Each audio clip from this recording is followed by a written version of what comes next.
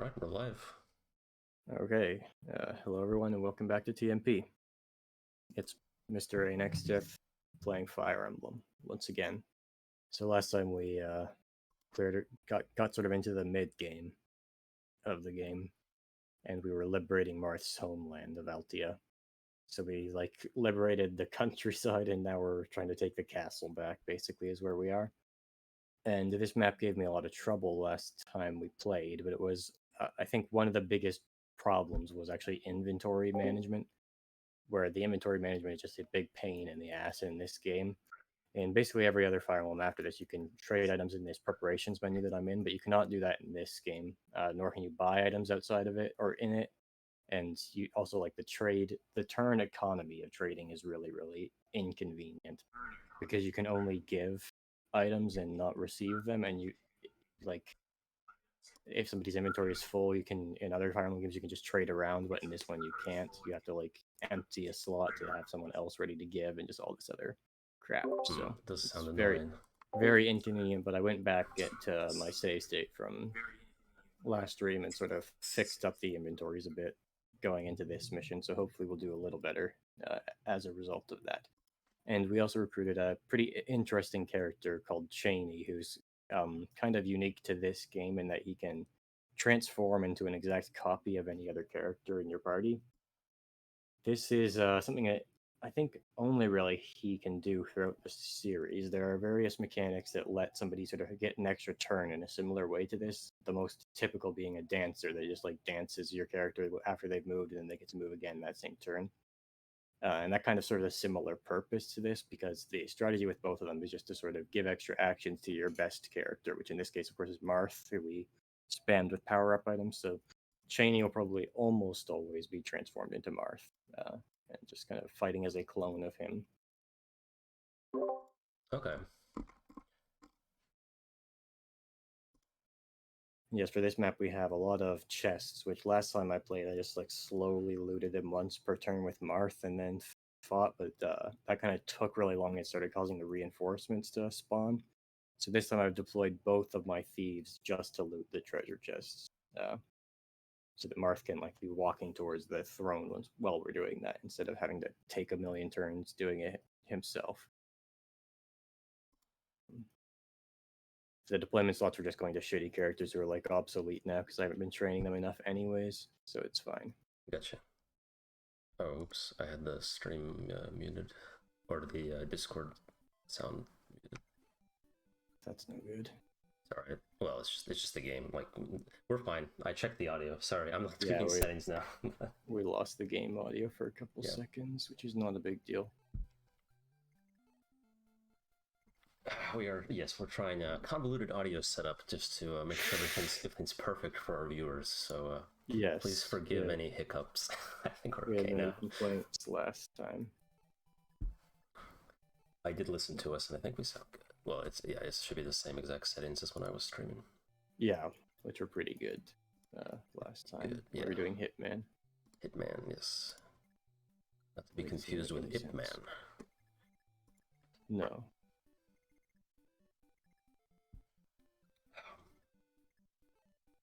Well, okay. Now that I'm, I think we're good.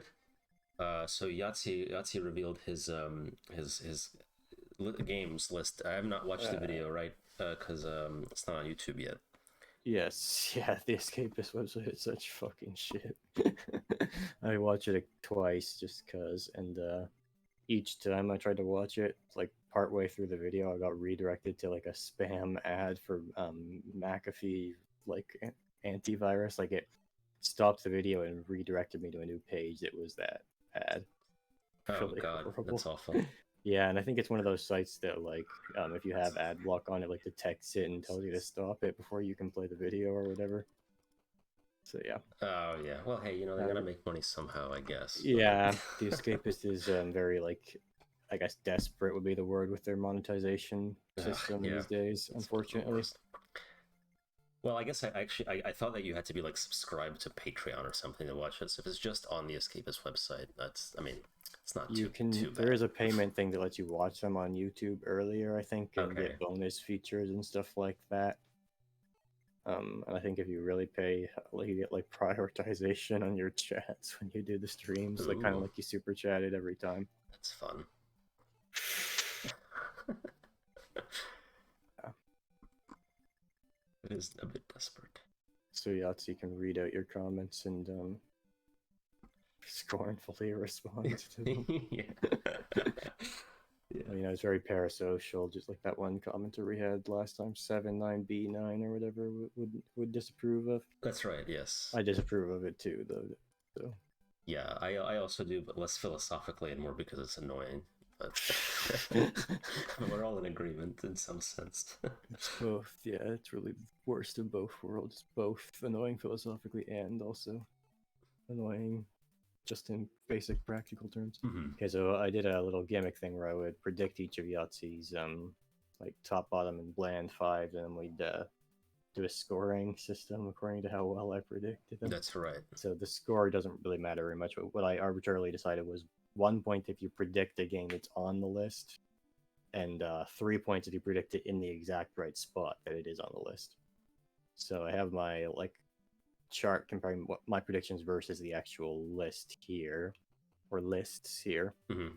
And so we can go into that if you would like. Sure. We are just kind of executing the strategy that I already outlined in Fire Emblem, so it's good enough time. Okay, so yeah. I'll do the same order he does in the video, which is sort of alternating between top, then bottom, then bland, then bottom. I think that's how it works. So for 5th best, my prediction was Hard Space Shipbreaker, and the actual one was Not for Broadcast.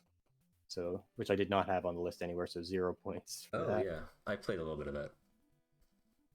Not for Broadcast. Yeah. Yeah, it's an FMV game with choices in it, kind of like, almost like a Papers, Please-y sort of thing, but FMV. Yep. I think. Yeah, that's exactly right. Yes, Yahtzee also compared it with the game Immortality, which is by the same director, I guess it would be, as Her Story that came out several years ago, if you remember that one. Right, yeah. It's also very much, well, it's also an FMV choice-based game, so... yeah, except I think there's no... his complaint about Immortality was there's basically no gameplay in that. You just, like, the most interactivity as that you choose the order in which you view the FMVs, I think. Okay. So he doesn't like that. He likes that you have knobs to twiddle, as he puts it in the Not for Broadcast. Yeah, you do. It has real gameplay, so that is nice. Yes, it's always a plus in the video. Always games. A plus in games, yes. Okay. So 0 points for that. That was one of... There were a lot of games that, like, seemed like he liked that might be on, like, the bottom 2 spaces of the top 5 list. And so I just kind of guessed on 2 of them and didn't guess Not for Broadcast, but I did consider it. Okay, so for Bland 5, I guessed... I really had no idea about this. I guess Soul Hackers 2. The correct answer was Stray, was the 5th blandest game of the year. So 0 points for that. I did not think he would put Stray on the bland list. I'm not surprised though, honestly, because you like all the reviews I've seen is it's like pros, you're a cute cat. Cons, the gameplay involves one button. Yeah. So I only saw Yahtzee's and Donkey's reviews of it, both of whom said that they didn't think anyone would really care about the game except for the fact that you are a cat. Mm-hmm. So it was sort of in a way a gimmick game. And I think there was a bit of contrarianism sort of driving Yahtzee's placement of the game here, because it won like both indie awards at the Game Awards and shit, which doesn't seem very deserving for a game that's the only really good thing about it is that you are a cat. Right. Yeah. So yeah, that's Stray for you. I guess a different game would be the contrarian bland game, so I got it wrong. Okay, so for worst 5, I had The Quarry. That the actual answer was Hell Pie, which I also didn't think would be on the list, so 0 points again. So I have 0 points for the first round. Yeah, that's okay. It happens. I'm also a little surprised to see Hell Pie on there, but whatever. Yeah, he said that it plays well, but just the whole aesthetic of it, he completely hated, I guess, was sort of the idea. Okay, sure. So that's why Hell Pie. Okay, so top fourth place, fourth best, I had Metal Hellsinger as my guess. The correct guess was Hard Space Shipbreaker, which we'll remember I guess is fifth best, so 1 point for that. Okay. So I did at least have Hard Space Shipbreaker predicted to be on the list, just not in fourth place. I thought it would be in fifth. Yep.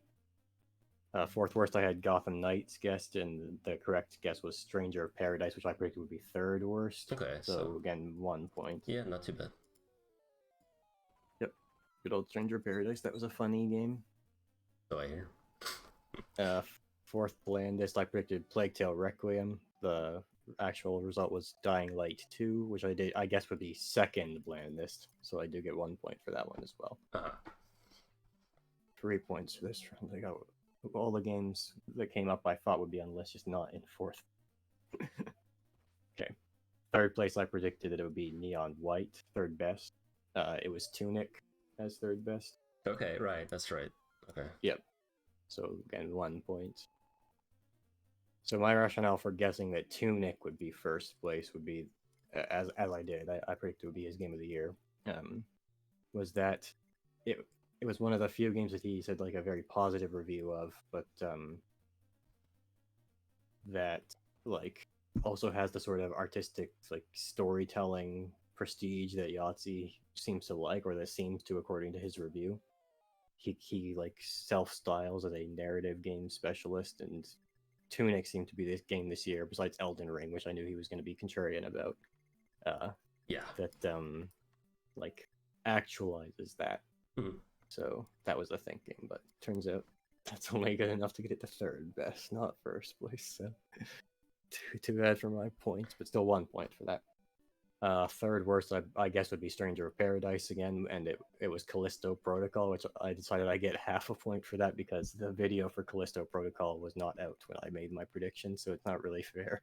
So if we do this again next year, I will wait until like the last week before to do my predictions. Okay, sure. Yeah, that's true. Yeah, I wouldn't count that against you. That Yes, game just happened to be so bad it made the list. In fact, this fucking game arguably cost me like 4 points, because if it wasn't for this game coming out right afterwards, Stranger of Paradise would have been third place, like I predicted, as implied by the fact that it's fourth worst. You could score yourself as though it hadn't come out if it helps you feel better. Nah. All right. So yeah, that game did really fuck me over, though.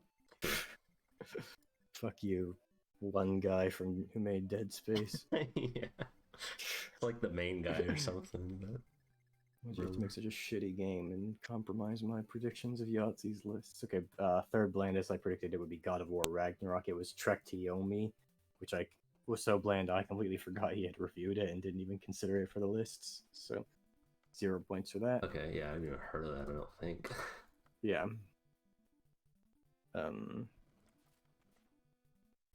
Alright, so second best is Elden Ring, I guessed it would be Elden Ring. It was Elden Ring, so 3 points for that. This is my first 3-pointer. Nice, nice. Like I said, I kind of knew that Elden Ring, like, he would definitely put on the list, but only in second place, because he doesn't want to put, like, a mainstream AAA game as the first place. He puts an indie one every year, I think. So pretty easy to guess because of that.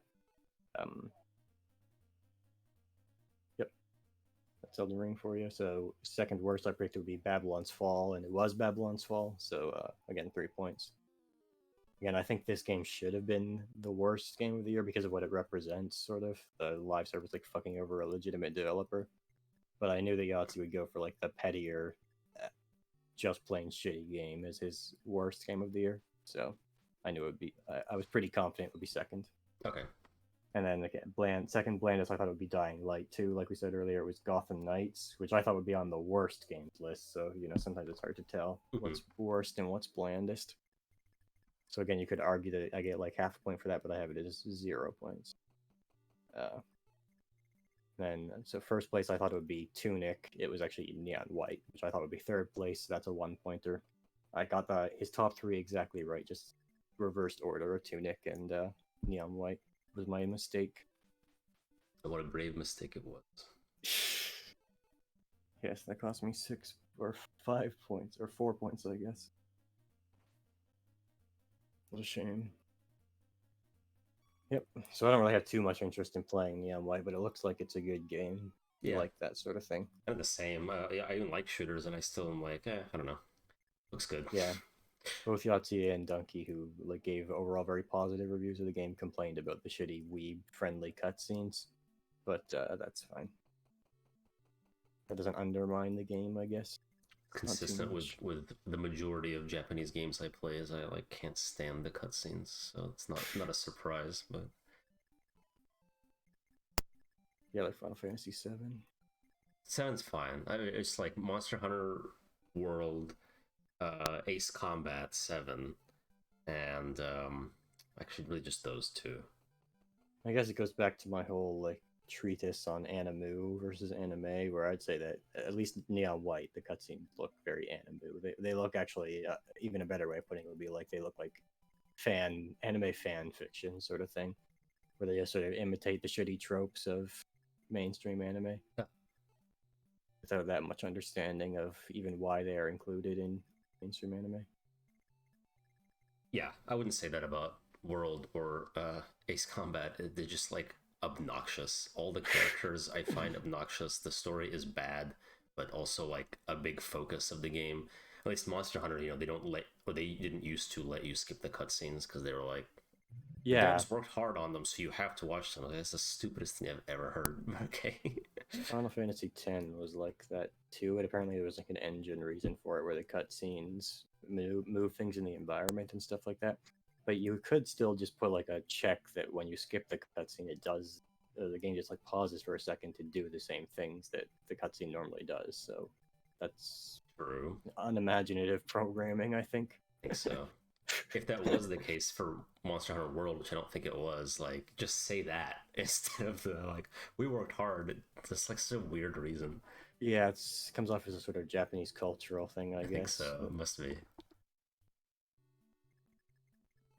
Anyway, yep, so that's Neon White. That's the real game of the year. Fuck the Game Awards saying it's Elden Ring. They don't know what they're talking about. the Game So Awards, yeah. worst game of the year was Five Nights at Freddy's Security Breach, which I did correctly predict. So that's 3 points.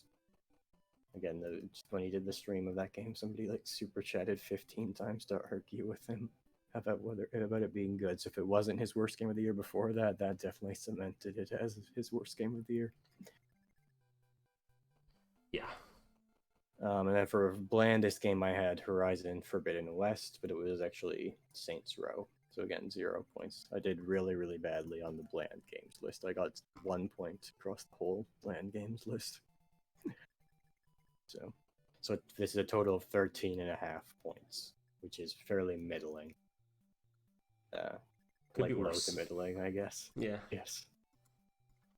Again, it was the bland list that mainly fucked me over. I was working from a sort of narrow idea of what a bland game is that apparently is not really the same as what Yahtzee's. No, idea of he's a genius. You can't think on his level.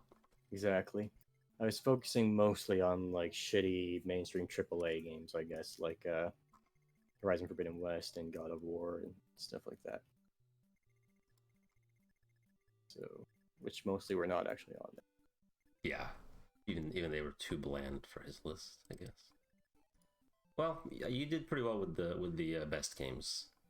I predicted 4 out of 5 of the best games, Yeah. like, of the games to be on that list, and then I predicted 3 out of 5 of the worst games and 2 of them in the exact right spot. Mm-hmm. So, not too bad. No, I don't think so. Well, now we wait till next year. Yes, to find out what the true best games are of that. Yeah.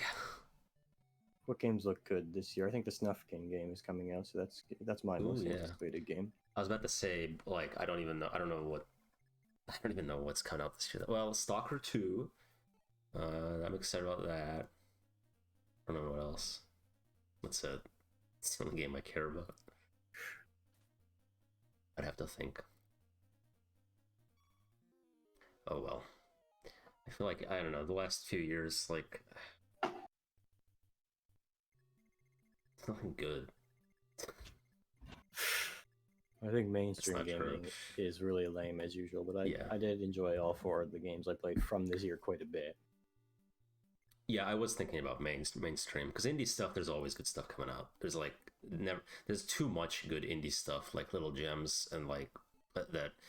You know, not that you'll enjoy all of them, but there's always something for for everyone. There's always something for you. Um, Right. Partially, I guess, due to the sheer volume of indie games coming out, but I think also because of the fact that they allow themselves to be more focused and more niche. Um, Yeah, a little bit of both. I do think like to find actually creative stuff, you pretty much inevitably will have to go to indie games. Absolutely. With maybe the rare exception. Like I can think of a time when good, interesting AAA games came out, but I feel like that time is mostly behind us now. Yeah, can't afford that anymore, I guess. You know, like Majora's Mask, for example. Now you've got something like yeah, I mean like Pentiment, which is, developed by Obsidian, but yes, that's kind of a double A game once again. yeah, I guess I mean it really does feel very indie, and it's a passion project, even though it is technically by a larger, or more well-known studio. But yeah.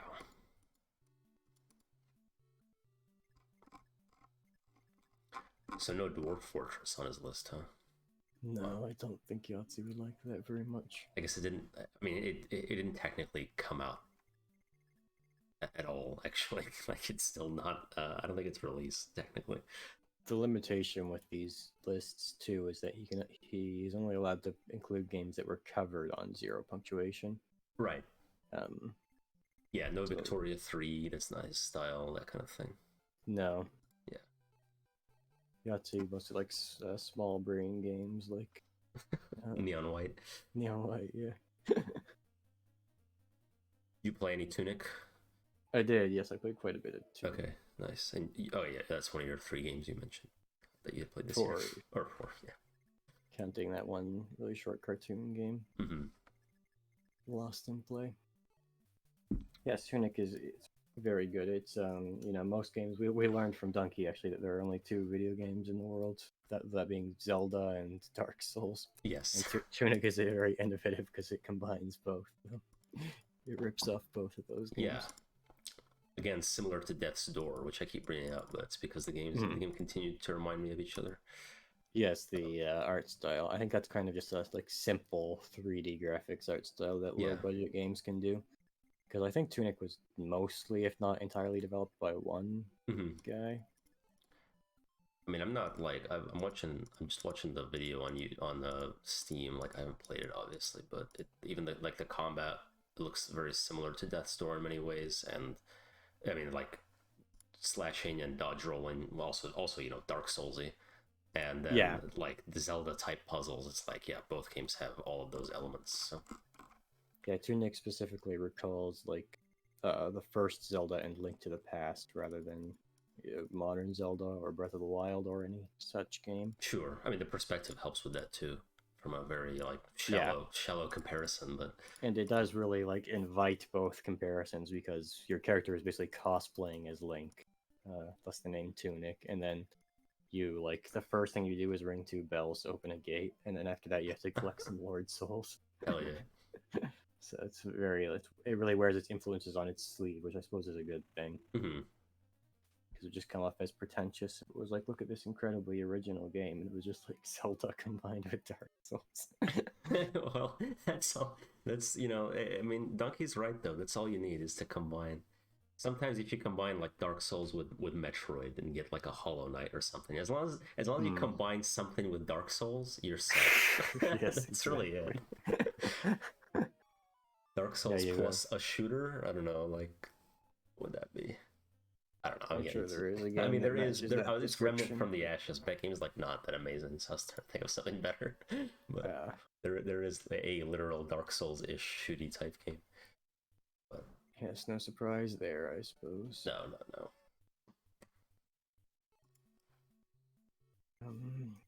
Yeah, you also like when you die, you drop your blood stain, and you have to go get it to get your money back. But you only drop 20 money, so it's actually like that might as well not be in the game. Oh, okay.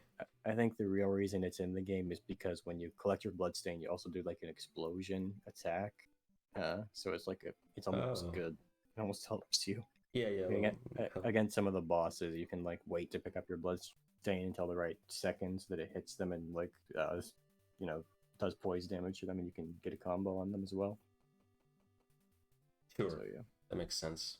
That's advanced Tunic. That is, yeah. Death's Door, like they don't have the mechanic at all. Like you just die and spawn from a nearby location.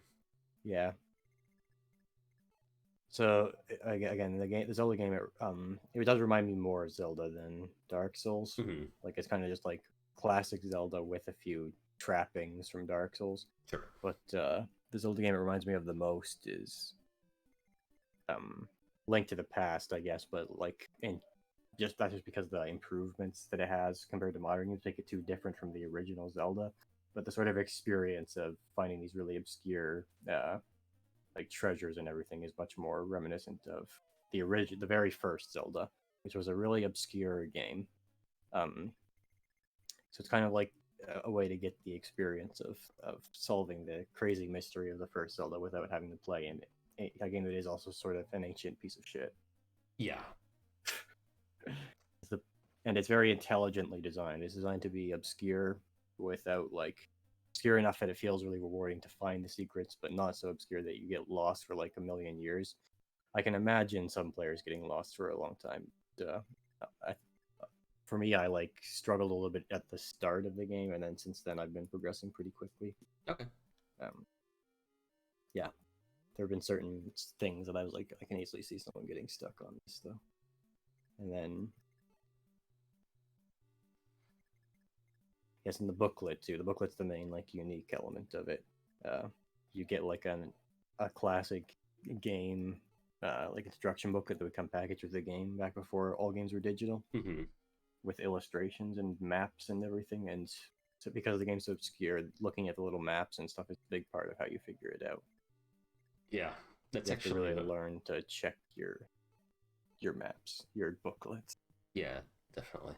That's like a fond memory of mine from playing Morrowind, because I had the Game of the Year edition, which came with a huge like poster-sized fold-out map. It was like so cool, like looking at the map and finding locations on there in the game. Mm-hmm. I don't know what that is. It must be at my parents' house somewhere. I should frame it and annoy my wife.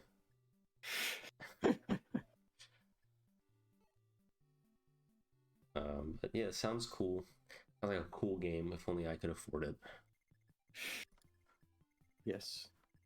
Mr. A like took pity on me when I said I didn't get any Christmas presents and bought Tunic for me. That is what happened. I was thinking about getting it for you regardless of how well you did on the Yahtzee thing. Just because it felt kind of petty to be like, I don't know. Like, it's a reward for you guessing right. I don't know. It's just like, why don't I just get it for you?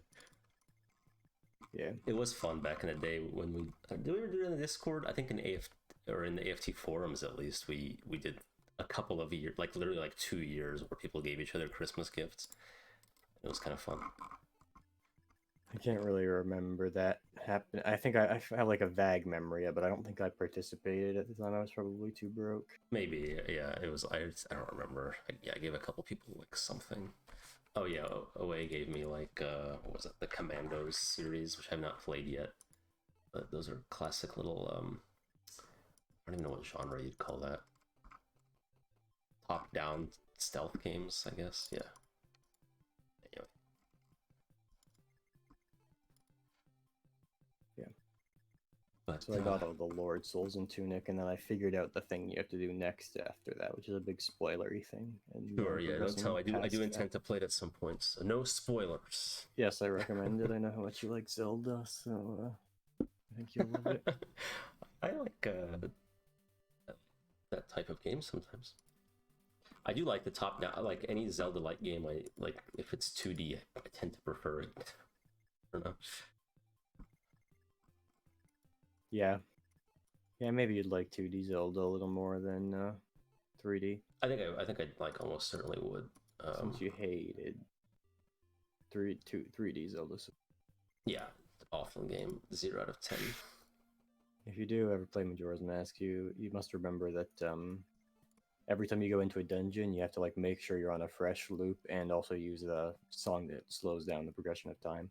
Because the worst thing about Majora's Mask is if you get like part way through a dungeon and then the time Oh, it resets loops. and you have to do the whole dungeon again. Oh, no, thank you. That would very much piss me off. So I'm glad you warned me. Yes. It makes sense. That's fair enough. But they could have also like paused the time while you're in the dungeon or something. I think Majora's Mask is a little bit more of a polarizing one. I think part of the reason for that is because as kids, a lot of people had that happen. Oh, yeah. And then they just like rage quit. I kind of respect the like unashamed sticking to the mechanics. It's like, no, you know you're in a time loop. Why would you expect? Why would you expect it to pause? It's like, okay, fair enough. So. Majora's Mask is one of those games that is like so good, or at least that I liked so much that I did something that like had no actual point in the game, like we were talking about with Shadow of the Colossus, which I think in some ways it's not. This is not like a hard and fast rule, but that can be one of the signs of a really great game. And that what that is that when you beat the bosses in Majora's Mask, it like improves the world, but then next time you go around on the time loop, the world will be shitty again. But there's sort of a tradition some players have of like right before they're about to beat the game, they make a point of beating all 4 bosses on that time loop, so that in their imagination, the world would be better off when they exited the time loop. Oh, that's cool. Yeah, I did that with some games too. Like Deus Ex specifically, I beat it with a no kill run, which has no real benefit. There's no reward for that, but. Well, welcome back, Zeharchius says, too bad B7, BN7, or however the guy is called, isn't here. Yeah, we mention him earlier. We were talking about parasocial relationships. Yes, that was an interesting guy. I hope he comes back so we can talk more about his beliefs. Yeah. And he can be pleased that our audio is maybe working better now. Good to see you as well, Zyhark. Yeah. Zyhark, in case you don't know, Mr. A is a character from the Fire Emblem series of games. I did not know, so there you go. He is specifically from Path of Radiance and Radiant Dawn, which, as I talked about, is narratively the best Fire Emblem. Oh, those are your favorites? I don't remember if those are your favorites or if you. Yeah, I think that would be. I think those two, Path of Radiance first, and then Radiant Dawn would be my top 2 Fire Emblem. Okay. And Zarkius says, I would have loved to inform him Juan Adi's new single just dropped today. I don't know what that is, but... It's a parasocial interaction, man, I think. Must be. I googled the name and I don't know. Behind the times. You're a zoomer. You're a boomer. Too much of a boomer, yeah. Too much boomer, not enough zoomer. You either die a zoomer or live to see yourself become a boomer. Yeah, sure. That sounds right. We've yet to see that proven out. But we'll wait and see. Wait and see if the Zoomers become the new Boomers. Actually, as a millennial, I'll be dead before then, probably. But I think it's the fact of reality that they will. I think so, yeah. What's that, like, the idea of people become more conservative as they age, but it's not even their beliefs changing, it's just that the general belief becomes more liberal. Yes. And also every generation of old people throughout history has complained about how the kids of today are messing up the world. Oh, yeah. Classic. And they don't have the same respect for their elders and such that that generation had when they were young. So if you ever say that, you should be embarrassed.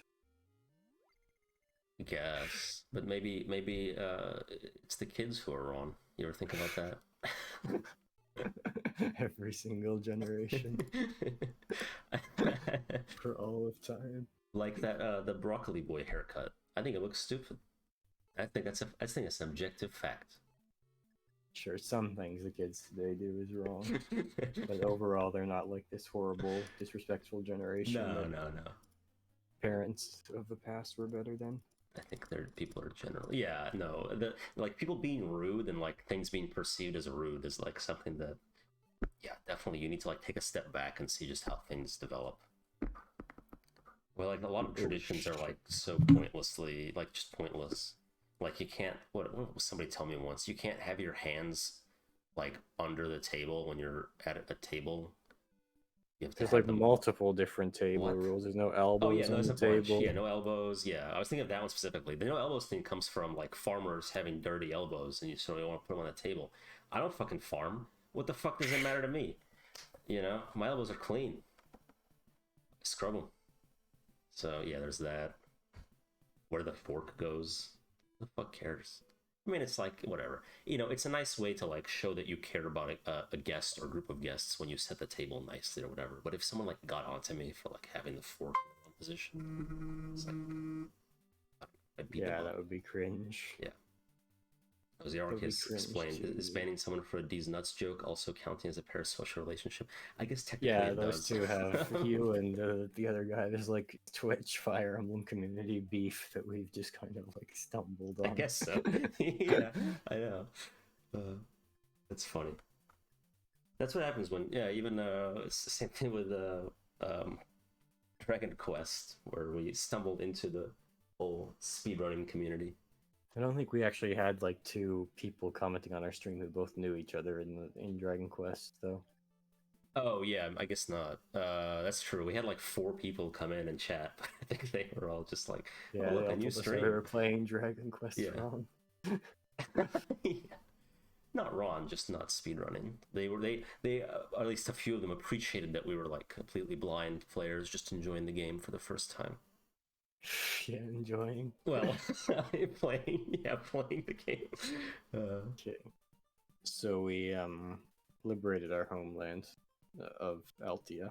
In the DS remake, there's a big emotional scene of this, but and now we're fighting sort of the like enemy legion of knights that's associated with the character Camus, who is seemingly the French themed character because he is leading the Order of Sable. Yes. Although it's actually just Sable, which is like a black color in heraldry. So right. The more you know.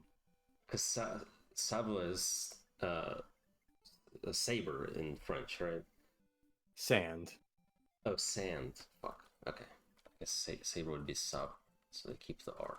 That would make more sense. Yes, Sabre. That would make more sense. Sable, Sabre the a Blob. mustelid mammal of northern Eurasia, Yes. having soft, dark, commercially available fur. Okay. It is either a brownish weasel type of creature or a black or brown color in heraldry. Cool. I think it's probably the heraldry one in this context. Probably, yeah. I learned all the heraldry meanings and colors in like a high school English class. We were doing like a medieval section. Oh, cool. We had to make our own like family crest. And I did. And it was fine. I got a B. Zarkias says, I think he fancies himself a highly cultured individual. I think I'd agree based on that was certainly the impression I got kind of of that. hit kind of a lofty Bonhomme. philosophical views. Yeah. One thing that was interesting, that one thing I would like to ask him if he came back is he was talking about how Twitch streaming isn't like a legitimate career, basically. Oh, yeah. But he also joined in on the stream by saying that like he was glad to see people with an appreciation of literature streaming. We were talking about books at the time. That's right. So I wanted to ask him, like he said that Hollywood actors and Twitch streamers are both like, you couldn't do that as a career, but I was wondering if you would feel the same way about like artists and writers and those sorts of things, or if he feels that those are in some way nobler and therefore able to be a legitimate profession. I think his issue was the parasocial aspect. So, like, it just depends on how famous the author is, maybe? I don't know. He did also add that, like, he feels those creators are a net drain on society. Oh, yeah, that's right. That's right. Like, those people are probably no less of a net drain on society than writers or artists. Yeah. Books take longer to read, so they drain more time from people's lives. These nuts jokes are also a form of literature. Yeah, no, these nuts jokes can be very funny if you accept that they're really stupid. So I wouldn't, you know what, if somebody made a good these nuts joke, I certainly wouldn't ban them from my stream. I've yet to see a good one. I mean, they're not like good. It's just like it's just like a quick reaction. Like you gotta know when the right time to say it unexpectedly is. It's the purest form of humor coming from the unexpected. Not the purest, but that's all it is. That's the only reason it's funny. It is kind of like the Breaking Bad memes, and that the whole point of it is to be as horrible and stupid as possible. That's true. Yep. I don't see like those that much. If you see a Breaking Bad meme that isn't absolute dog shit, it's not doing the Breaking Bad meme correctly. No. Yeah, that's the whole point. That was a good show. What a wrong way to die. Yeah. What a rotten way to end. Quite well, actually. People liked the ending, right? And he got a spin-off show that was also very successful. So yeah, like maybe even more so. I don't know. Well, and the movie. I haven't seen the movie. I think there are people who would argue for Better Call Saul over Breaking Bad. Yeah, whether probably. those people are sensible or not, I'm not sure. I think, yeah, I don't know. I've only seen like I think one season of Better Call Saul, and then I kind of just stopped. I did enjoy it. Yeah. No, I think it ended. I think people were glad that it ended when it did, because I think it was getting like a little bit worse. Or people were kind of weirded out by the last season and the direction it took. It wasn't like bad, but. Oh, I see. This is why John Eddie's, because John Eddie's nuts in your mouth. Oh, that's good. I didn't even think about the relevance of the name. That's pretty cultured. See, that's a good one. I didn't expect it at all, even though you like basically warned me about it multiple times. That guy doesn't exist. It's kind of like how Steve Jobs died of Ligma. That's why I couldn't find him on Google. Now that the mystery has been revealed to me, it all fits together so well, but like, I couldn't see it. The Google search should have just kind of said like John Eddie's nuts. Yeah, it should have. We should make that the top result. Yes, with her great amount of influence over YouTube. Look, we have 3 whole viewers. Spread the word. Oh, I always forget to check who else is playing obscure games like Fire Emblem 1. We're the only live channel. Look at that. If somebody wants to watch Fire Emblem 1, this is we're your only choice. I think the new Fire Emblem is coming out this month, so we might have slightly better numbers on this than we would otherwise. But maybe people will probably all be watching the new Fire Emblem games that people actually like instead of this one. yeah. I don't know if that. Yeah, I was gonna say is I don't know if that'll help our viewer numbers. Just Fire Emblem in general. Not Fire Emblem 1. Why'd you choose, I guess, have you played the DS remake? Yes, I did. I think it's very good. Okay, but you wanted to play this game just because you hadn't experienced the original? Well, this game's also a little more emblematic of what the typical Fire Emblem is like, which is the real purpose I streamed it for, as I said. I guess it depends on, because some remakes are very faithful, they just kind of update the graphics or whatever. The Fire Emblem 1 remake is a little odd in that it is both very faithful and not, and like you can almost sort of choose your level of faithfulness because the maps and characters are recreated fairly faithfully, except that the stat caps are higher. Okay. And also the reclassing or the promotion mechanics are different, but there's also this reclass feature. You can like freely reclass any character to a different class, which is not only not in this game at all, but also very rare throughout the Fire Emblem series to have anything like that, and very interesting to play around with. And it also has difficulty settings, including its hardest difficulty setting is sort of the original, like, I don't know, like sadistic Fire Emblem hardest difficulty, which has become a staple of the series since then. But also it's like really good. Unlike most of those are really fucking obnoxious instead of like challenging and fun, whereas this one, like, it can be beaten on 0% growths, which speaks to how non-bullshit it is compared to some of those other ones. Yeah. Oh, FE Engage, is that the next one coming out? Yes. Okay. Hope you stay cultured and don't play Engage. Okay. I will admit, I'll probably play it like several years down the line just to try it out, but I'm not going to be getting it anytime soon, partially because I am very, very poor and I cannot afford to spend $70 on a Fire Emblem game, or $90 really. Jeez. $90 Canadian on a Fire Emblem game that I don't actually want all that much. Yeah. I think one of the main controversial things about it is that the main character has like 2 hair colors instead of just blue. Oh yeah.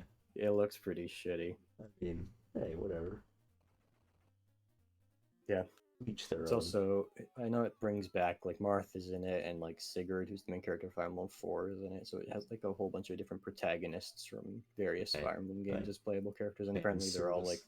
really, really overpowered. But Fire Emblem Heroes does that. Fire Emblem Heroes is like the phone gotcha game. Ah, And there yeah. is something appealing about the idea of being able to just throw your team together from all the Fire Emblem characters you like the most throughout the series. But Hmm. the problem is that all of that gets lost behind gotcha cancer. Yeah. So it's kind of nice to have a game that does something like that without being gotcha cancer. But it also just doesn't look all that good. So Sure. sad. There are like 900 characters to choose from, so you can pretty easily put together a team from ones you like. I think in this one the problem is like you only really have like the lords and a few other prominent characters from each game, as opposed to heroes where you can get basically anyone. I know there's some characters they still haven't added, but a very, very wide selection of different characters Yeah. at any rate. Yeah, it's gonna have Marth, Celica, Sigurd, Yeah. Lynn, Orin, Byleth, Edelgard, Dimitri, Claude, Tiki from this game that we're playing now. Yep. And we'll be meeting her shortly. Roy. Okay. Oh, Roy. spoilers then, I guess. That's right. I was like, I don't remember that character, but maybe. Tiki, yeah, we see her shortly. I think Bantu, the dragon man that we recruited, mentioned her. She is another dragon kin type of character. I think her map might be the next one, but I'm not 100% sure that's right.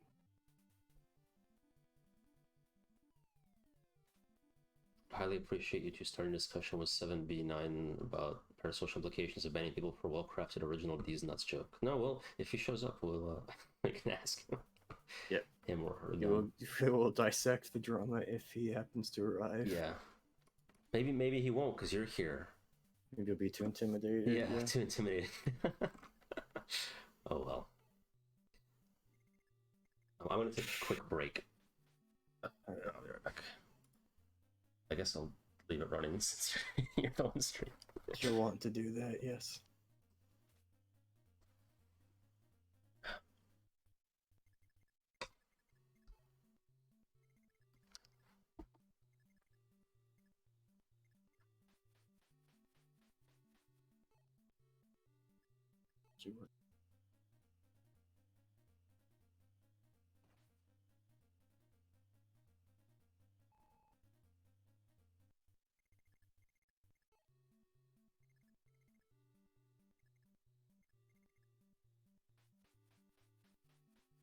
One thing that has surprised me about this game is that a lot of the flying units have been kind of disappointing.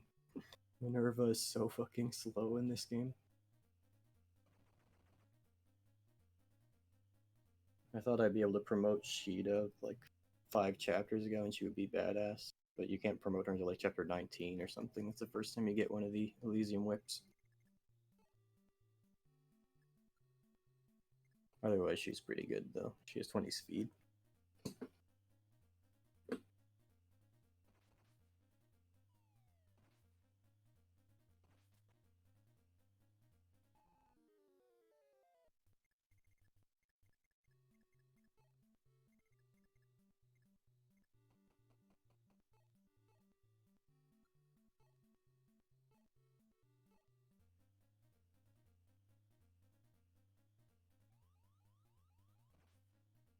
I don't know if I can actually get away with putting Linda this far up. I mean, as long as I block the bridge off Marth and probably Chainy. Can he even reach? We're back, or I'm back, I guess. You never stopped. Oops. There we go. Now I'm back for real. Alright, welcome back. Welcome back to me. Yep. What'd I miss? Killed some bad guys in Fire Emblem. Classic. Talked about the flying units being disappointing. Compared to Advanced Wars, of course. or to other Fire Emblem games, including the DS version of this same game. Those okay. words, yes.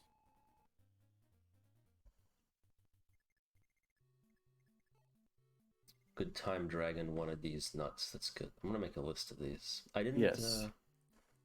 These are original. Did you come up with them, Zaharkius, or did you just find them online?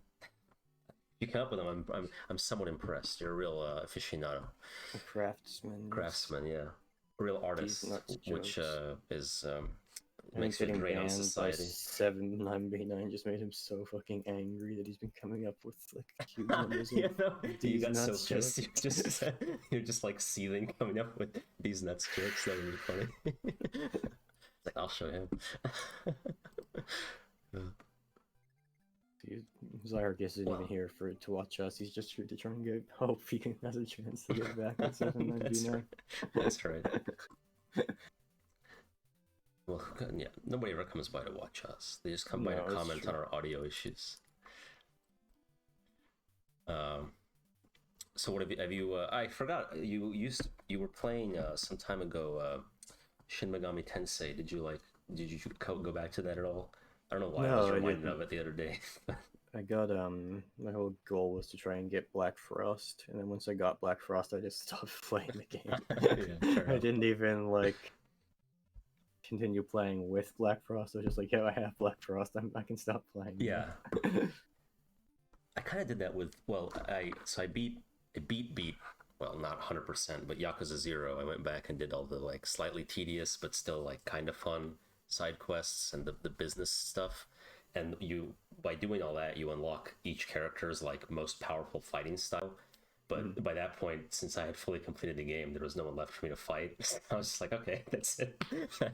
Yeah, that's kind of a classic thing in RPGs, especially, is that you get the ultimate weapon or whatever after you've already done the hardest thing in the game to do. Yeah. So there's nothing left to do with it. Yeah, New Game Plus is key for that. So the Yakuza does have New Game Plus, so I could go back and take advantage there. But like Resident Evil 4, you unlock new weapons by beating the game, and then you can start it again on harder difficulty or whatever, and then you have all the cool weapons. So that that's the best way to do it. Or that solves that issue, I suppose. But, well, all right, yeah, I don't know why I was I was reminded of that, and then I was like, oh yeah, Excel is playing that game. I did like the game, so I will probably play it some more eventually. It's in your backlog. So did you do anything, play any other games besides Yakuza since we last streamed? Yeah, I mean, I've been playing through Yakuza Kiwami, which is the remake of the first one. And, the first one, yeah. Yes. So playing through that, and then I did decide to go back to Ace Combat and kind of do similar and go back and get some of the hidden stuff and try to get the highest rank in all the missions, which I don't know if I'll... Which Ace Combat? 7, sorry, the latest one. The only one on... I think the only one on PC, although I did play 3, I think, by emulating it, and I could go back and do that for all the good ones. That is on my list of things to do. But the games also don't differ that much. It's a plain airplane-based kind of arcadey game, and so even though you have unique missions, they're all just blow up all the enemies. My dad likes Ace Combat 4. Maybe that's the one I played, because I know that there's the holy trinity of I think 3, 4, and 0, but it might be 4. Oh yeah, no, yeah, 4. Four's the one I played. That's the best one. Okay. Yeah, so me and your dad agree about that. This is good. It had good that's I can't compare with all the games, but I feel like that game had a better presented story, less kind of annoying. So Harkius likes Yakuza. He's playing Yakuza 5, he says. Oh hell yeah. Cool. Yeah, I thought he would take a long break from Yakuza again. Yeah, isn't each one of them 50 hours or something? Yeah, they're long. I mean, 0 took me 80 hours to not even 100%, just do all the interesting stuff in, as far as I'm concerned. I think that's one of the longest. So yeah, I think 50 hours is about right. Yeah, I think I own up through 3, and then 4 and I don't know, 4 and 5 were on sale, but I was like, let me just play the ones I have before I buy like the whole series, then never touch it. I don't need more games in my backlog. But oh, see, you're at 100 hours with 5. Yeah, that doesn't surprise me. I think 5 has like, what is it, like 5 different characters or something, or 4, so it's even, yeah, It's a lot of characters. a lot of characters, but yeah, they're fun games.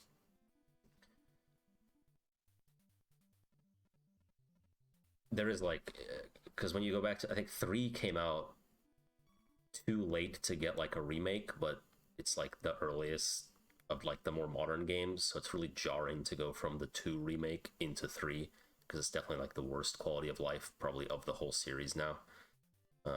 So I'm not looking forward to that if I ever even get around to it, but yeah.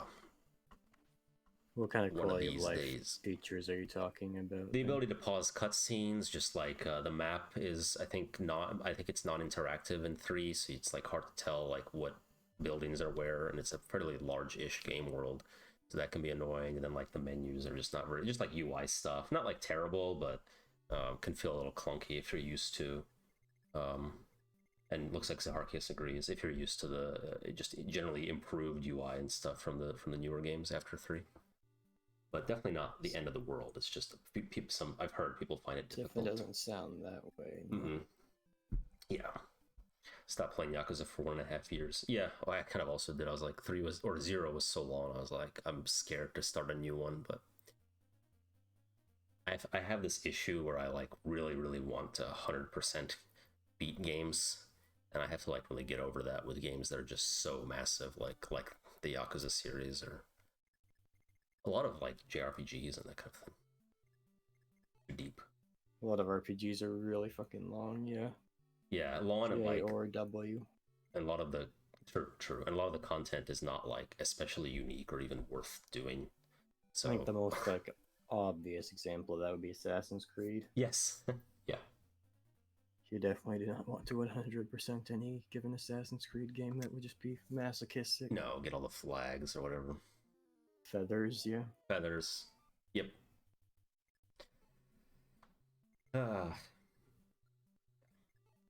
But no, so I played that, and yeah, Ace Combat. I've been going through and trying to S rank all the missions on the hardest difficulty, but not even that. There's like each mission has like a secret objective where if you complete that, an ace like kind of mini boss shows up and you can kill him and get a cool skin. So at least when I get all those guys, there's like 1 or 2 every mission.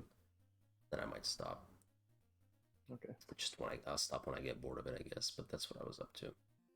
Then I want to, yeah, I definitely want to finish Pentiment, but I haven't done that yet. I want to like, I need like a good time to play it where I'm like able to just like enjoy the story. What's stopping you from doing that normally? I don't know, like if my wife's like watching TV in the background, I don't want to like miss anything, you know. I don't know, it's just like the type of game I just want. It's like like sitting down to a nice book, you know. That's how I don't want any distractions, that's all. So I could, you know, but then like late at night, I am kind of in the mood to unwind, and I don't necessarily want a story heavy game. That's when I play like something like light and actiony, like Ace Combat or Yakuza. But it also just depends on my mood, you know. Sometimes I get in the mood for a story heavy game, so I'll get around to it. But I just, it just seems like such a masterpiece. I want to get the best experience from it, you know. Yeah, you might be like pedestalizing it too much to the point where you're just gonna end up not playing it as a result of that. No, I don't think it matters that much if your wife. No. No, you're right. I'd like to have a more like in-depth discussion of it on the stream. This would have been a good stream for it. And maybe I'll do Fire Emblem 4 next, so that we can do it during that game. I don't know if we'll finish tonight, though. It depends on if I choose to start warp skipping the maps, probably. Up to you. And I feel like Hitman 2, you know, we have plenty of time to discuss other stuff. I've gotten better about playing the game in the background, but maybe not as ideal as something like Fire Emblem, where there's... Fire Emblem's better because you can kind of just ignore it for like hours. Many hours, yeah. Yeah. But yeah, it seems like a cool game. Okay, so Est just joined. She talked about how honorable Camus is again. How honorable and French she is, and she helped. She was like captured, and he helped her escape. And she also has the sword Miracle, or Mercurius as it's called in other versions of the game, which only Marth can use and is like the most powerful sword. And it also raises his growth rates when he uses it in this game, apparently. But since he's already at max level, that doesn't really apply. So we're gonna have her hand that off to him. Yeah, okay. Oh yes, an Est is kind of the Est archetype is a thing in this series, and it is sort of the counterpart to the Jagan archetype. Is the character who joins late at a high level but has like very high growth and therefore is like hypothetically really powerful once you level them up. And this tends to be evaluated by the elitists of the Fire Emblem community as a very shitty character archetype, because usually they join so late in the game that by the time they get rolling and like are in their most powerful state, it's the payoff for like dealing with their shitty state. The game's like over. Okay. So you get to use them like in their good form for like one map. Sure. Fair enough. That does It sound does unfavorable. vary a bit depending on the game, though. Like in Fire Emblem Awakening, the Est character joins pretty early on. So the cost-benefit analysis on using him is much better. Yeah. You have a lot more time to get them to a good state. And you get more time to use him when he is in his very powerful state. He's still considered by the like elitists of the community to be the worst character in that game, though, but I'm not sure if I agree. Yeah. You can only give the elitists so much leeway. Otherwise, they start getting upset about these nuts or something, and you have to complain. Exactly. Yeah. Oh, I forgot. I beat Shovel Knight. There's like there's like all different characters for it. So I beat that. I beat the Plague Knight story over the holiday. Okay, and how did you like that? Good. I like how each character, like the levels are the same, but each character has such unique mechanics that it does feel like a completely different game. And so like it's been forever since I played the original Shovel Knight with the Shovel Knight, but the Shovel Knight, yes. Yeah, Plague Knight was much more range based, and then you can like change his bombs around to have all different effects and really tailor it to what you're doing in the game. I think a flaw that I noticed was that for most of the game, like the base settings for the bomb work probably the best, and the only reason to change them is if you personally are getting bored and want some variety, which isn't like a huge deal, but it would have been nice if some of the other like settings really did have like, I don't know, more use, I guess. But it was cool, a lot of good variety there. So next I have the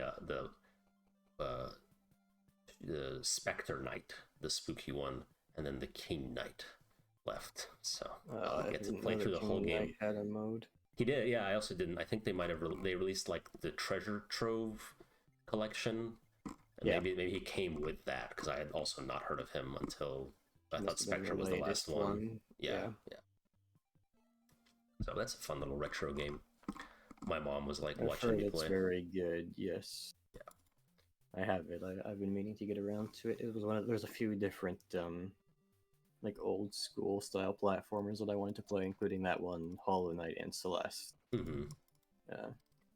You played a bit through Celeste, right? I beat Celeste. Oh, okay. Over the course of the week, along with playing Tunic. Cool. I beat the story mode of the game. I did not. There's like a million other things you could do in the game, including the B-side and C-side versions of the levels, and getting all the strawberries. I didn't know there was a C-side. Yes, well, I have no interest in doing the B-sides because they're really fucking annoying, and I went into one of them and tried to get past the first room, and it was already really annoying, and I gave up. Sure, so I will not be doing that. And in fact, there's a secret level that you have to get 4 hearts, which I think you can find the hearts in the normal levels, but I didn't find any. And I think you can also get them by beating the B-side level. So if you can get them by finding them, we'll just like look up where they are and then try to do the secret level through that. Okay. But I don't want to. It's not worth it to me to do the B-side levels for it. So I will not be playing it if such a thing is necessary. Right. No. Yeah. So I mean, that's good though that it doesn't faff about. It makes it very clear what type of game it is in the first B-side level, and if it's not for you, it's not for you. It is very much a frustration platformer in the style of Super Meat Boy. Sure. Which I personally don't like that. No, I mean, I've never played. Maybe I have played a little bit of Super Meat Boy. I don't remember. I don't own it, so I must have like played it somewhere else. But maybe I just watched a video of it. Whatever. It doesn't really appeal to me. I beat it, but my like feeling when I got to the end of it was less, oh wow, what a fun and interesting challenge that was, and more, thank God that's Yeah, over. now I can uninstall it. Yeah. Which is generally how I felt when I completed a level in Celeste as well, Okay. even the normal mode. I did get a decent number of the strawberries, but by the end of the game, I kind of stopped giving a fuck about the strawberries and just like got through the levels. Sure, yeah. And I didn't really like the story very much. I thought the dialogue writing was really bad. No, no. Yeah. And I couldn't really escape the feeling that the same basic story was told infinitely better by Omori, which is a little unfair because that game Oh. came out like 3 years later. Yeah. But they're both about depression, but like I just felt like the main character Madeline wasn't very well characterized in Celeste, and also like everything was way too obvious, like all the symbolism. Like one of the big symbols of Celeste is a mirror, which is like, ooh, I wonder what that symbolizes. Yeah. Versus the Oh, black no. light bulb in Omori, which is at least a little more unique. Yeah, and like, I mean, as far as symbolism goes, Amori drops a few little ambiguous hints that give you glimpses into Sunny's character or not, right? It just depends. Like, you can infer that he like harmed his cat, right, or not. Maybe that's a fake out, But there's like it just has that little more depth to it. Yeah, and I think another thing that was handled in a much more interesting manner was the relationship between Sunny and Omori versus the relationship between Madeline and Badeline in Celeste, Mm-hmm. where both of those are like the other character is like a manifestation of the depression of the main character, but in Celeste, it's like she shows up, she antagonizes you, and in the end, you like reconcile with her. And that's just like the most obvious fucking thing to do with that character. Yeah. Where I thought it was more interesting in Omori, where Omori at first seems like this sort of like you get into Sunny's mindset where Omori first seems like this welcoming sort of coping device that helps you get through reality, and then the end of the game is when it starts to really reveal how harmful Omori being around is to him, and then you also have the sort of reconciliation bit Right. between them. Right. It's instead of a coping device, it has kind of consumed his life. I thought Celeste would have been a better story if there was no dialogue at all, because there were parts where it like conveyed the feelings it wanted to convey through gameplay that were fun, but they kept getting interrupted by dialogue. Oh I guess no. I'm especially thinking of like the second last level, you fall from the mountain you're trying to climb, Mhm. and then the last level is like you and Battleline have reconciled and you're going back up it. And there's these parts where you like have completed a section and you soar up through the level, which would be a really good feeling, except each time it was accompanied by like a big scene of dialogue, of cringy dialogue of the two of them talking about how they love each other now. Oh So no. I kind of like replaced it with a feeling of dread for me at least. Oh shit. Oh no, I really fucked up here. Oh no. Oh boy. Because of the save state issue. I really had to oh fuck, this is really bad. We might have to just go. We might have to murder Tiki. Well, wow, I was so excited to meet her. We No. either have to replay the entire last map or we have to murder Tiki. Okay. Jeez. What the fuck did you do? I had to deploy Bantu to save her. He's who you recruit her with. Oh. But I forgot to do that. Yeah. And then with the way the saving, it doesn't work in this. I don't think I can reset and go back into the preparations menu. Oh, wait, maybe we can. Okay, it worked. It decided to work this time, so never mind. Yay. Tiki's okay. Tiki saved. My favorite character.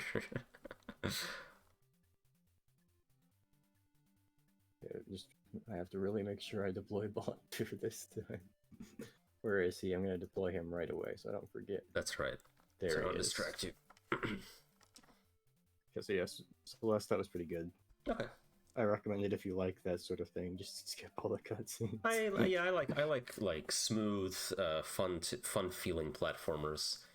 But I also Yeah, it is that, and it does a very good, like the game design, everything is very smart, and it introduces new mechanics in a way that's well paced and all that stuff. But also, like everything kills you in one hit, and there's a lot of like pretty precise platforming, and it just kind of makes me mad sometimes when I am playing it. Oh, totally.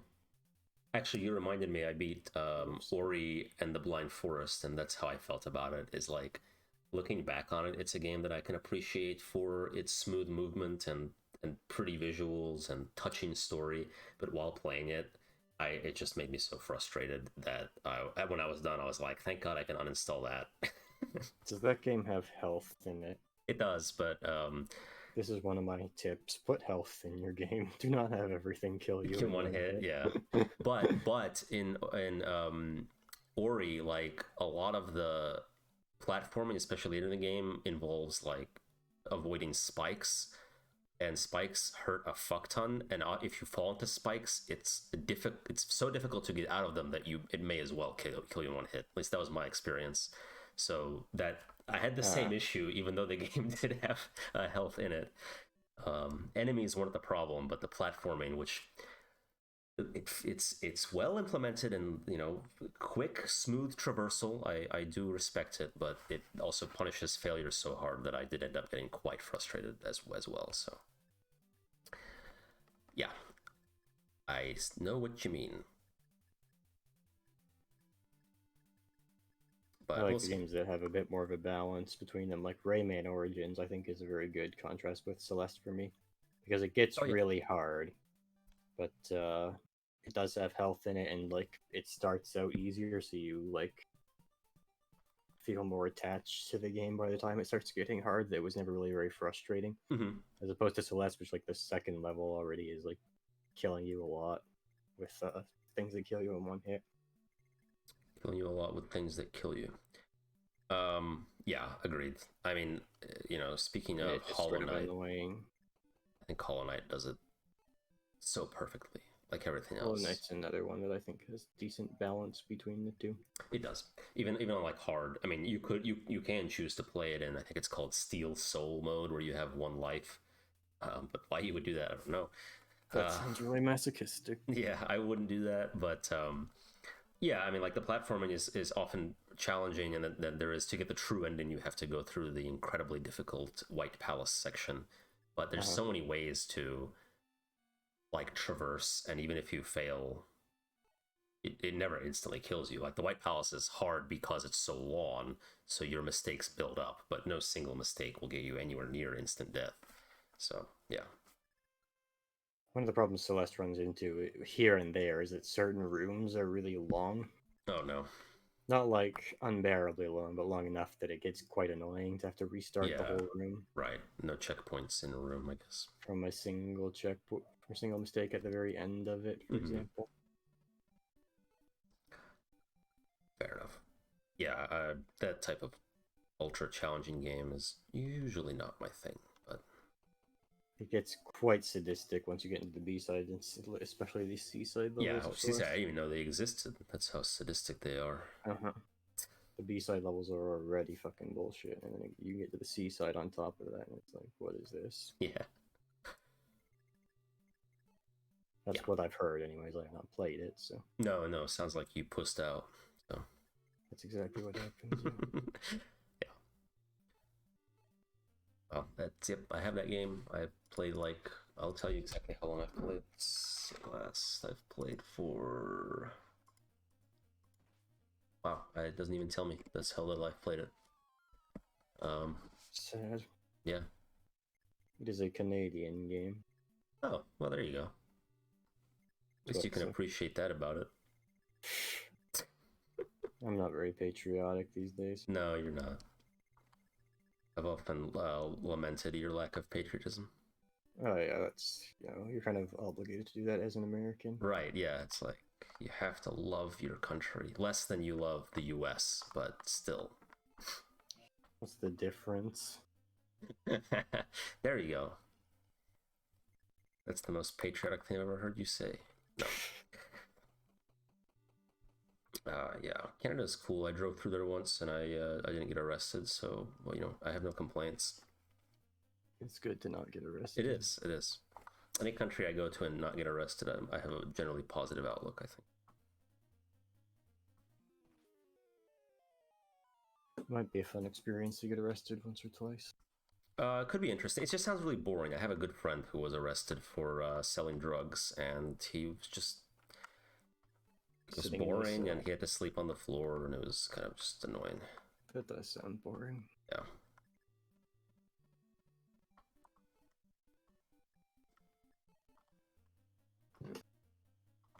Bedtime is always the most boring part of my day because I have a hard time. I just sit there for like 2 hours trying to get to sleep and failing. Oh, really?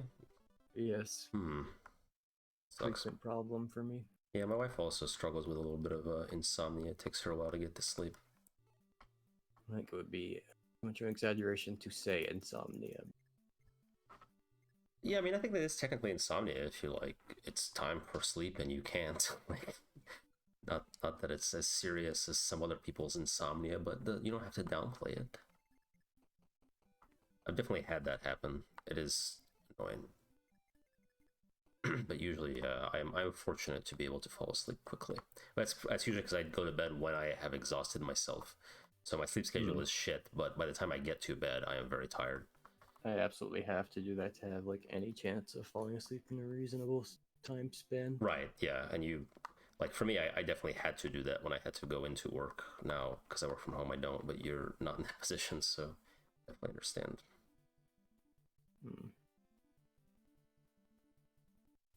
Yep. What other games did you play than just those ones? Let's see. Let's look at my game list. I played the Stanley Parable, and I finally got the achievement for not playing for 5 years. Nice. So now I'm done with. I don't really intend to get the rest of the achievements. I have 3 left. No. One of them is the impossible one, so I have 2 left. But is it actually important? I don't know.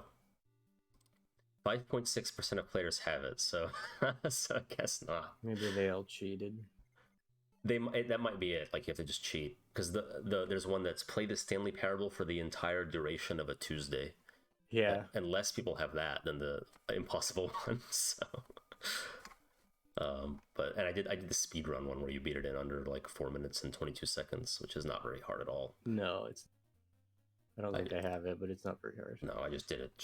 I was like, well, I guess since I already installed the game just to play it after 5 years, I may as well do something else in it. But so I did that, and then no, yeah, I guess I haven't really been playing much except for I beat Death's Door I talked about already and got the secret ending. Ori and the Blind Forest was good. I beat that. Henry Stickmin we talked about. Too bad I couldn't get the final ending. Oh, I've been playing Hitman 3, which I have all the content from Hitman 1 and 2, and the devs have acknowledged that and are now, I think like in a month or so, they're going to change the name to Hitman World of Assassination, and anyone who buys the game will have all the content from 1 and 2 included. Because the way it works now is like super confusing, where when 2 came out, you could buy all the content from 1 as an expansion pack, and then when 3 came out, you could buy like the content from 1 and the content from 2, and then there's a separate expansion for like the DLC from 1 and then the DLC from 2. So people were constantly like on Reddit, on the forums, like, what do I buy? Like, it's impossible to figure out. So the devs are finally like, we're gonna combine it. There'll be 2 versions, the regular and deluxe with some extra shit. And so it's like, fucking finally, because the series is now, it's a trilogy. The new Hitman series is finished, so now they can just make it one game. Yes, but that's good. I have that. I was playing it a bit. It's more Hitman. It's good, very good. I don't have much to say. I didn't get very far in it. You can hit some men. I can hit men, women too. Ooh, here's something oh, never mind. I was thinking of I was like, something about women in Yakuza. I don't think you ever fight a woman. You're not allowed to. It's very chauvinistic game. You do fight a trans woman. Yes, that recalls the classic story of how the character of Poison became trans, which was that it was felt that it would be distasteful to hit a woman, so they made it a trans woman instead.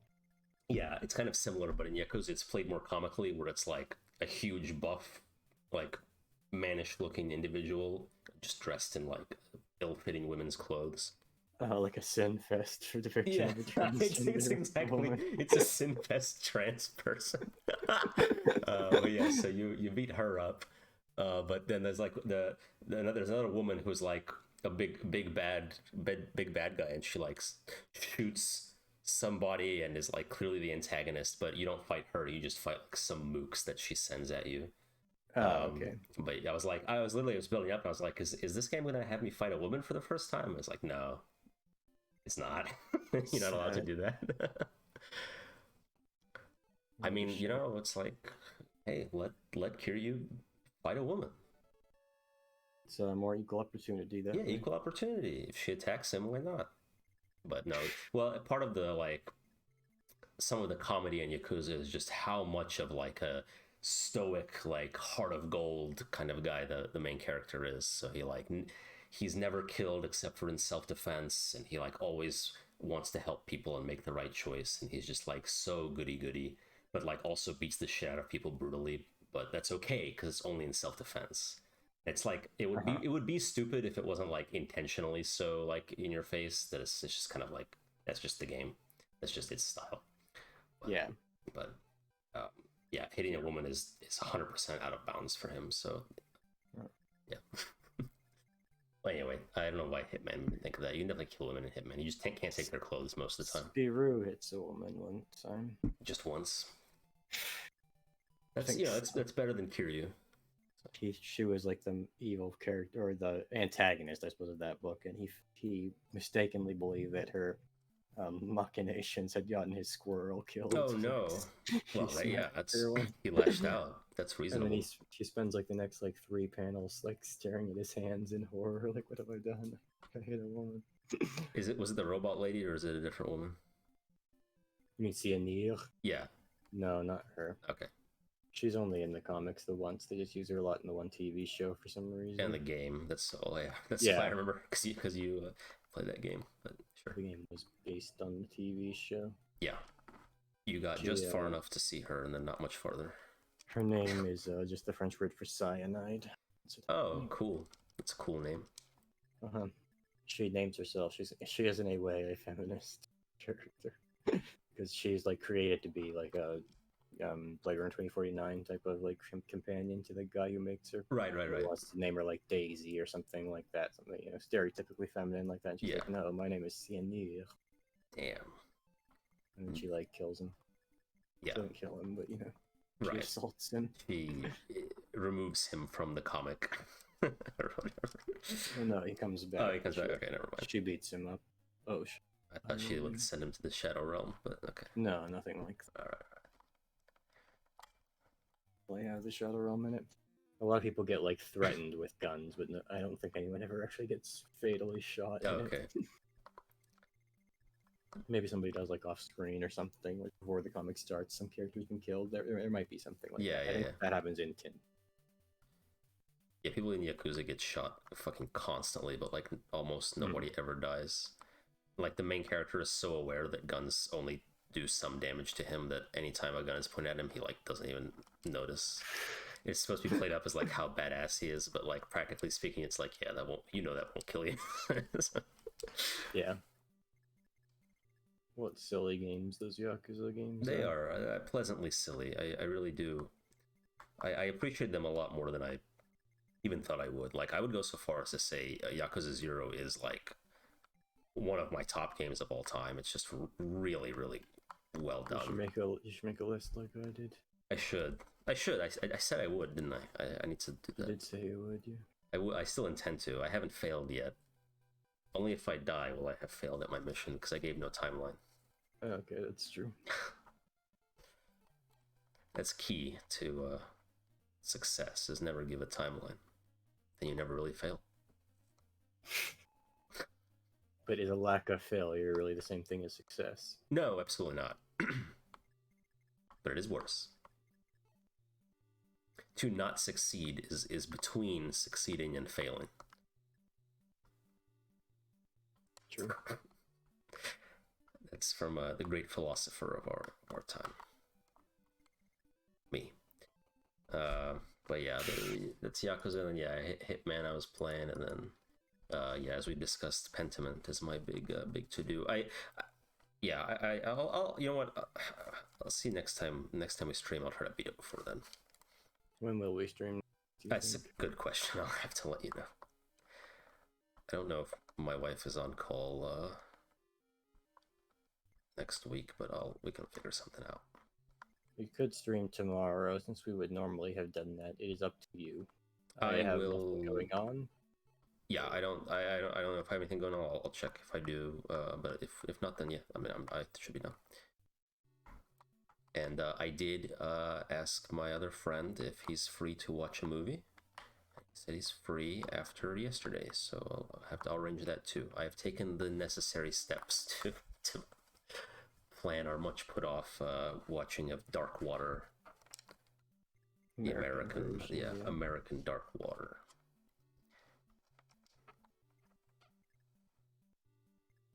So so much to look forward to. Certainly. Pentiment, Dark Water. Yeah, life is full of wonder. Bad movies. I do want. You know what would be fun is you know who Neil Breen is? Yes. Oh, you do because you like YMS. Yeah, of course you do. I want to do like a Neil Breen marathon. I have like a decent number of friends that are interested. That'd be a fun thing to do. Those are certainly bad movies. They sure are. Bad to the bad, you know, funny bad, legitimately. Because some movies, like me and my dad tried to watch what he thought would be a funny bad movie, which is just like, it's about this like it's a Japanese movie. I don't remember what it's called, but it's about a cyborg assassin lady. And like the first scene has her like mowing down a club full of people with machine guns that come out of her breasts. And so I think we're I've like, heard of that before, but I can't remember what the title is. yeah, either. like this looks awesome, like awesomely terrible. Let's watch it. And then we watch it, and like after that, it's just really boring. So you got to be careful. Yeah. Even if the movie looks like it's so bad it's good, sometimes it is just bad in the end. I think we both agreed that The Room is a little bit like that as well, where it's really better for like a highlight reel on YouTube than actually to be watched as an entire movie. 100% agree. And I even brought up to someone who I thought was a movie buff. I brought up the idea for a Neil Breen marathon. He didn't know who Neil Breen was, right? But I was like, well, you know The Room, right? He was like, yeah. And so then I was like, well, it's like that. But Neil Breen has never pussed out like Tommy Wiseau and said his movies were supposed to be bad. Neil Breen sticks to his guns about him being a misunderstood genius, which makes it so much better. But like the Room is like certainly the mainstream version of that kind of thing where everyone just knows about it. But it you know, it's not even, I mean, like, I'm sure it is a very good so bad it's good movie, but like you said, it really is more suited to a highlights reel than because a lot of times it is just boring. Yeah. Sex scenes, for example. Right, that like 15-minute sex scene at the start of the movie. It's just Tommy Wiseau's very, ass. very boring. Yeah, exactly. I mean, you could jerk off to it, but once you're done, it's still going, I bet, and there's no point jerking off to the same thing again. Anyone ever jerking I can't either, but you know, like I'm being conservative. Even if someone did, it wouldn't last past one good jerk, you know. There's no variety to it. I think it would take. It's so non-erotic that you might not even come by the end of it. That's true. For a normal person. Did you see Yahtzee's extra punctuation video where he said that Prince of Persia: Sands of Time has the most erotic love scene in the movie? Yeah, I did. I watched it earlier today. Well, I was very intrigued because I love Prince of Persia: Sands of Time, and he was like the best romance, and I was like, I don't really like remember the romance that well, but I'll watch the video. And I guess I agree with all his points, but yeah, the fact that he called the love scene erotic was kind of really funny. I don't disagree. I think that sounds like really funny because the idea of like somebody genuinely getting aroused by something and finding that to be like valuable is frowned upon in American society or something like that. Yeah, but I guess his point was maybe erotic was a weird thing to use, but it is like romantic, and it brings across the romance well for a video game. I imagine it's a lot better than like the God of War ones. Yeah, or even the really boring Mass Effect ones.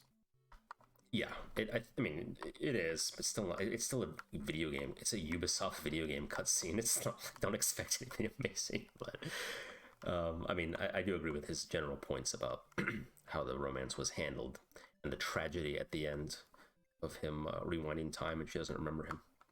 Yeah, that's a nice way to end the story. That, as he lamented in the video, does make it very difficult for a sequel to follow up. And the sequel failed to follow it up, so he was right. But yeah, and I played that game in French, So it's even more erotic in French. Yeah. Was it originally French? Probably not. No, just the version my dad torrented for me was French. I'm sure it's much sexier in French. Yeah, much, much. I wonder if they say the word dragon at any point in that. No, game. I don't think they. I would doubt that they say they say dragon even once, but they say prince. True. Not a petit No, prince. no, no. Prince nonetheless. Yeah, a prince. Nonetheless. But that's a good game. That is the correct French. uh, I think you can say like le même, like the same. oh yeah, sure. All the same.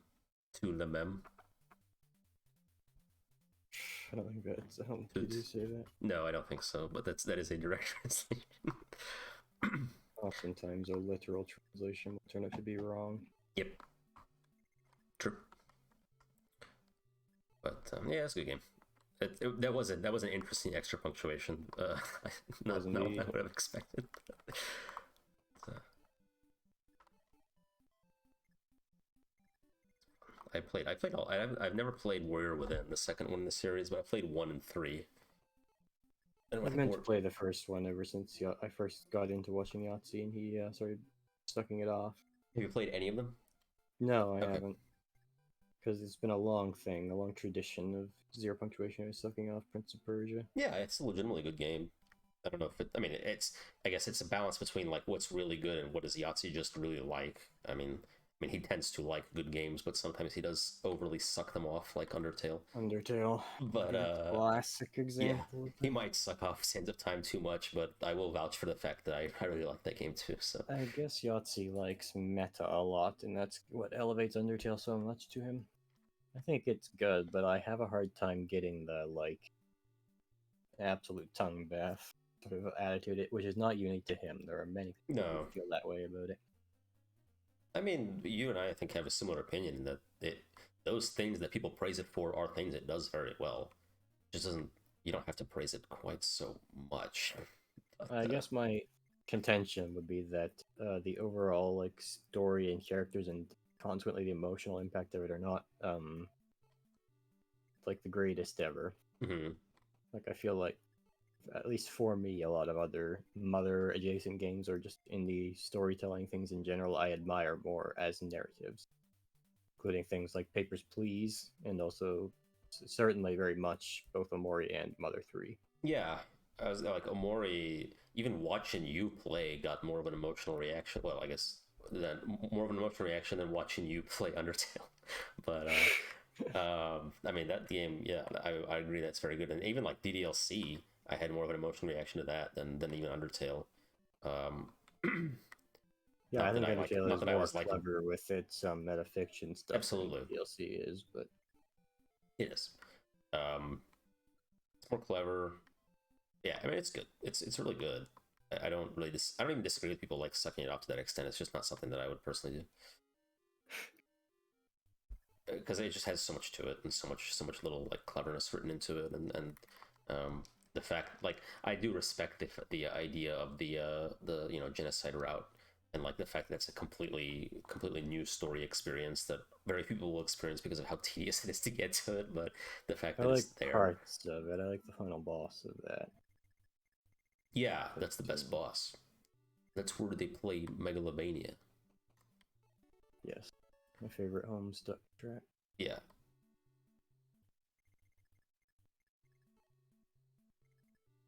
What else does he suck off?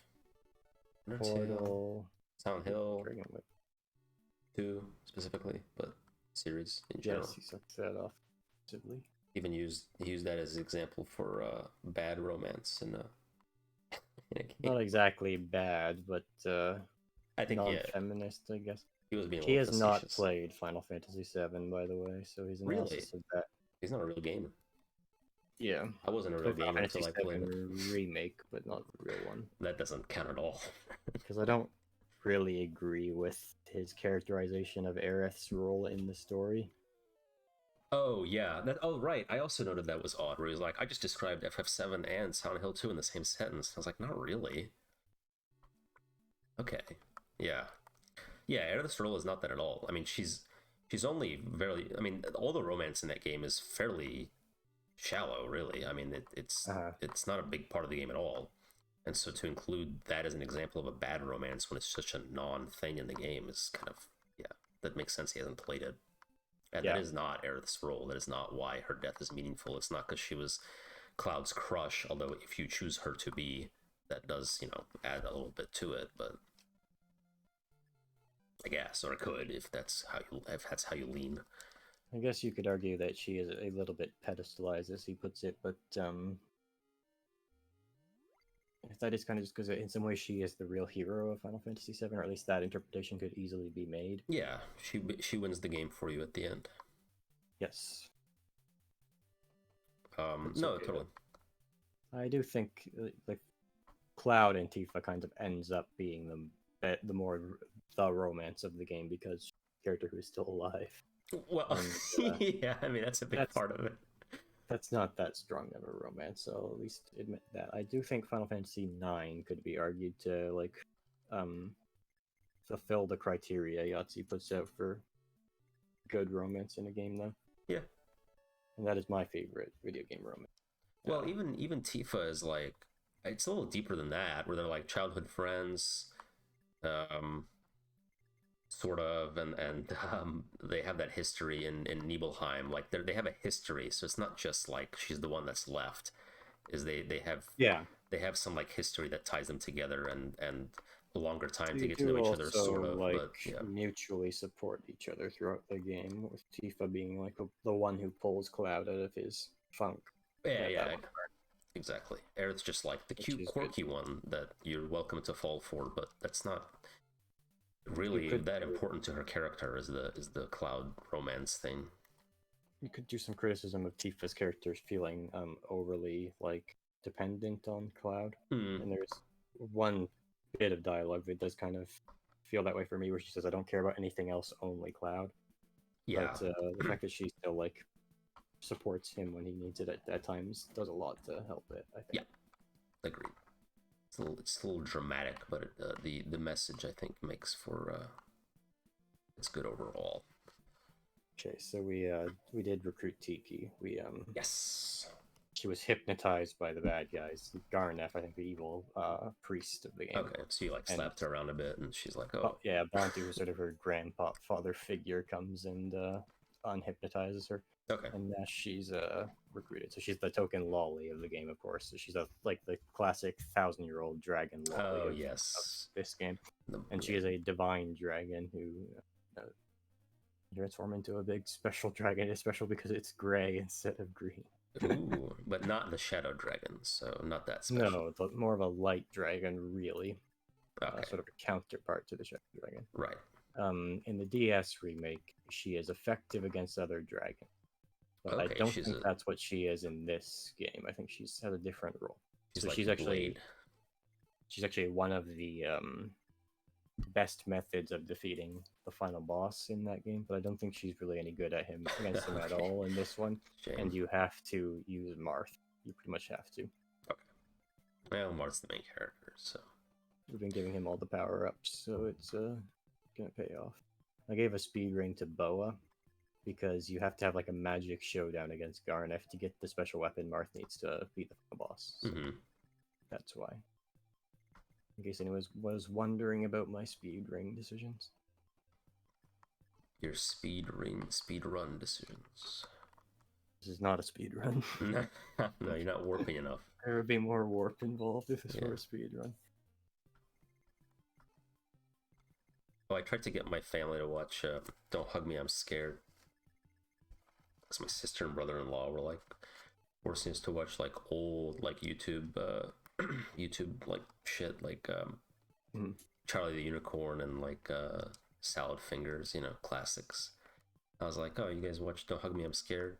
And they had the original, the creativity one. Okay.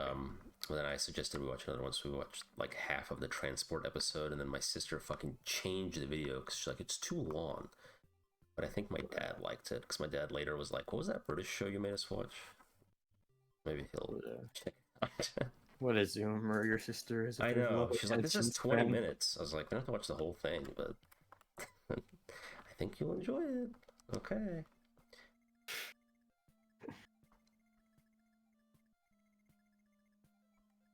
Oh yeah, and the what was it? Llamas with hats. Oh yeah, I like the first one of that, but after that, I don't really want to watch it Yeah, anymore. we watched I have, two, and it was like the first one was significantly better than the I subsequent have a one. hard time going back to Charlie the Unicorn as well, Yeah, I mean which it's I like think was by the same person. I think it is. Yeah, my favorite I s- part of Charlie was when I could hear the guy voicing Charlie like trying not to laugh. Like I just think that's funny. yeah, I think I like Salad Fingers the most out of those. True, I like that surreal kind of. I recently went back and watched all of Salad Fingers, whereas with Charlie the Unicorn, I can watch like one, and I'm like, okay, that was That's that. it. They're all kind of the same thing. Yeah. Salad Fingers, I don't think I ever watched like all of them actually. Maybe I think I did once a long time ago because I remember watching many episodes of it, or however There's a many little there bit are. of like Petscop intrigue to it, where it's like, what is the true nature of Salad Fingers' existence? True, yeah, but it doesn't necessarily involve any child abuse like Petscop. It certainly could be interpreted to It involve could. that. It's So true. That's true. Wow. When you get too deep into anything, there's always a level especially of if you child abuse see in there. the very latest episode, there is certainly a suggestion of abuse on the part of Salad Fingers' family. Maybe I never watched quite that far. I don't think he did. It's quite recent, the latest one. He's continued to do them. Oh wow, okay. I thought it's the type of thing that would have ended a long time ago. Okay. It's certainly become like the upload rate is very sparse now. Yeah. Well, Petscop had that too, where it was like done, or like just stopped forever, and right, and then it kind of came back to finish it off in a very unsatisfactory. Well, I guess unsatisfactory isn't the right word because it's intentionally vague, but A very vague way. yeah, Certainly. vague way at least. Yeah. It has a potentially happy ending. I think that's how the community interprets it. That was the vibe I got. Yeah. Mm-hmm. I think they escaped and went off together. Yep. Escaped from their little rooms with their PlayStations. Yes. Not the worst cell to be trapped in, I suppose. Well, it only has one game that's really obscure. Yeah, I guess if you can only play Petscop, which is unfinished, regardless of being obscure as well. Yeah.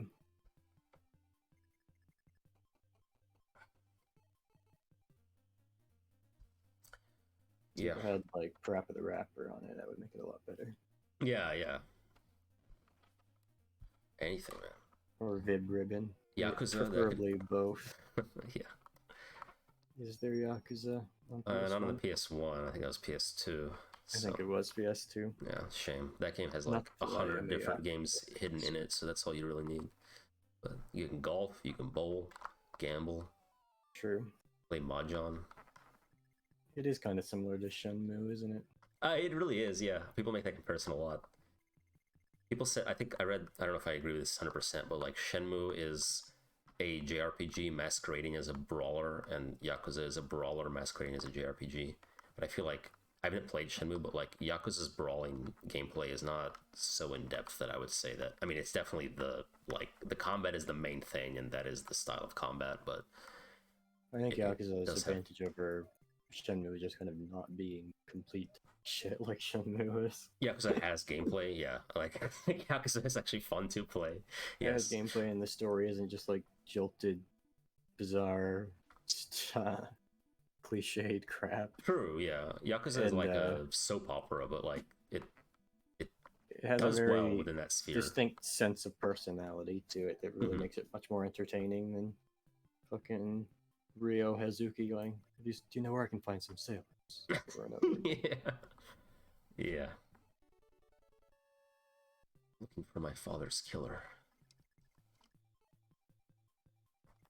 No, yeah, yeah. I genuinely, Shenmue, I have no interest in it. It just doesn't seem like, no offense to any fans of Shenmue, although even Meko, who's a big Shenmue fan, admits that they all suck.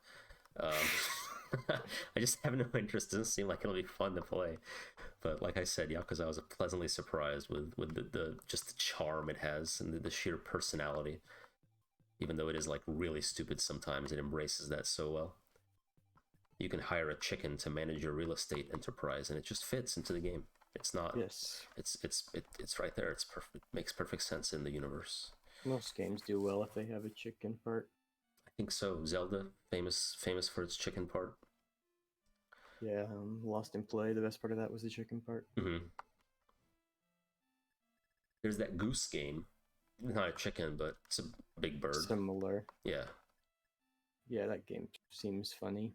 I played a little bit of it. I'm kind of saving it to play co-op with my wife. See. It has a dedicated honk button, which does nothing. I mean, it makes you honk, but has no gameplay mechanics, I don't believe. But that's fine. I think it's good to have a dedicated button for that. One of the things I've always admired is the Wii version of A Boy and His Blob.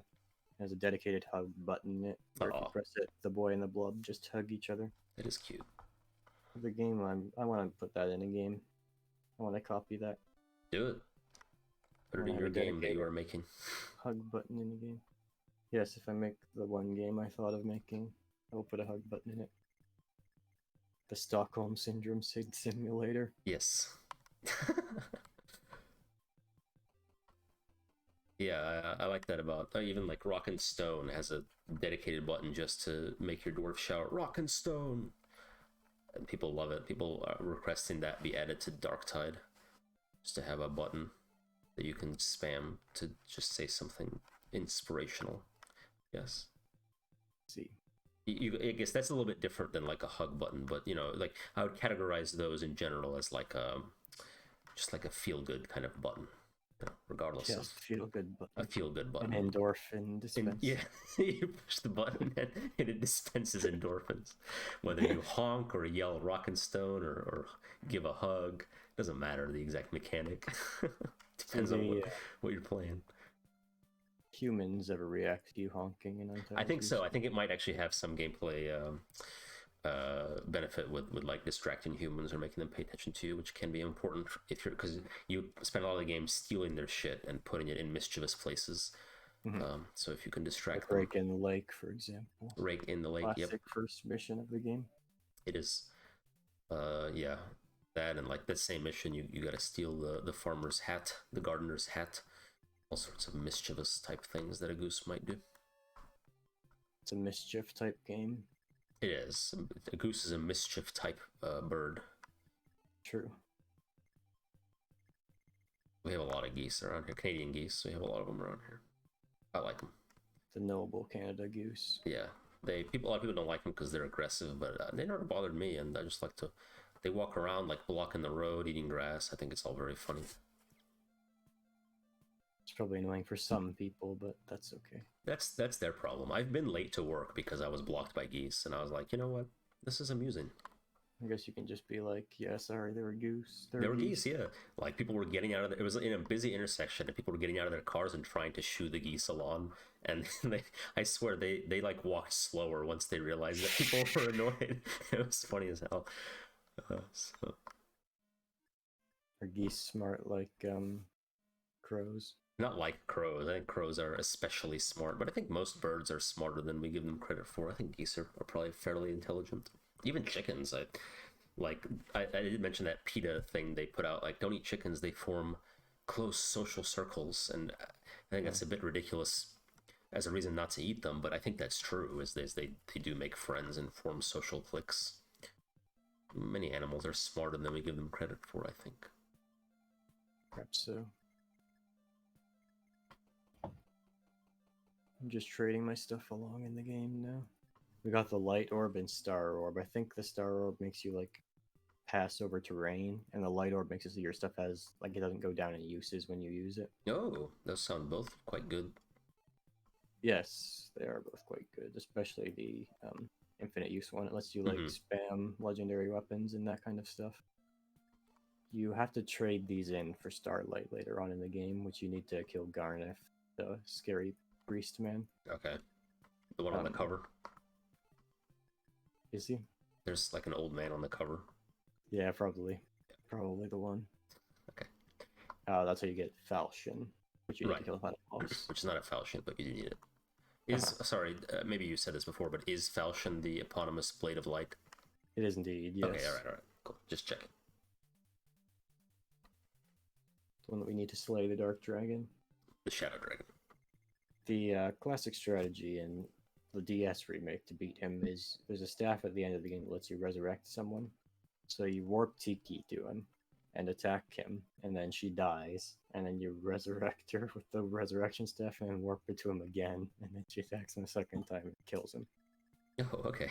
It's a very Machiavellian sort of strategy. It is, but yes. it does work quite well. Sacrifice the pawn to checkmate their king. Well, then you bring her back, but she's probably very traumatized, and then you just like make her go. And Yeah. Hey, maybe fight death is peaceful. You never know. In this universe. Sure. That's very like, yeah. That's like Warhammer-esque. There's like a unit in Warhammer that's just like a forcibly resurrected space marine, and they just like keep him in a coma and just bring him back anytime he needs to fight, and then put him back to sleep. It kind of reminds me of that type of thing. That is a little similar. A little bit. It's more implicit and less Warhammer. Yeah, Warhammer is never implicit. It's very in your face with all that kind of thing. Okay, so the Princess Nina was just talking about her relationship with Camus, who she has a sort of forbidden love with because he was kind to her while she was in captivity earlier on in the game after her kingdom got destroyed by the bad guys. Sure. And now we will fight him. So this is another sort of archetype that is visible in later Fire Emblem games, is that there's a like sort of honorable antagonist character that we nevertheless have to kill because he's on the opposite side. Mm-hmm. A lot of the time, these types of characters you can recruit, but there's always that one that's so noble and honorable that he will never betray his kingdom, and you just have to kill him. And in this one, it's Camus. Yeah, that's like a not uncommon trope in general. Like, Shovel Knight has that. The Black Knight, whatever, is kind of a recurring, not really a bad guy, but a bad guy antagonist. I think like helps you in the end or something. Or Devil May Cry. Like Proto Man and Mega Man is kind of like Proto Man, yeah. Or Devil May Cry 1. I forget what he's called, but the guy that turns out to be Virgil. Have you ever played Devil May Cry? No. Okay, never mind that. But... So yes, here's Camus now. He has very lovely like blonde hair. He looks very noble, and Mark is trying to parlay with him, but he's saying no. My homeland of Grinia is allied with Durhua, and I won't betray it no matter what. Because I am the head of Lord Dales the Sable, after all. I was your father's rival. Good to know. And then even this lady, Nina, is going to try to convince him to stop fighting, but he's still going to say no. I can't betray my country.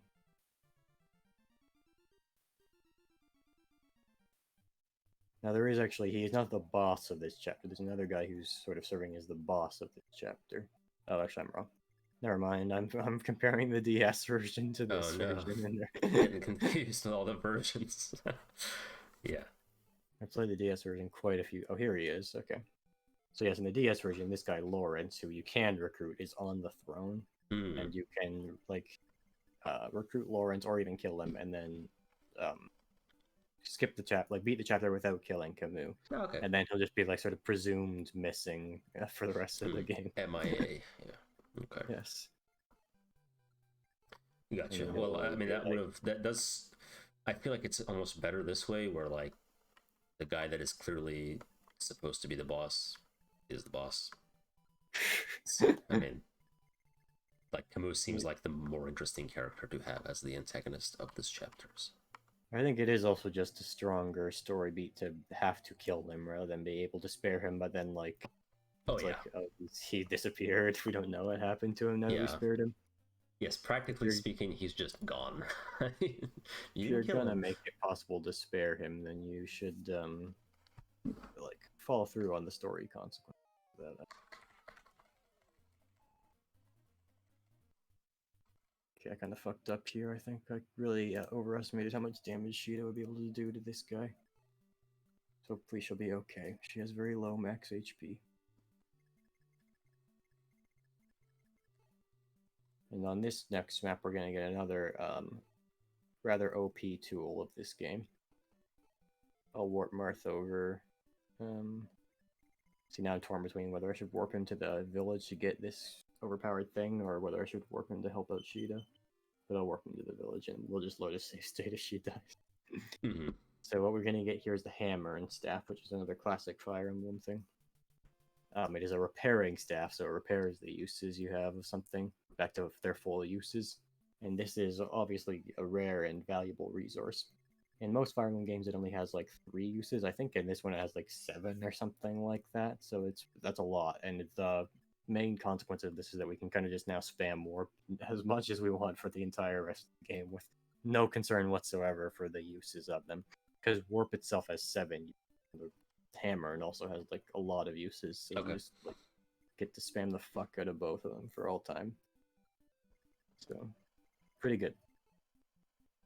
For the rest of the game, I should say. Hard to go wrong with that. So this just makes the game like doubly as busted as it already was. Yeah, well, you can just kind of do whatever the fuck you want. That can be fun. And I think at this point, most of the reasons we have to not just warp skip maps are gone. So we probably will just like breeze our way to the end once we can get through this chapter. To you, you're the Fire Emblem master. Lead the way. Lead the way. If I can slide around in Hitman, you can warp in Fire Emblem. True. Fire Emblem warp is very much the Hitman slide of Fire Emblem.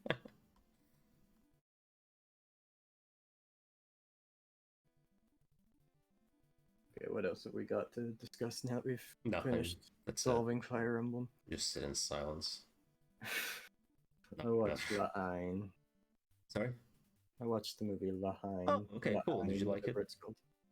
Yeah, it was pretty good. Yeah. It's about a bunch of French street rats during protests of the 90s. Yeah. Who their friend is in the hospital from the protest. And they just kind of walk around living their life, trying to make sense of it all. I really like that kind of slice of life movie, and especially with the troubled protagonists. I really enjoyed it. There's that scene near the end where they are sort of like, the whole scene is just them kind of ruminating on their purpose in life. Yep. Yeah, I mean, it has that general vibe of like, what do we do with our lives throughout? Where like everything they want to do, like the school like got trashed, the gym got trashed. It's like they're not just like delinquent street rats. It's like the protests have taken all of their, and their entertainment and education from them for the time being. So they're just like stuck wandering the streets, wondering about their friend. Yes, then they find out died of his injuries. They do. That leads to the potent climax of the film. Where everyone just sort of meaninglessly dies. Which I was kind of expecting, but it is. I feel like that movie maybe was already so like emotionally heavy that it didn't need the kind of cliche like everyone dies ending to hammer it home. But I liked the way it was depicted. Agreed. Where like every character knows it's the wrong choice, but they feel like they don't have a choice almost. Or, I think the one guy just accidentally fires off his gun too. Right. Like he just wanted to menace them with it a bit, so it all feels very, very meaningless, which is the point. Yep. I guess it is something of an existentialist film, as the French love their existentialism. Yeah. That's my favorite type of sad ending, is the meaningless type, where it just makes you feel empty. Well, that's necessarily my favorite, but it can certainly be very effective. I think it is my favorite. If I have to have a sad ending. I'm gonna load a save state to save our girlfriend again. Okay. No worries. But well, yeah, I'm glad you liked it.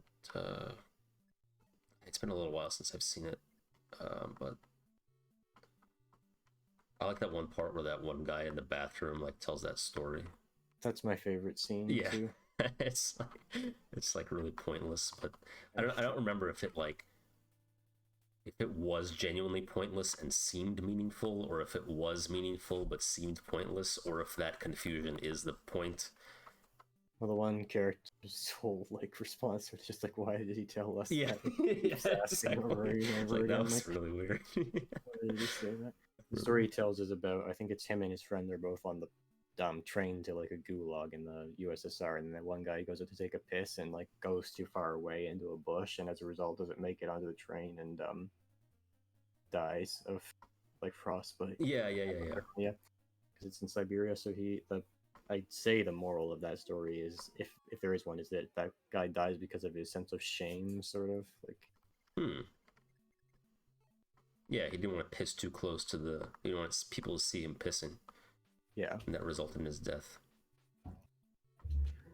Yeah, that's fair. I Well, didn't really stop to think about the actual moral of the story. I guess I kind of agreed with the character and was like, that was just weird. Let's move Yeah. on. What makes the scene so memorable is that the characters who are normally such loudmouths are somehow all just shut down by the force of personality that funny man has. Yeah. He just And they starts just like talking to listen. them. Yeah.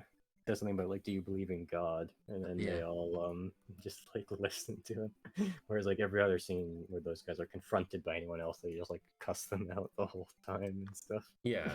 I think part of it was that man, like every other authority figure, if you would call him one, was like actively trying to exert some control over them.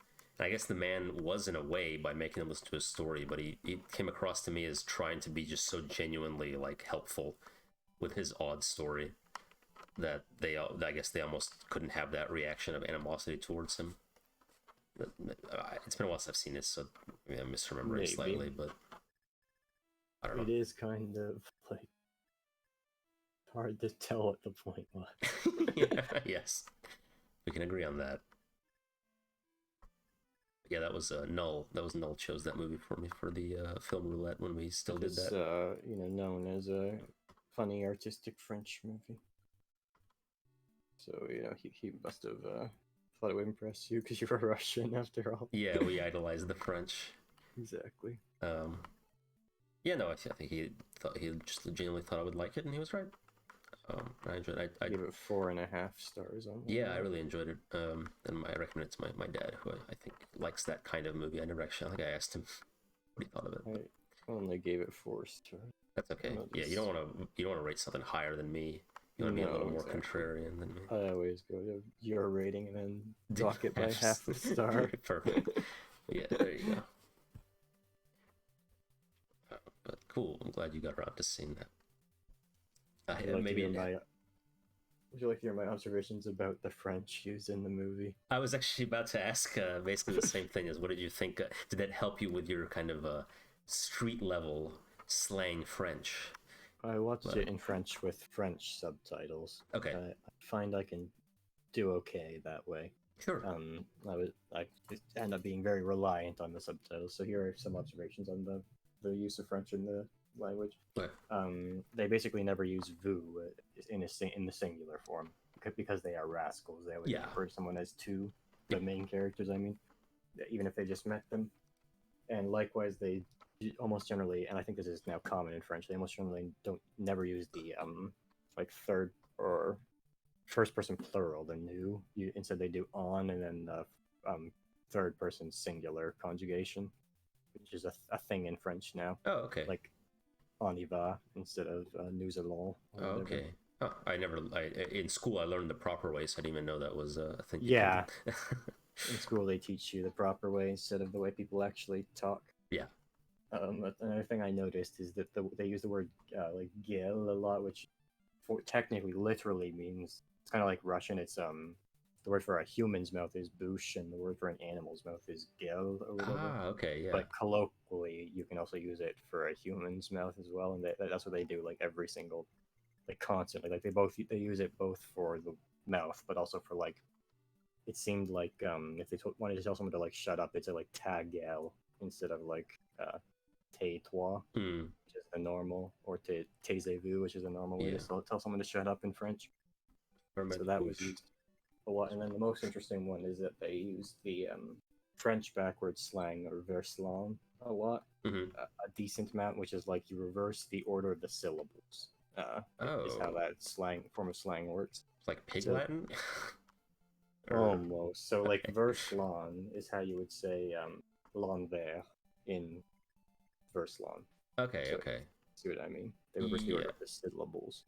I see. And so, and it has a couple other rules too, because if a word would turn out to be like awkward when the syllables are reversed, you have to change stuff a little bit to compensate for it, sort of. Of course, French French has to always even in slang make adjustments for proper pronunciation. So the most prominent use of the Verslan in the film is they keep saying "keuf" to mean cop, which is the Verslan for fleet, which means cop, as opposed to like policier or gendarme, which are the more like police words, the more respectful words for policemen. Gotcha. Right. So yeah, they like double slang it. Almost. Yeah. Okay. Huh. That's neat. Yeah, things I did not pick up on with my.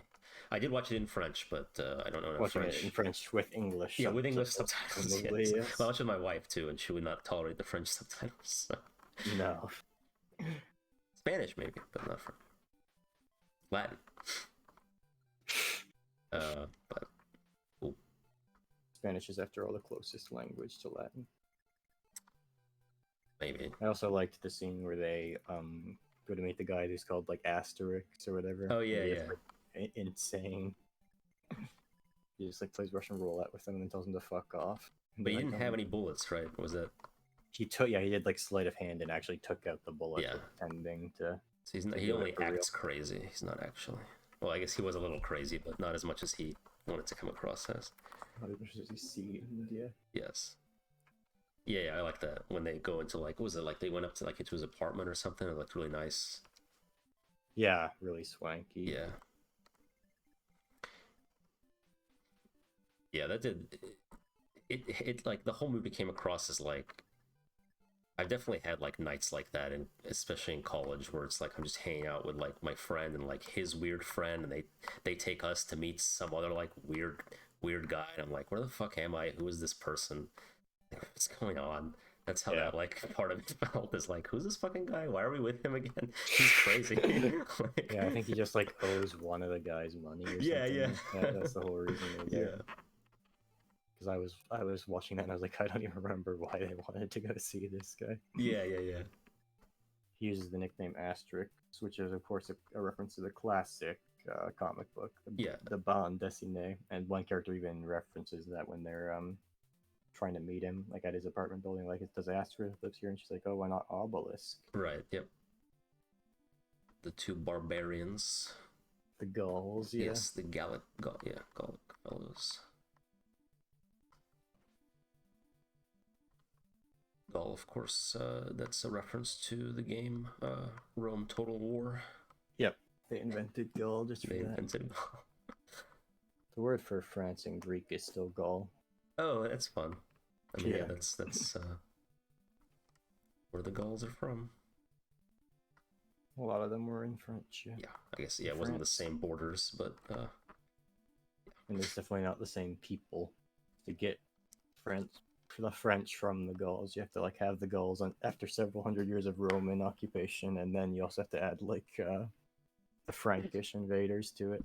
Yeah, maybe a couple of Visigoths and Germanians mixed in. It's all Yes, very possible. Well, the Frankish people were a Germanic tribe as well. Right. Yeah. When the Gauls used to fight naked, the French don't do that anymore. So not there as were cool. Instances of that. Yeah, I think it depended a bit on the tribe. True, not always. Yeah, I should say. But yeah. The Greeks really didn't in history. It was just an artistic thing that they did that, and they would compete naked in the Olympics, and women weren't allowed to watch. Yeah, well, the Greeks had a great appreciation for the male physique. Yes. The Gauls did it to terrify people, and the Greeks did it to appreciate the beauty. Inspire them. Yes, inspire, exactly. Very different attitudes, yes. The Romans were a little more practical. Like, why would you fight naked? It just seems inefficient. They won those wars in the end. They didn't win, yes. They were not especially intimidated.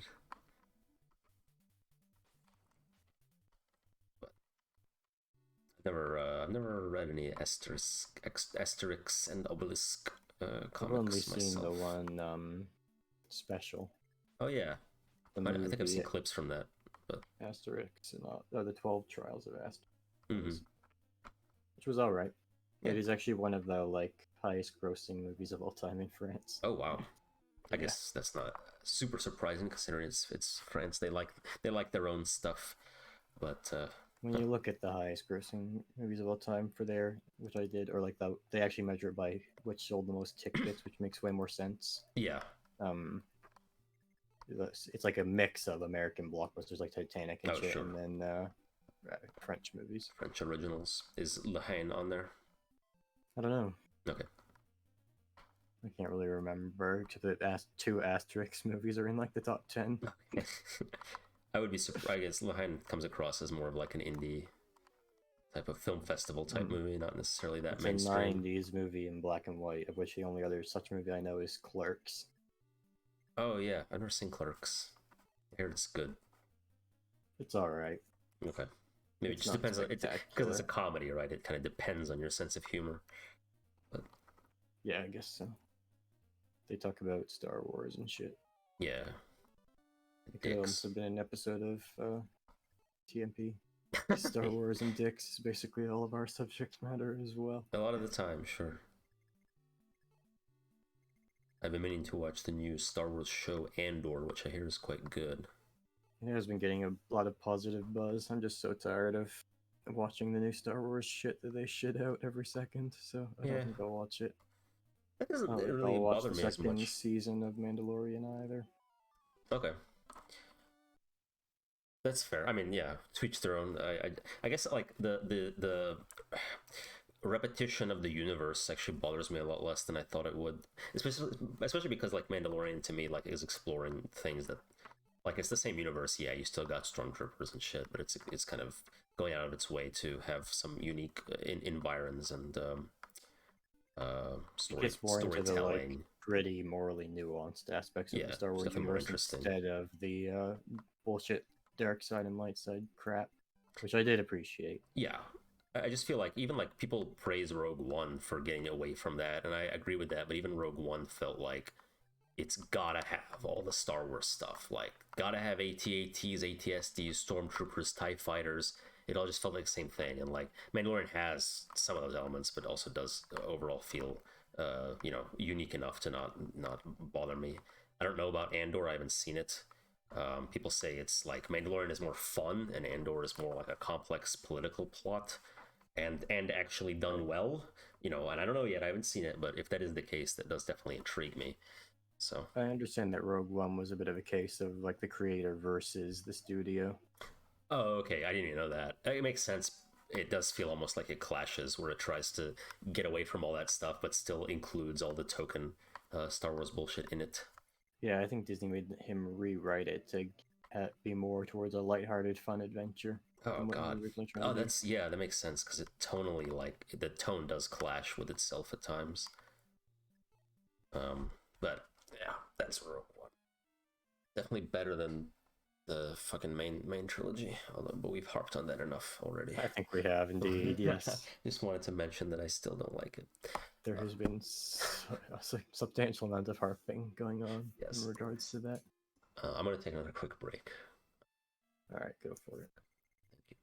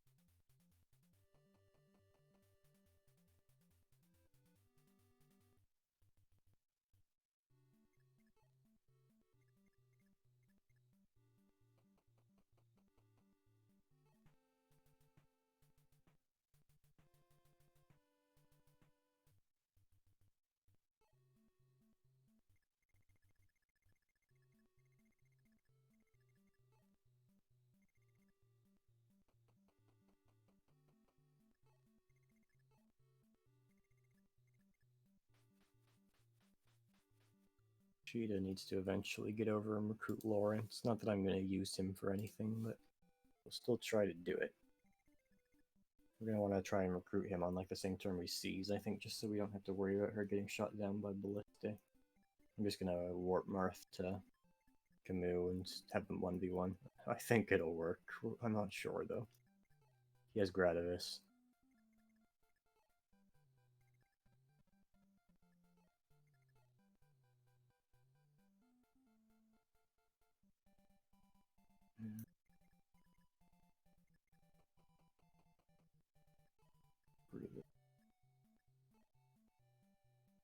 And then we can give warp to Bo or something.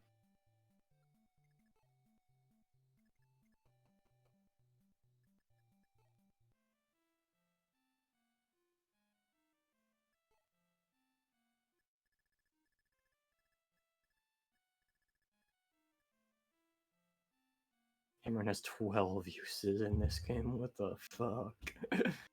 That's absurd. I'll take a bathroom break too, actually.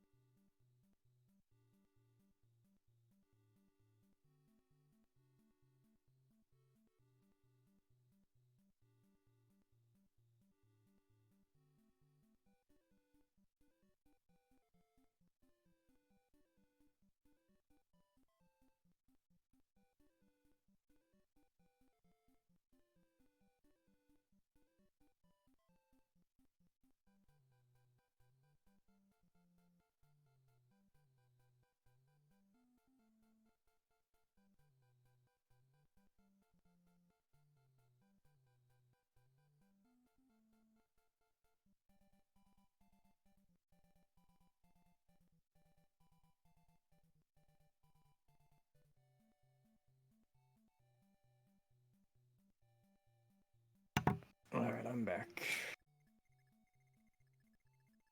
Let's see. Basically, everyone else can just sit where they are. There's not much point in other characters besides Marth doing things. Or attempting to do things. I want to get a warp on both Lena and one of the other two. One of the priests. And then I want to get maybe Minerva can have the member card. We're going to be using some member cards. Hello?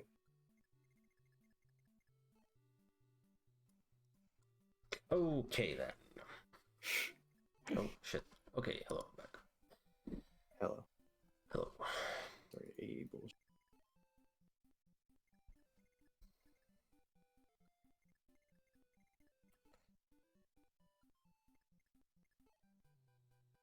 Doing some of the good old inventory management that this game employs. Oh yeah, classic. That's my favorite part of Fantasy VII. Yeah. I think that was when I looked at our viewer feedback. I think that was everyone's favorite part, is watching me manage the inventory. So That's definitely been a core element of the Fire Emblem. Yeah, games. They really delivered on that feedback. Absolutely, that's good. That's what people have been asking for. Like I say, I think basically from the second game onwards, inventory management gets much better. Okay, good. Much more manageable. Sure. Where this go? I always liked Resident Evil 4's inventory system. Kind of like the Tetris style suitcase. That is a pretty good inventory management system. Deus Ex has actually a very similar. It does. thing. I think you just can't rotate things like you can in RE4, so it's a little bit less. You have a little less control over it. I might be wrong, but yeah. I can't remember for sure. It is similar, and you can your strength score determines how much shit you can carry.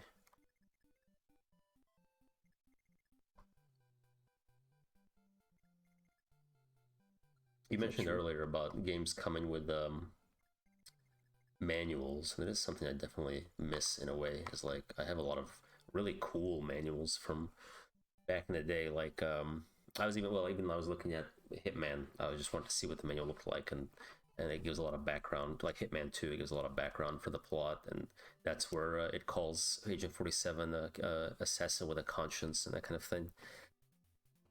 Tunic is really built around the manual. Yeah, that's right. That's what you were talking about. And I mentioned like Morrowind with the map, but Morrowind's manual also is very helpful. Where like people's main complaint about the game's combat is the awful hit chance, but the manual tells you ways to like mitigate that, which doesn't make the combat good, but definitely not reading the manual makes it a lot worse of an experience. In Tunic, you get pieces of the manual as you go throughout the game, and even the order in which you get them is very deliberate to sort of poke at your imagination with hints teasing about areas you go to later, but also like the game gets kind of recontextualized by certain revelations of the manual later on. That's really cool. Yes, it's the design for it all is very, very smart. That was something I've appreciated very consistently throughout playing it. Yeah. I remember I got like reading manuals back in the day. I got so used to them explaining like everything. Like I remember the Return to Castle Wolfenstein manual was really good. It even had like a texture on it. Like it looked like a leather like dossier kind of, and it even had like a kind of a rough texture on the outside, high quality cover. And it told you about all like the background of each person in the game and like the weapons and stuff. And then I was reading. That's cool. Yeah, it's cool lore. I was reading when I got Halo, the first Halo, like way back in the day.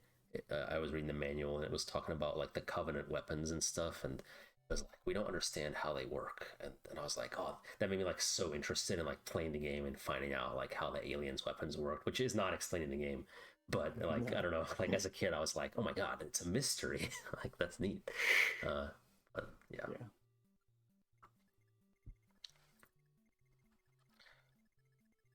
It was like we don't know how to reload them, so you just have to find new ones. And I was like, oh, I bet in the game you'll find out how to reload them later, and you don't. And then it's not even that interesting now, but like as a kid, there's also no aspect of like being unable to understand the Covenant weapons. You just pick them up and use them like normal. Yeah, true. That's true. It doesn't. You have to like research them or anything. That's fair.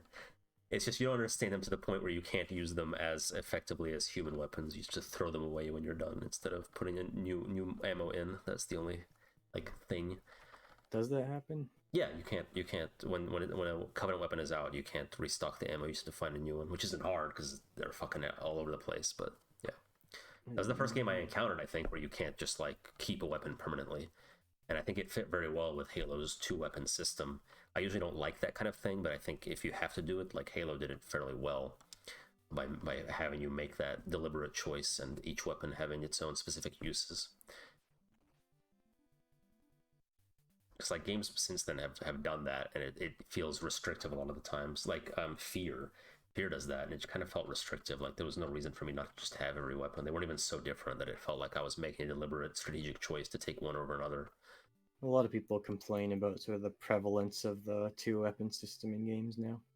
Yeah, I think Halo actually may have even invented that, but they did it much better than... It was most certainly the game that made it become a standard mechanic for so many shooters to follow. Right, even if they didn't invent it, they standardized it, is a good way to put it. Those bastards. They kept it, I think, throughout the series. I think you should say no to Halo. Okay. That's like when it comes to Oot, I don't give a hoot for Halo. Yeah, say no to Halo. That's pretty good. Yeah, I like the Oot one's better, but yes, I agree. I mean, the Oot one is like enhanced by the fact that an owl is a prominent character in that game. Oh, true. Yes, the owl with the upside down head. Gepra, yeah. Classic guy. Classic guy. I love that part is funny. Like it's annoying, but it's funny. Where like if you try to skip past his dialogue, it specifically makes you repeat it. It's very easy to end up having to repeat it. Yeah. That is an iconic aspect of Ocarina of Time. Yeah. Yeah, definitely.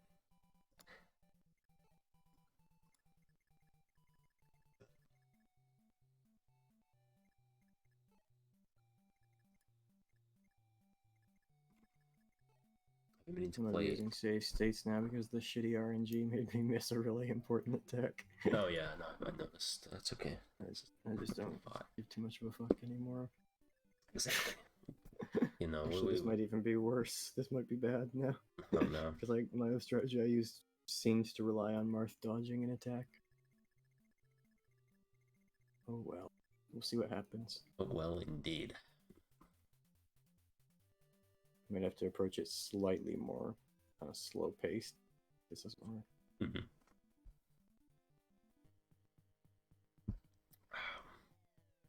Okay, well there we go. He missed.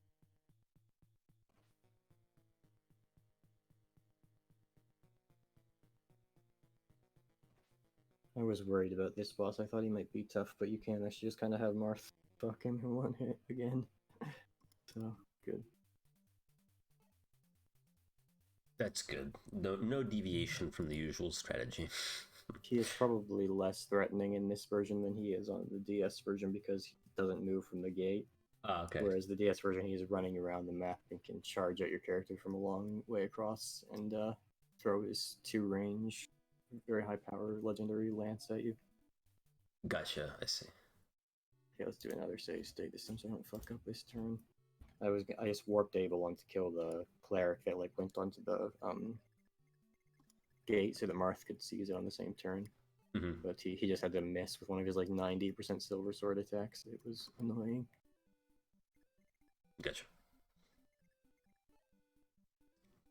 Typical Able.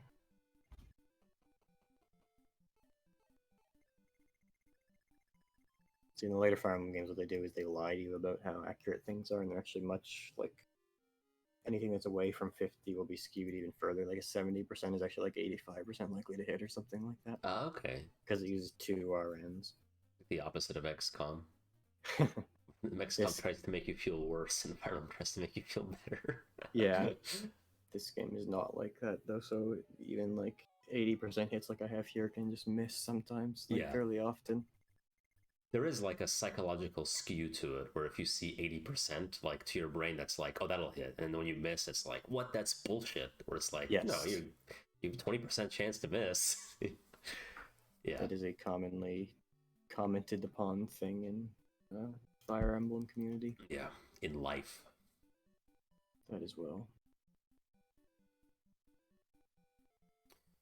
I fucked up again by slightly miscalculating where Lawrence would be compared to Sheeta's movement range. She's 1 fucking tile away from being able to recruit him. Yeah.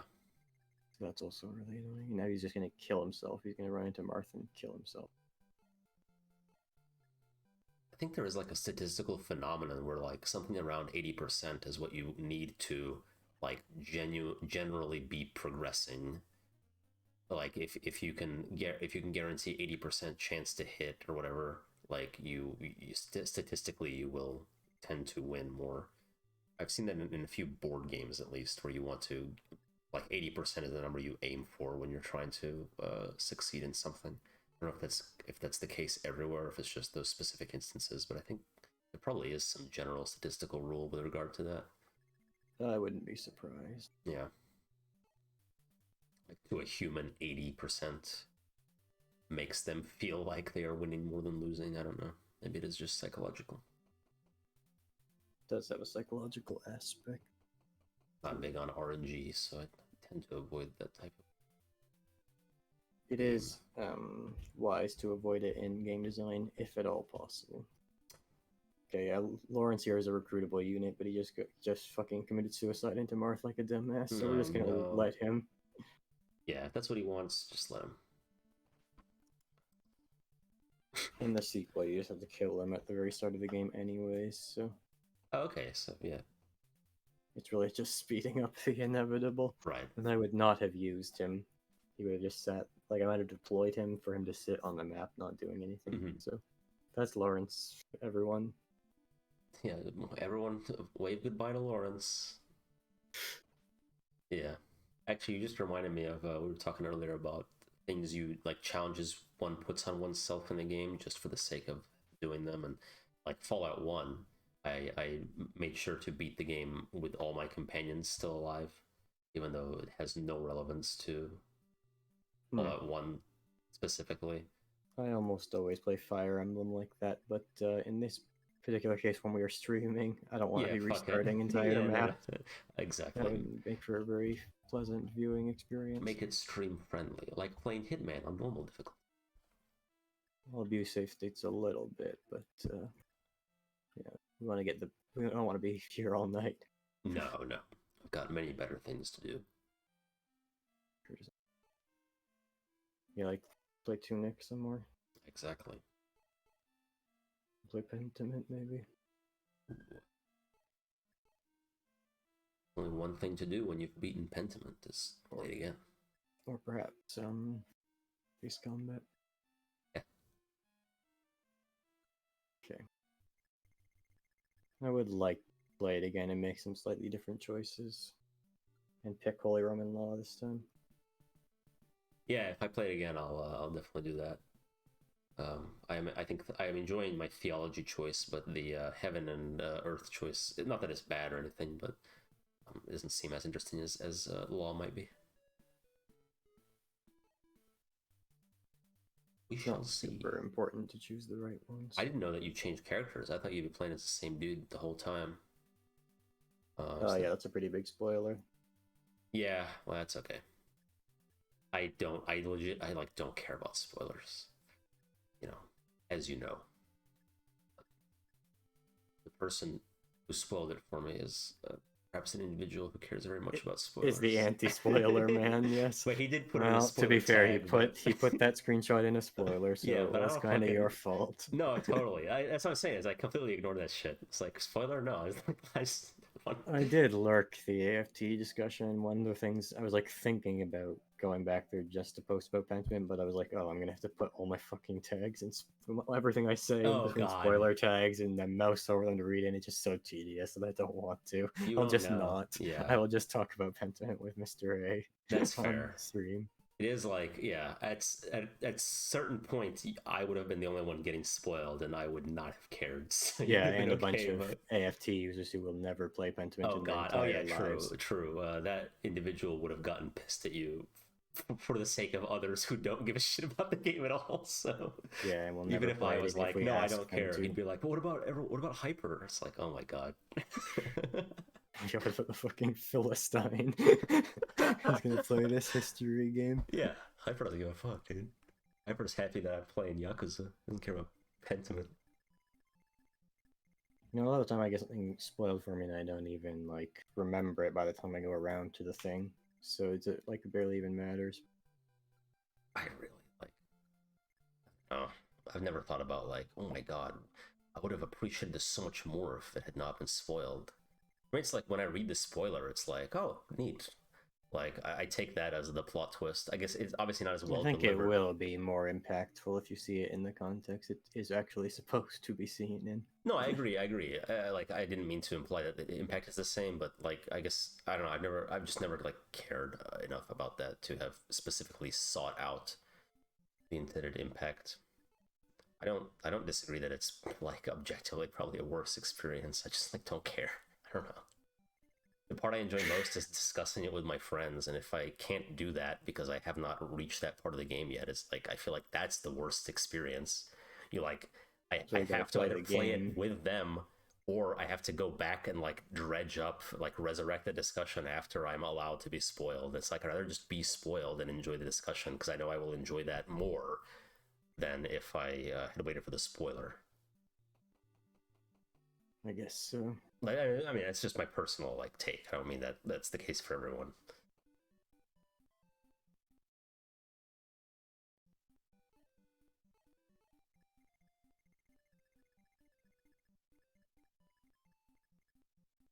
That's how I enjoy my media, at least. But you know, each their own.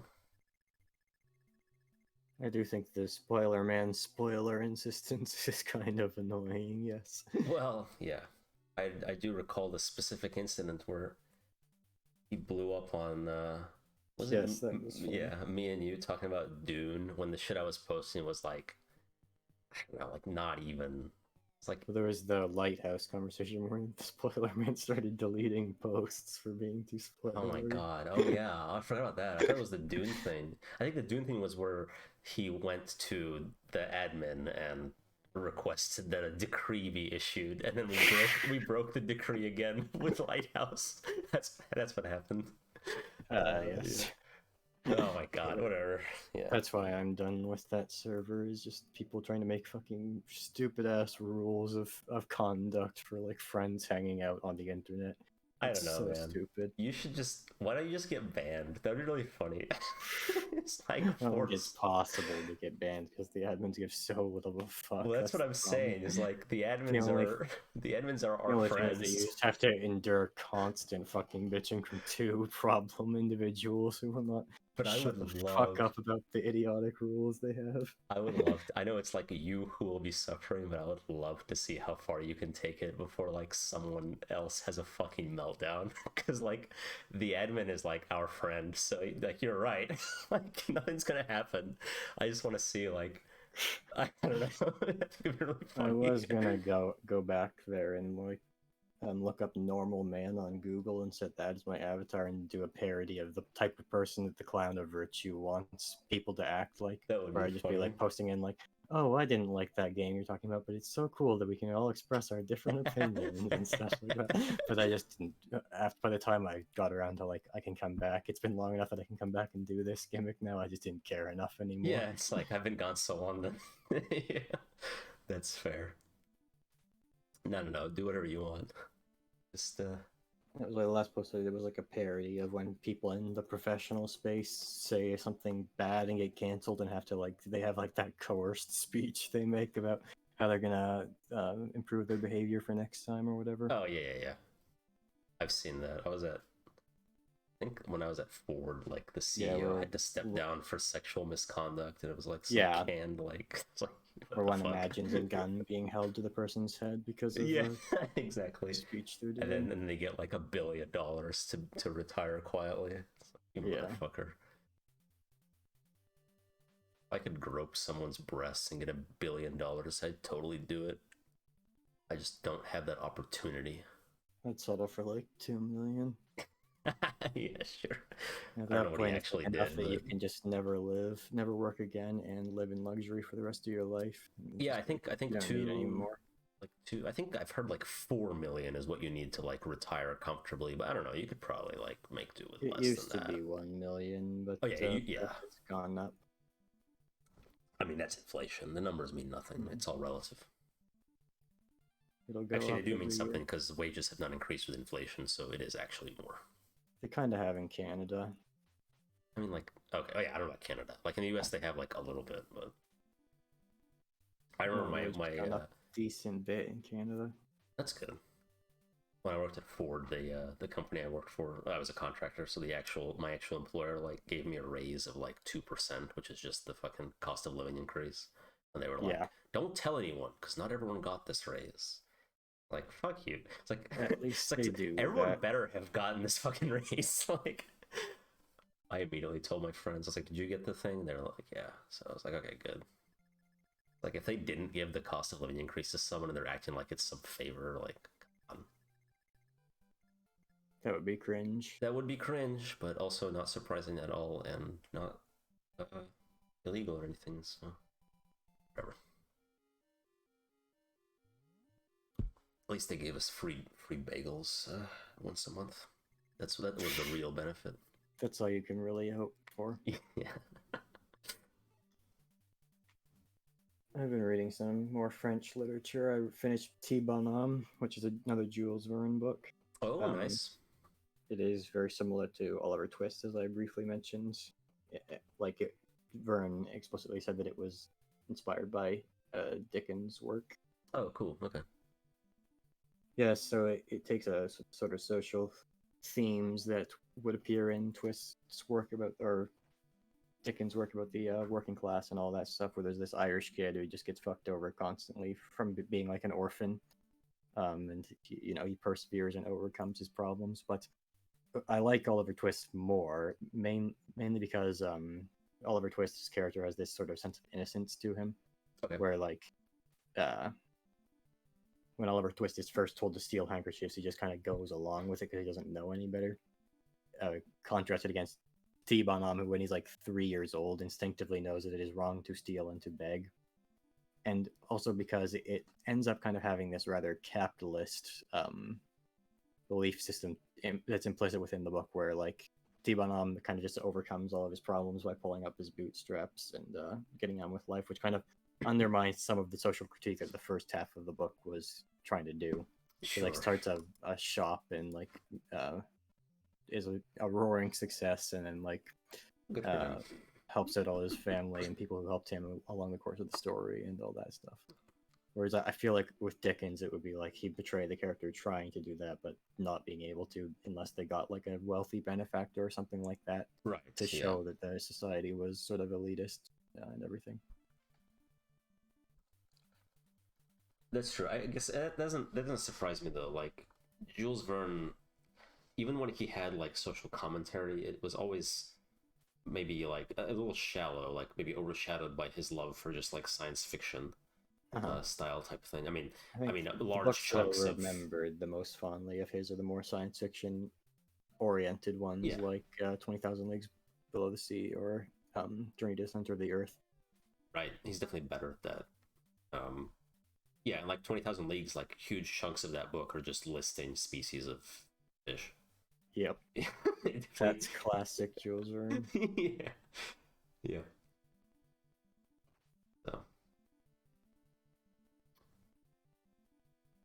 That was a book, Captain Nemo. Of course, one of the extraordinary gentlemen in the league of that. In the movie? In the movie. Was he not in the comic? I'm not sure. Okay. But there are different gentlemen in the movie when contrasted against the comic. Okay. That's right. Yeah, we did discuss, and they are portrayed differently in some ways. Dorian a little Gray, more rape example. in the comic. Certainly, yes, as is Alan Moore's preference. Yeah. No, Nemo is in the comic. I just looked it up. In fact, he has his own spin-off, the Nemo trilogy. Wow. Done by Alan Moore or done by someone else? Alan Moore, yep. Oh, no, it's a volume of the Extraordinary Gentleman series, but it is just focused on Nemo, so it's not exactly a spin-off, but... Should have called it Finding Nemo, though? No, it's just called Nemo Trilogy. That would have been fun, though. With Ellen DeGeneres. She got canceled, though, so we can't have her anymore. Did get canceled? I keep trying. My wife like refuses to believe that she's a bitch. I keep trying to tell her. It's like, does she like the show? She liked Ellen DeGeneres a lot. I don't know if she's noticed that Ellen has been canceled. I bring that up as evidence against her. It's like, have you noticed that she has nothing now? So I guess it doesn't prove that she's actually a bad person. It just means that people believed she was. So is the show not going anymore? I don't know. You don't hear about her anymore. Like, she used to be like really well loved and popular. So even if it's going, it's kind of like less cool to. No, I think I'm almost certain her show is actually canceled though, and I will check. She actually got canceled. She didn't just get canceled like on Twitter. She's still alive. But... yeah, it wasn't quite that hardcore. Yeah. Okay. So actually, the show just ended last year.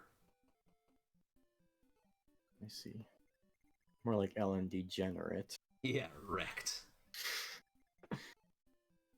I don't know. I actually don't know if she's like she's not like, I mean, she's not like a rapist like everybody fucking else in show business, but that's true.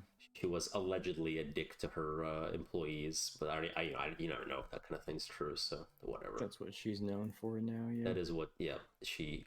Whether it's for good reason or not, she has been somewhat. That is canceled. The legacy of Ellen DeGeneres, is that she's now known to have been a bitch to her employees. Right. It's a shame. I think she did do a lot of good things too, but I'm not. Yeah. Possibly. Just friends with George W. Bush. Wow, that's good. That's a good thing for humanity.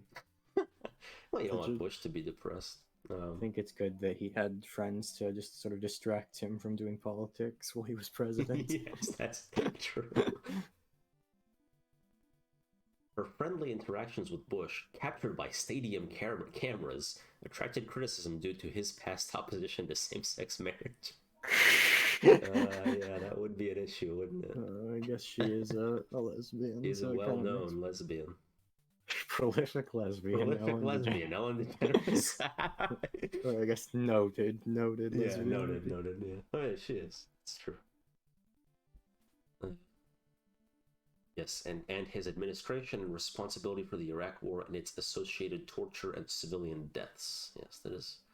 Those are things it's associated Those are with. bad things. Yes. Oh, anyway, we don't want to get too dark here. I did find he was a funny president, though. He like fell down some stairs and choked on a bagel. Didn't Biden fall downstairs as well? Yeah, but he's old, so it's just sad when he does it. When Bush does it, it's like, it's kind of funny. Fair enough. It is a little bit sad that Joe Biden still has to be doing things. I think he should be like tired. I mean, like, that's a real thing. Is like, I think they should let him rest at this point. yes, we have basically. Oh no, I fucked up the stream. Hold on. Well, no, hold on. I will fix it. I see what you've done. Yes. What has Did you reset the transform somehow? I didn't touch anything. I don't know how that happened. Okay, it shows me pulling up the save state menu each time. It does, do that. So we know very clearly when you're doing that. I do it frequently. Can easily fix. Okay, there we go. I put a lot of work into cropping everything and making it look good. So yes, it's much appreciated. There. Oh no, it like really fucked up in a weird way. That's fine. Okay, we'll just there we go. I'm not gonna touch it anymore. That looks alright. Yeah, it looks. But what the fuck? Yeah. We have basically almost mandatory retirement age at 65, right? But politicians, that's when they're just getting started. It's like no, they can continue to menace the world. Right, these people are cognitively declined. It's not their fault; they're just old, But let them make them rest. A lot of these boomers. I mean, like my wife's dad, will probably die working. Like he will never retire. I mean, he's cognitively fine, but who knows? It's just like you gotta. I don't know. You gotta stop. You gotta stop at some point. Bad for your health and for the world if you're a politician. Boomers are very caught up in the belief system that people who do not work are net drains on society, and that it is a shameful thing. That's true. It's all true. No, yeah. I mean, it's definitely a mindset type of thing. I think a lot of it comes from their parents who were the greatest generation. They want to live up to that without not actually live up to it, but be perceived as though they are.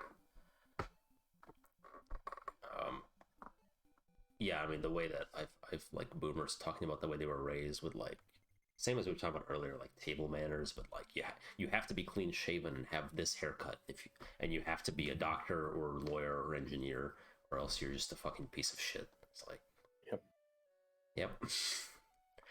That will result in some unstable individuals. And the belief system that is harmful to society. Exactly. I am glad that Zoomers are moving away from that. And now you can be a Twitch streamer and be okay. You don't have to be a doctor. You don't have to do. You can be a net drain on society, and that's okay. Yeah, our society produces way more than it needs to the point where it has to make excuses to keep producing things because of the belief system that everyone has to work. Yes, that's true. That's true for a lot of. That's an issue I have with a lot of the work I find is I try to work at places that will make me feel like I'm contributing something meaningful. That's why I wouldn't go back to automotive because I don't give a fuck if people have cars or not. Cars are cool. I don't care what brand you have. There was so much bullshit rival kind of thinking when I worked at Ford, where it's who gives a shit if your seat tracks are smoother than the competitors? What the fuck are you talking about? So I've been lucky to have been working in a medically adjacent field, so I feel more feels more fulfilling, I guess. I might have I was thinking about moving back with my closer to family. A lot of the companies down in Atlanta, there's a lot of really good defense companies, Northrop Grumman and Lockheed Martin. I mean, it'd be cool as hell to work for, but I don't know, would I feel fulfilled working in defense? I don't know. It's something I have to think about. Saw that solidified a lot of this thinking is that people have been complaining about the ethical issues regarding the like AI generated images. Oh yeah. Because these could potentially put artists out of work. Right. And what this indicates is a society where technology that like makes a job, that automates a job, which should be something that like is very much looked for and liberates a big portion of humanity from their day job and lets them do whatever the fuck they want with their lives, is instead becoming harmful because the belief structure we have makes it so that like losing your job, you then lose your livelihood. Whereas as we are continuing to automate away more and more jobs, there should be this move to a system of wealth, I guess, that makes it so that like so that does what it actually is meant to do and makes life better and liberates humanity from work instead of causing like poverty and despair and all this horrible shit. So it's really fucking messed up. Well, it's partially a belief, but partially also just practicality, right? I mean, I think a big issue from a few years ago, well, it's still ongoing, but the automation of trucking with self-driving cars and trucks specifically being so suited to that because they spend most of the time on highways, which are the easiest for self-driving cars to navigate. And it's like, well, what are the truckers going to do? And while it's like I generally agree with the automation of jobs that can be automated and freeing people up to do other things, like there are truckers who like to truck. That's all they know how to do. And it's like, well, what are they going to do, right? And I think that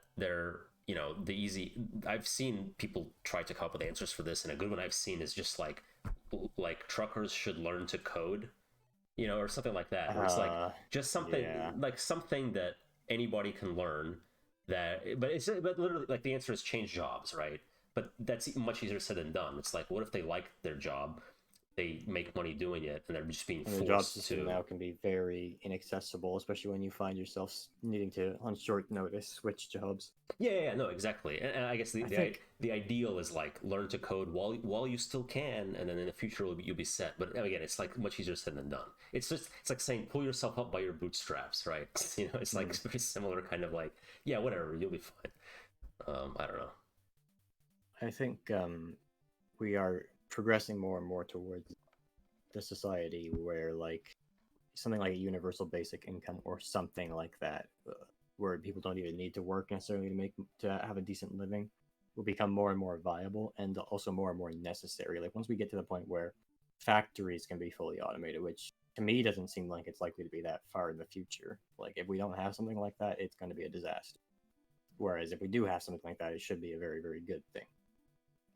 Maybe one way to do it for now would be like if you are a trucker and the trucker job gets obsoleted, you can apply to the government and they like put you on a pension for it or something like that. Yeah, I mean, there's all sorts of solutions to this, and like I personally, philosophically, even or whatever, I don't disagree with something like that. As like if your entire career gets obsoleted by a machine, just for practical reasons, you should be able to easily go on some kind of welfare and be encouraged to find something new to do, even if it's just so you won't be bored. But it's not your fault that you can't be a trucker anymore, right? You couldn't have predicted that this would become obsolete, so it's not like you shouldn't be punished for your job not being able to be done. If you don't enjoy it, then it's like, whatever, you're good. Then find something else to do. You didn't like it anyway. The problem is, like, I definitely know, I've met some people who are like, yeah, I drive a truck and I really like it.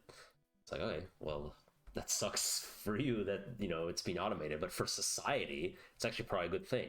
It's kind of if they can just go on a pension and live comfortably not working, I can't imagine they would like just having all that free time less than trucking, really. Oh sure. Yeah, then you get into, and again, like practically, just practically speaking, philosophically, I couldn't give two shits if everybody is on a pension and doesn't have to work unless they want to. Yeah, work is fucking miserable. There's no point in pretending that there's some kind of nobility to it. I mean, no, I respectfully disagree with all work being like that.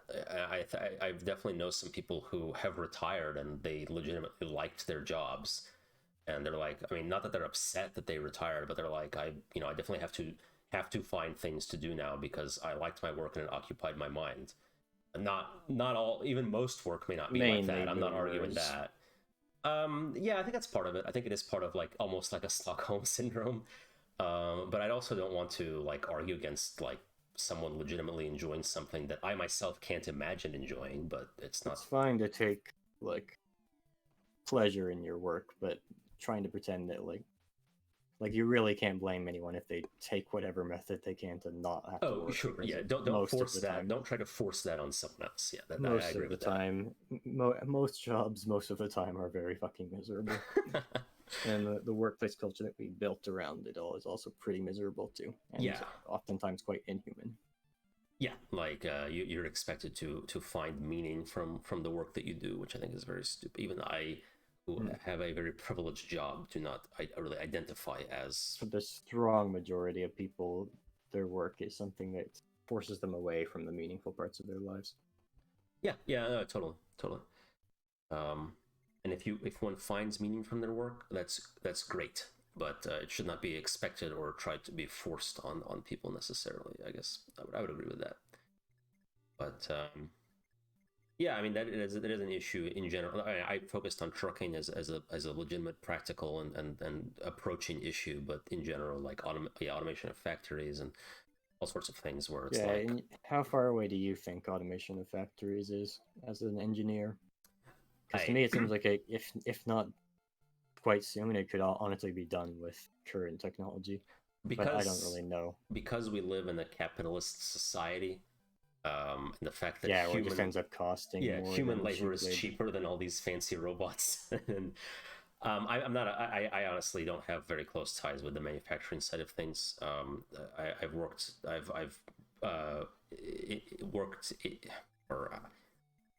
What do I call it? Like toured factories at times, and it seems like most of the things people are doing could easily be done by a machine, but it's just not worth the cost of getting a machine to do that thing. We can just pay a dude to do it. So one of the things I was doing at my last factory assignment was there were these cards and you had to stick magnets on them. You had to stick 4 magnets in the corners, which to me seemed like a job that could have very, very easily have been automated. Yep. But that specific company just didn't have a machine for it on the floor there. Yep. I was there and they told us about this one dude has to torque a bolt into a seat, and it's like a little bit hard to reach, and you have to torque it to a very specific torque. And they talked about like the system they have where like if one guy is fucking up constantly, they'll move him to something else. It's a job that requires a bit of nuance. And the whole time I was like, machine could do it like so fucking easily, you know. It's like they have this whole system to make sure that a person can do it effectively and to get the right person doing it, and the only answer is it must just be cheaper to do that than to get a robot, you know. I mean, I'm no expert. Again, I don't have that close of a work experience close to the manufacturing side of things, but I don't recall ever seeing something that could not with current technology be done by a machine. If you don't talk about the cost, it's like this is all possible, at least. So IDK. The question is, how far away is it? It just depends on the fucking cost of things, like everything else. Technology wise, I think it could be done now, at least like 90%, you know. So that is my impression as well from having done them. Right? Yeah, you know more about factories than I do. So yeah, I can only support your.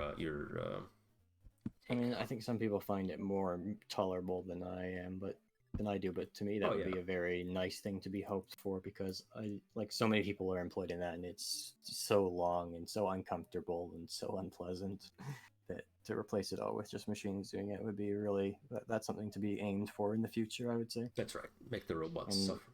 There will need to be a economic, like a system of wealth will need to be changed to make up for it.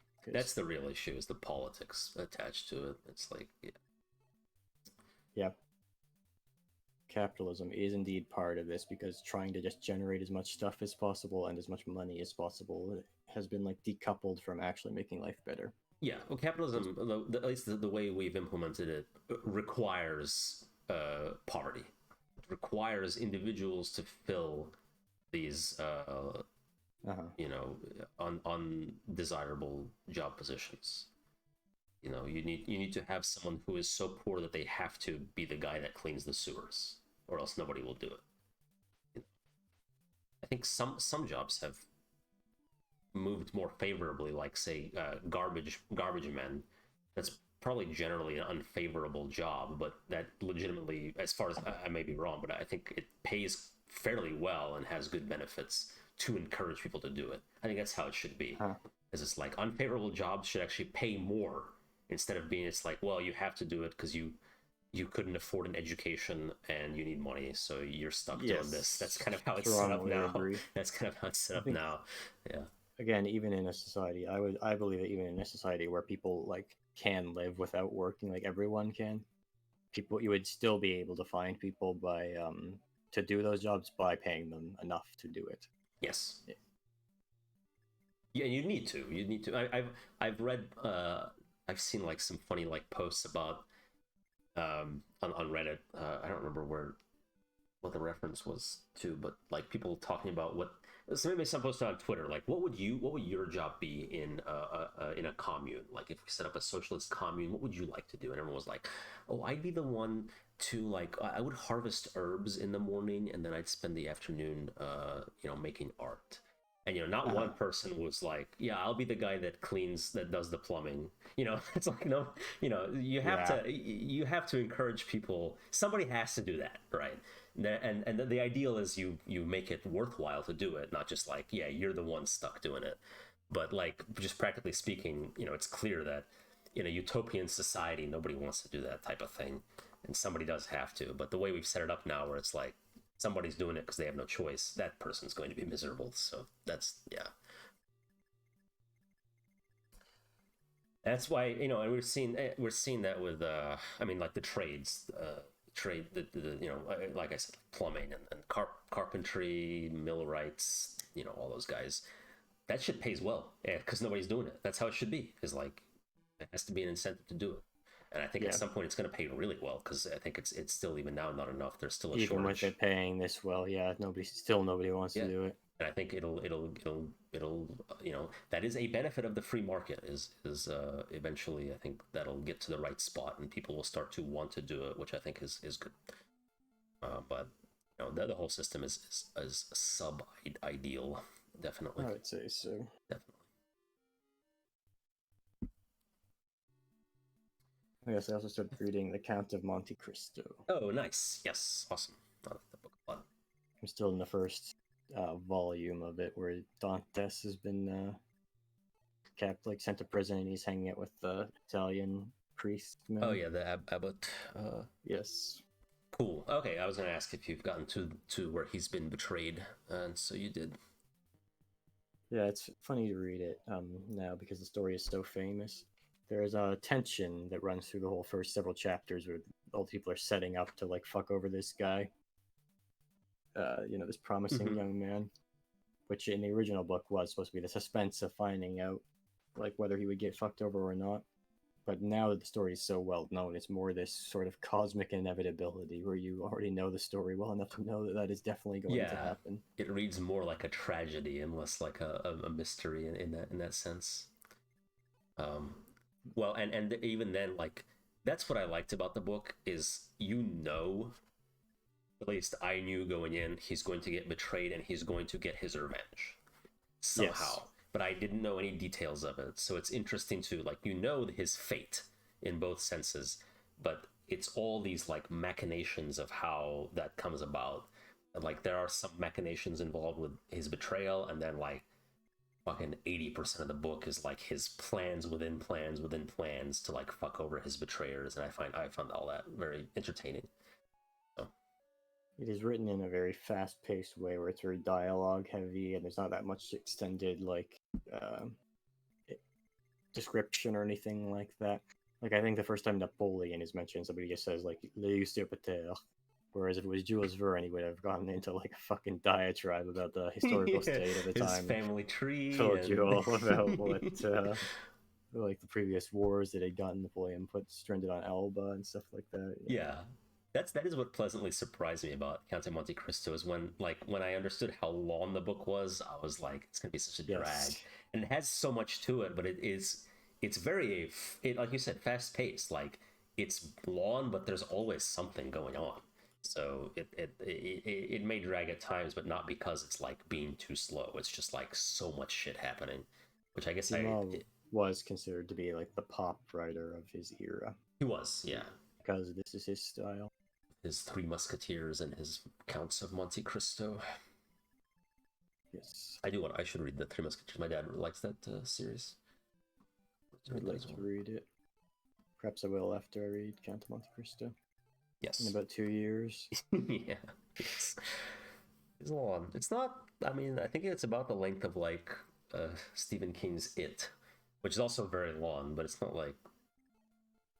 It's more worth just a long than book. Stephen King's It. I would agree with that, although I enjoyed it very much. But yes, Count of Monte Cristo is in a league of its own. Are there any orgies in the Count of Monte Cristo? No, I think it's quite chaste. There's a bunch of like marital drama. There is, but no, like, no over sex who gets involved. to marry whom. Yes. And then the Count with he has some interesting relationships with certain women. Oh, you probably haven't gotten to that part. You have not gotten to that part yet, so he's still in jail. Right, yeah, he's still in jail. Right, okay. You don't even know if he escapes. They're at the point where like they're pretty sure they can escape, but the one guy's sick. The priest guy is sick. Right. So he's like, go escape without me, and Dantes is like, no. Oh, don't want to. Edmond Dantes.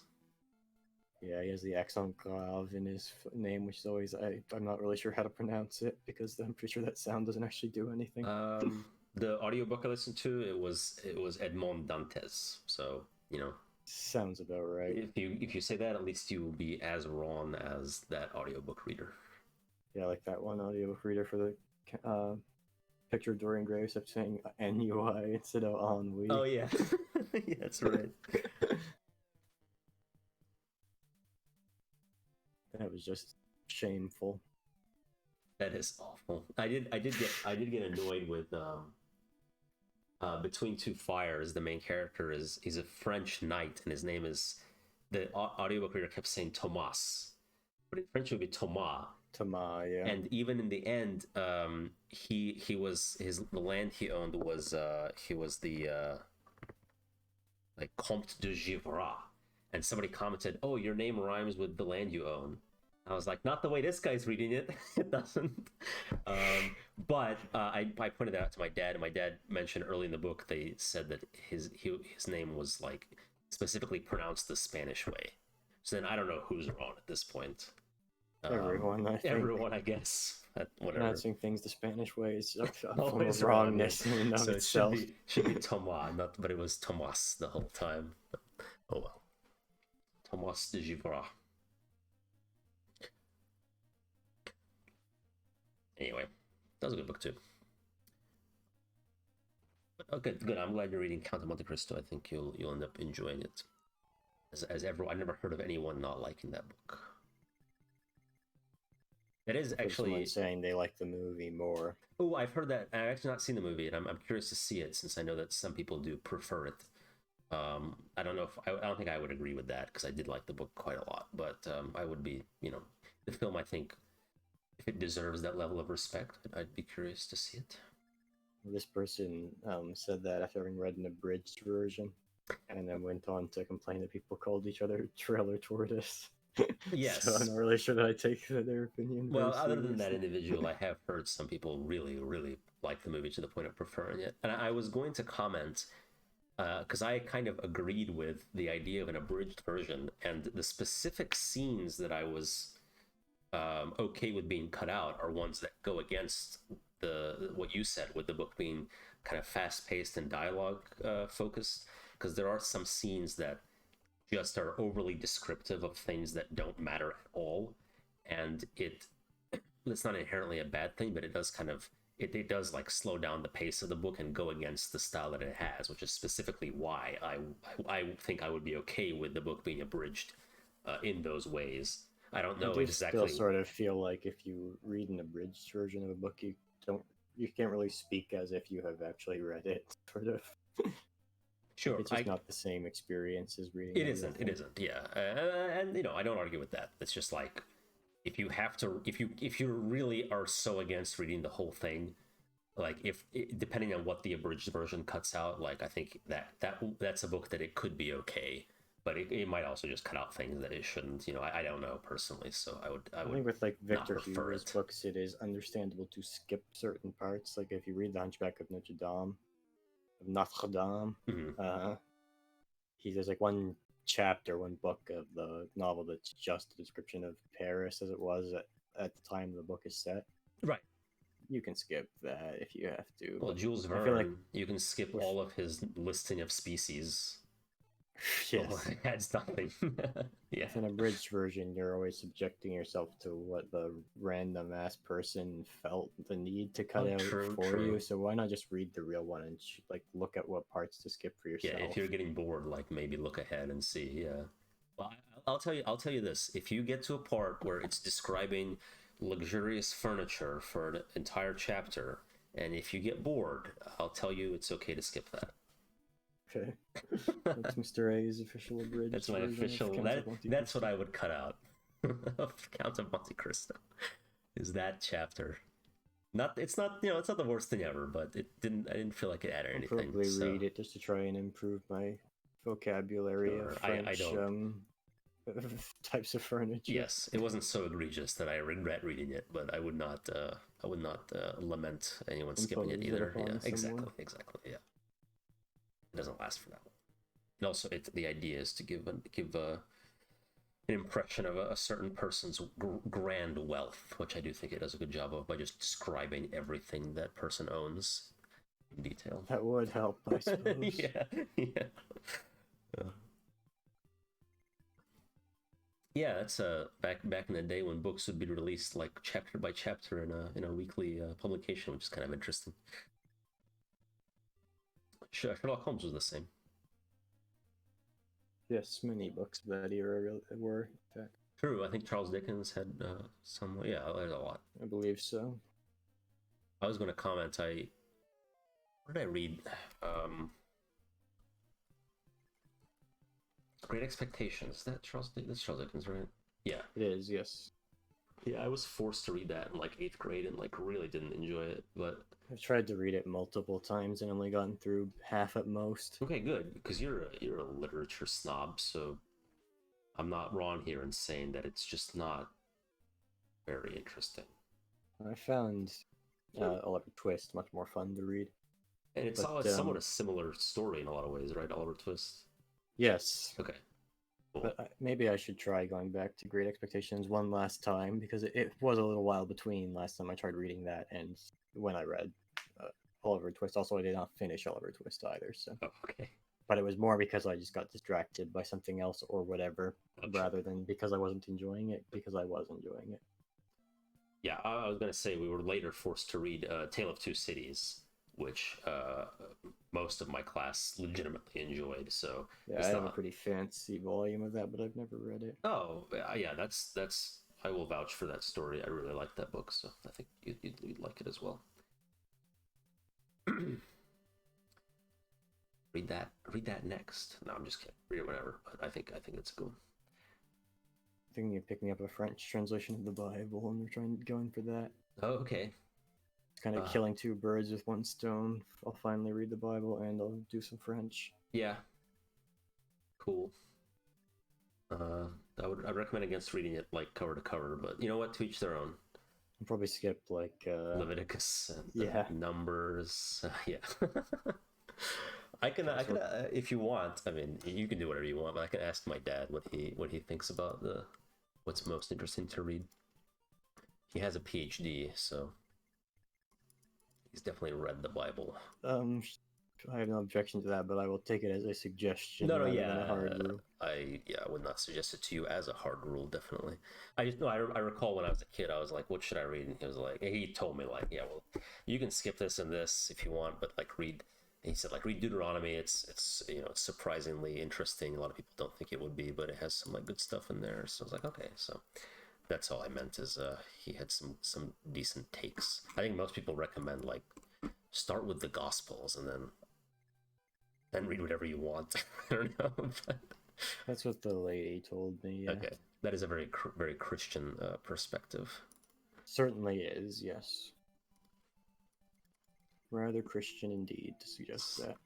Like if you read the gospel, you're guaranteed to have your heart captured by Jesus, and then you're free to do whatever you want. So that's the most important part. I can go on American internet and debate about whether it's theologically wrong to be homosexual or not. You can. I used to rile up a certain spoiler-focused individual by arguing about whether it was okay to have sex before marriage on the on I think it was, I don't know if it was I think it was AFT, the AFT forum.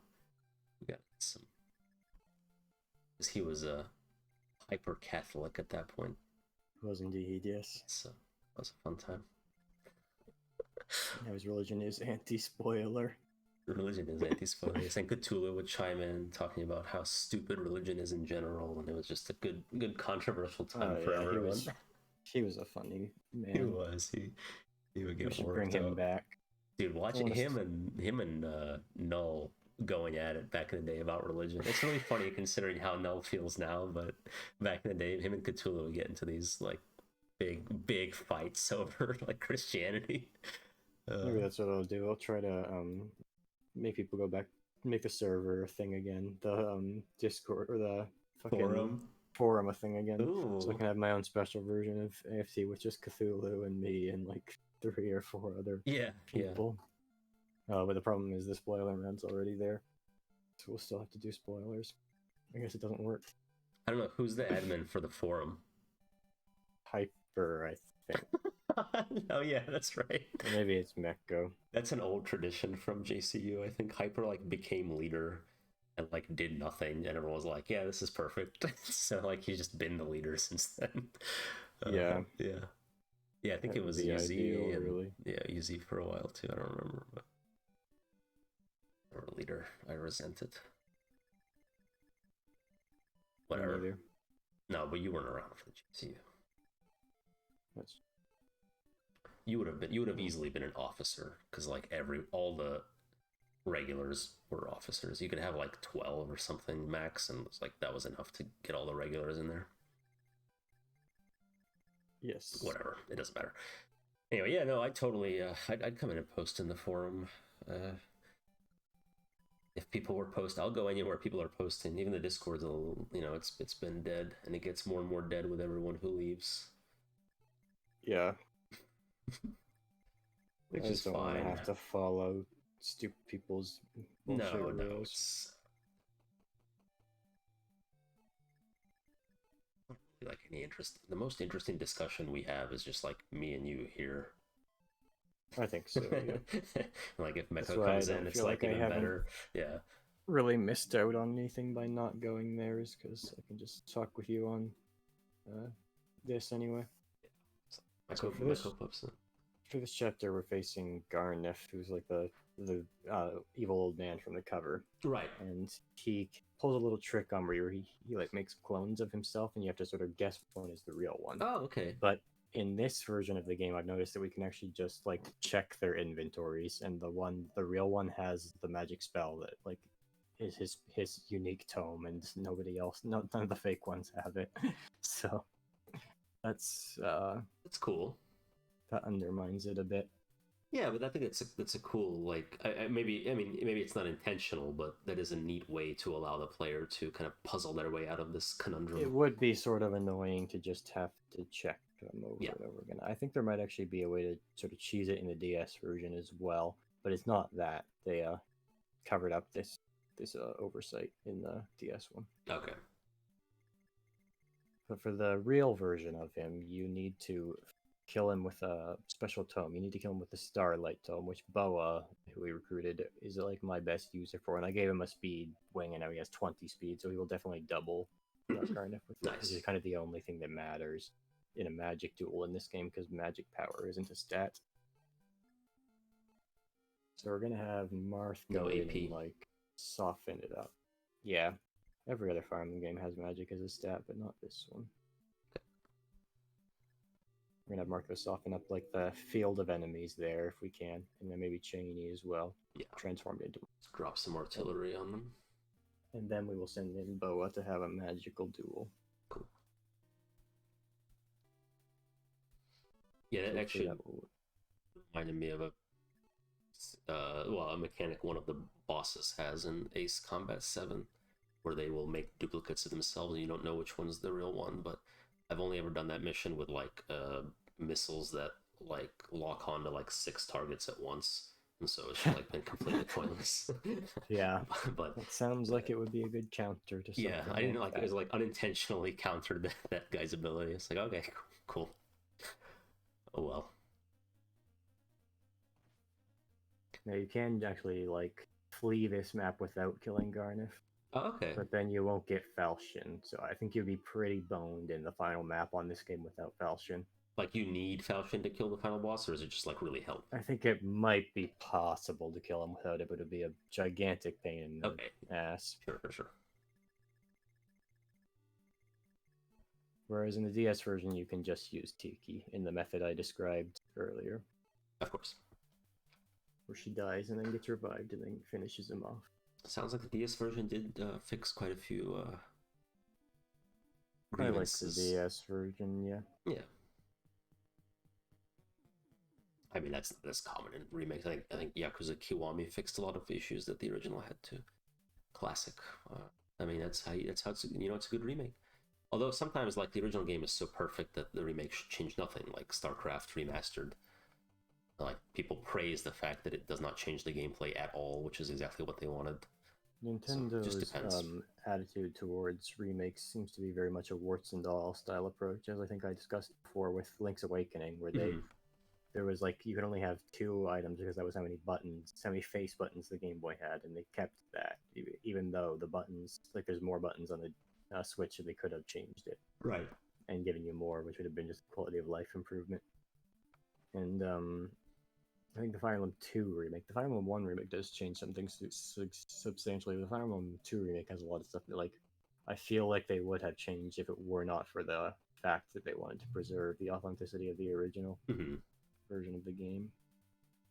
Yeah, I mean, I feel like I kind of like that. Is it with the warts and all? I think there's merit to it. I think it does show an approach where they think of video games as having a history that is worth like learning about, I guess. Yeah, totally. And like it's yeah, it's worth seeing where games were at the time, and maybe improve the graphics and the sound or whatever.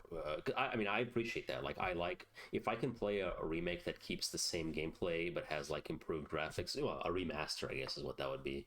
Because it's like the graphics, they generally don't mean anything to me. So, I think like Link's I'll just Awakening changing the art style to like the like McDonald's Happy Meal toy art style that it has is fine. Yeah. Yeah. So you just continue using that as an example. Well, sure, and I mean, even that might depend. Like, if you change the art style too much, that so I could understand some people not liking that. Because I'll go back to like StarCraft Remastered, which the art style is the same. It's literally just higher resolution sprites, and so it's just like more pleasant to look at. And I don't fault anyone if they like the old graphics better, but I feel like I personally like the new graphics, and the gameplay is the same, and so for me that would be the perfect way to experience the game in the modern age. And I wouldn't feel like, having played the remastered version, that I needed to ever go back and play the original to get the full experience. Maybe some people might feel that way, where it's like, without the original graphics, they don't feel like it's the same thing. I mean, technically it's not, but I feel that way. So it just depends. But even then, like you said, even if you do change the art style, that's not inherently bad. Like, I'd be inclined to agree with you regarding Link's Awakening. I haven't played it, but I've seen pictures of it, and the original Link's Awakening's art style doesn't really feel like it's that important to the message of the game or anything. Sure. As long as the new style like looks good and is cohesive and all, it's like you're welcome to prefer either, but it's not like they did anything bad by changing it. I wouldn't say. Probably not. Probably not. The Yakuza is the same. Like, Kiwami just looks better. Like, it's a newer game. The art style is the same. It's like realistic Japan looking style. It looks like Japan. What can I say? That's all you can ask for. That's all I can ask for. I've never been to Japan, but I've been to Korea, and I think they look similar. That might upset some Japanese and Korean people to hear It you say might, that. but you know, I'm white, so I don't know. I'm not familiar with all these nuances. It's just my True. experience. My Forgive him, he is white. yeah, therefore forgive me. ignorant. Yes, I'm my white ignorance. Each country has Starbucks. You know, that's all I need. As long as they both have Starbucks, you know, they're pretty much the same. Yeah, actually don't know if that's true, but I wouldn't be surprised if they both have Starbucks.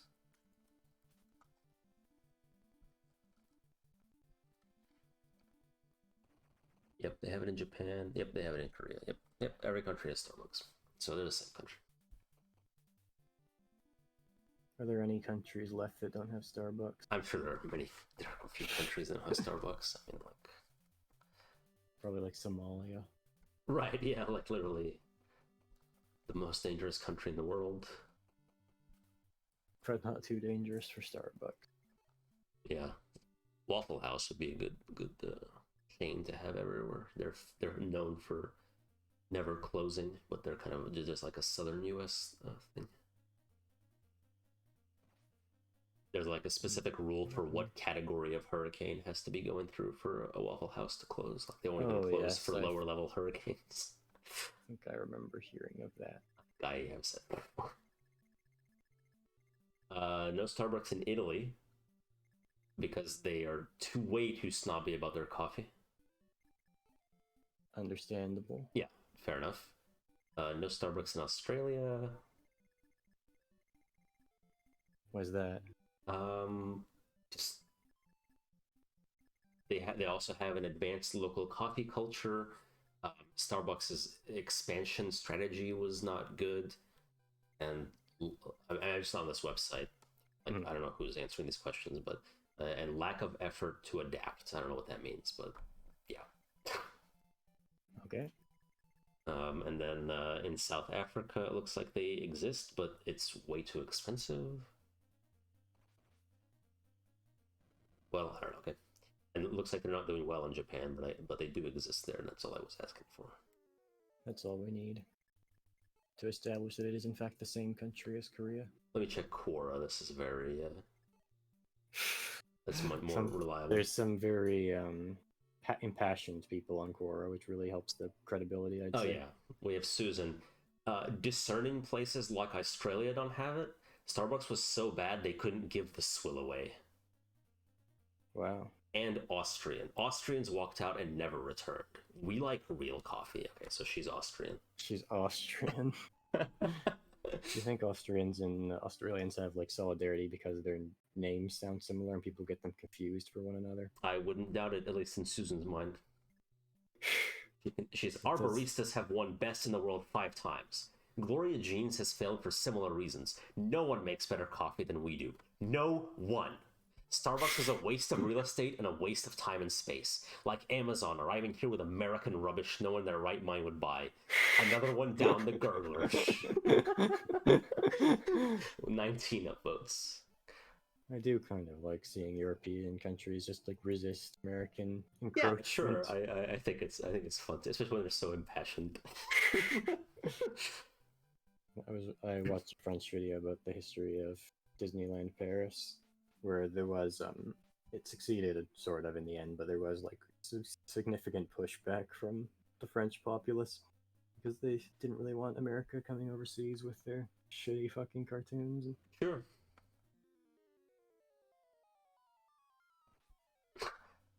David, what countries don't have Starbucks? The lucky ones. I just don't go if you don't I know that much. I mean, I guess there's an argument for them like pushing out smaller chains. I guess that's the only thing I could say. Such happens, yes. Yeah, but otherwise it's like, yeah, just don't go. Like, relax, jeez.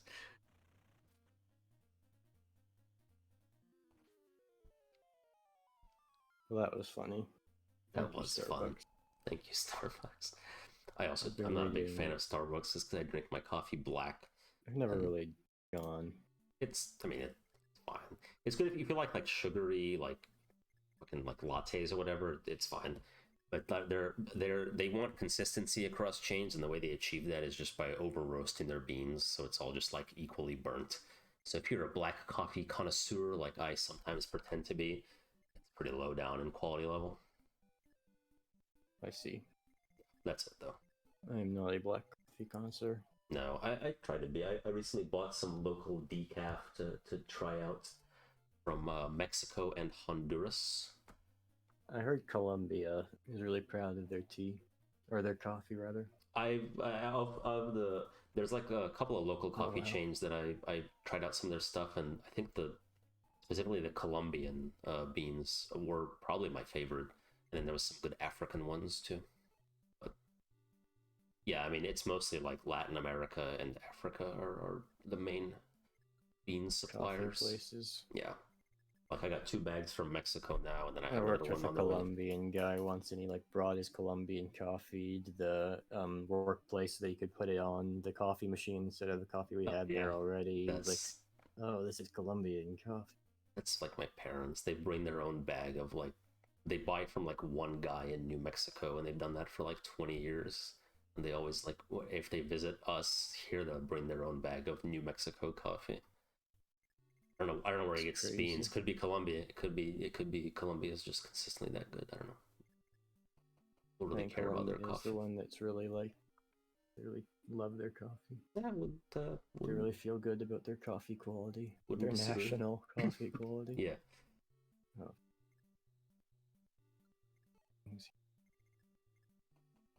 I'm being menaced by inventory problems once again. Oh no. The great inventory menace rears its head. It's been my consistent problem all throughout this game. Your bane. Is inventory. Yes. I like these green bricks, you know, very, very vivacious. Festive. Yeah, festive, true.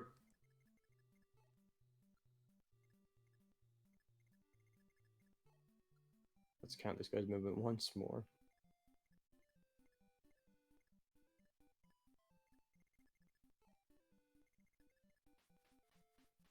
Should be good. It should be okay. We need to like have Martha run and hide because he's at 3 hit points. That's not enough hit points. Oh no. Should work.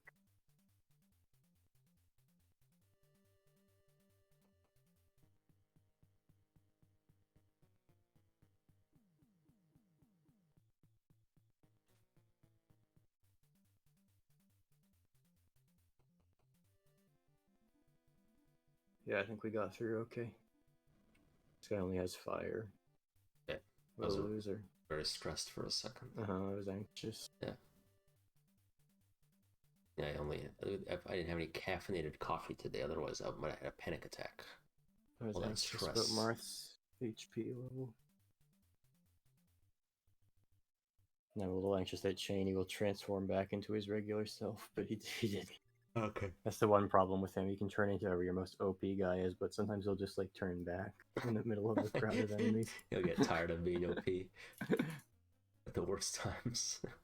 It's somewhat randomized when he transforms back. I'm not sure exactly what the math is, but I think so far my experience with him in this game is that he tends to stay transformed for a good long time. Yep.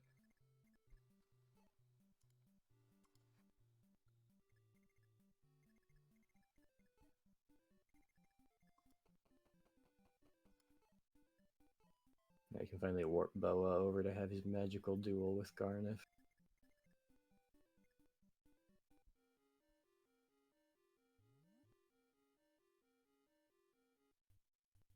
It'll work out well.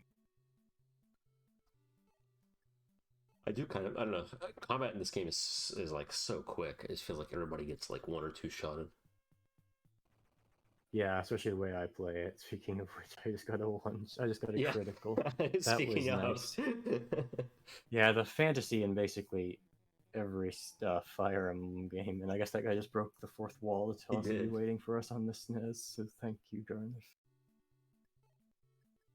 Thank you for that dire warning. I guess I don't really need Starlight anymore now that it's served its purpose, but we'll keep it just as a memento of its service. Every time you see it, you'll be reminded of you one-shotting Gharnef. That was a very fortuitous What is it? critical, A crit to too. be Yeah. honest. I know. Yeah, the game is on our side. So he definitely would have survived a round of combat if he had not gotten crit. Exactly. And then he would have had an opportunity to get healed. Yes, the fantasy in Fire Emblem is always take really just kind of prioritize a small number of characters so they get so fed basically that they can just go around one-shotting or one-rounding every single enemy. Sure. And then especially if they can use a javelin or something like that and be good enough to one round even with that, that's when you know you have an excellent Fire Emblem character on your hands. So Seth, for example, from Fire Emblem 7 is known for his proficiency in doing exactly that. Mm-hmm. Just running around, destroying everyone with a javelin. And you don't have to train him or anything, he just starts able to do that and remains able to do that for the entire game. Cool. Somewhat overpowered character.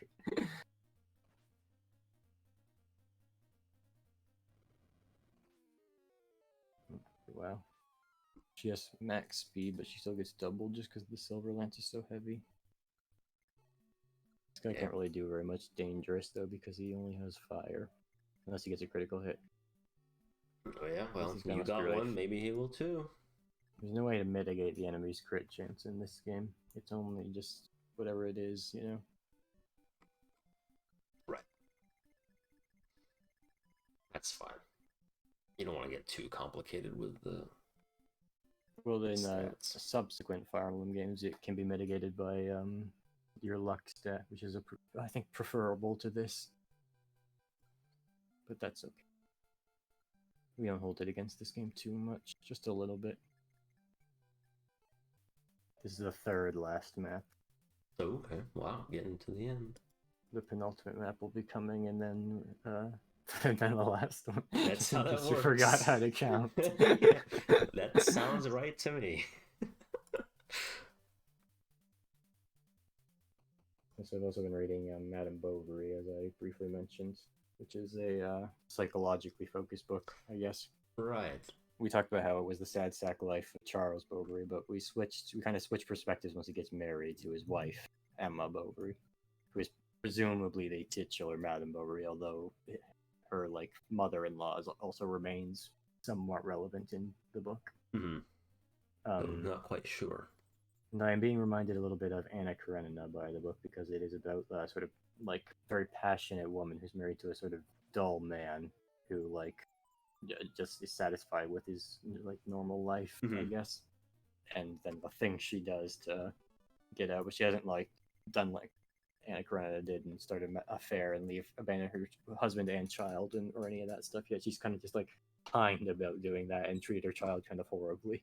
So that's what's going on so far. Okay. Cool. I guess it's very dramatic and all that. Yeah, it sounds like a dramatic kind of character-focused psychological experience. Yes. And I've also continued to read Tintin a little bit. I'm in the era of Tintin where the occupation is happening. So that has mostly not affected the comic very much. Or at least I'm in the World War II era. There's one comic where Tintin, it's the set, or it was written at the time when Japan, did that bridge incident, occupied a little bit of China, and Hergé had Tintin go in and, make Japanese troops, stop occupying China, basically. But then after that, I'm pretty sure that Belgium is now occupied, and so he's not allowed to print anything negative about the Axis powers, basically. Okay. Oh, okay, here we go. We've rescued our sister. So, Gharnef was the one who had our sister, Elise. At the start of this stream, the dragon boss taunted us about how our sister was very kidnapped and our mother was very murdered. Sure. So, but we've managed to rescue our sister. We have mitigated some of that situation.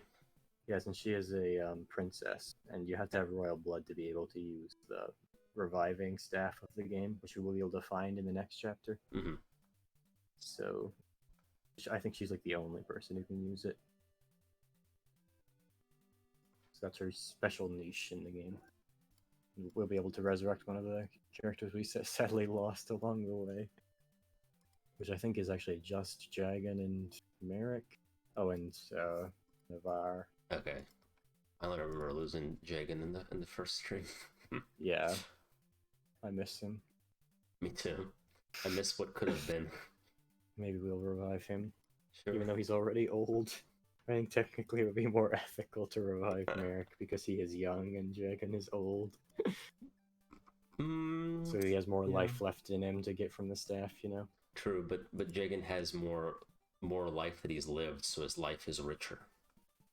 You can more quickly catch up a fresh child to the position of the other characters. But, you know, maybe Merrick has so much potential for a rich life ahead of him. But maybe he'll just sit on his ass doing nothing, you don't know. He is a mage, so he'll probably just, like, read in a tower for his whole life or something like that. Read French literature. Oh, you see, there's no nobler cause in that. That's true, that's fair, yeah, that's who you should definitely resurrect then. Who has the most French name? That's who you should pick. Navarre is, I guess, Spanish. That's close. It's next Camus door. had a pretty French name. But Yeah. we couldn't recruit him. No, we killed him. Doesn't count. Which one's the most French between Jagan, Merrick, and Navarre then? Damn, both Jagan and Navarre are, you know, kind of German and Spanish sounding, so that's right. Both are right next to France. But that's kind of a close but no cigar sort of situation. Yeah, let's just cancel those out, and then America is the remaining choice. Okay, yeah, that makes sense. Marie. Marie, there you go, perfect. You put a Q in there, and it's all French. Sorry, who actually has Falchion? I think it's Boa. Yes. We'll need him to hand that off to Marth. Yes, Marth needs the Falchion. Falchion. Falchion. Falchion. He needs it to kill the dragon. Dragon, yes. Mr. A and I played League of Legends after the last stream, and it just kind of devolved into both of us saying dragon Yes, as many times as possible. That's right. I wouldn't say devolved, evolved. Yeah, rather. Right. That was actually an improvement. Yes. I have I ruminated on it for about 20 seconds, and I think I will try to one-trick Nami. So we've chosen my main. I'll try to stop hopping around so much. This has been an anxiety of mine. Yes, I'm sure. So why Nami? I just like her. She's such a mommy. Yeah, well, I like feeling like I'm always contributing by having a really easy heal, and then she also does have some good CC that if I play well, also feels like it can really turn team fights around. So kind of both things that I go for in a character. I do like having a Nami with her healing powers around. Yeah, and she's kind of a fishy type character, and I think fish are underrepresented in games. You like nautical themes? I do like that. Yes. Naval connoisseur. Okay, so actually in the DS version you have to find the staff in a treasure chest, but I guess your sister just kind of joins with it in this game. Yeah. Oh, maybe she has to go to that temple to use it. Maybe that's what it is. I'll try warping her in when we're about to seize the throne and see. Because this treasure chest here is where the staff would normally be. And I'm noticing that treasure chest exists in this version of the game, so I don't know what it has in it. Ooh, mystery. Yes, I guess we'll have to solve this mystery before we go kill the final boss. Sherlock Holmes is in the public domain, so you are free to solve mysteries as you choose without being sued. That was copyrighted to Sherlock Holmes for a time, but now that it's in the public domain, you can't. Exactly. I didn't realize. I thought so. Sherlock Holmes was mostly in the public domain, but there was like one story that wasn't, and so the estate continued to sue everyone using Sherlock Holmes. Like I don't think they ever succeeded, but they continued to try. And really petty and really petty. But now I think finally the last original story is or is about to enter public domain. So that's the end of it. They won't be able to pull that shit anymore. Yeah, they won't be able to fail at suing people anymore. Because Sherlock Holmes has been effectively public domain forever. There's been like movies and shows and board games and all sorts of shit. So video games, yeah. Sherlock Holmes versus Cthulhu, both public domain figures.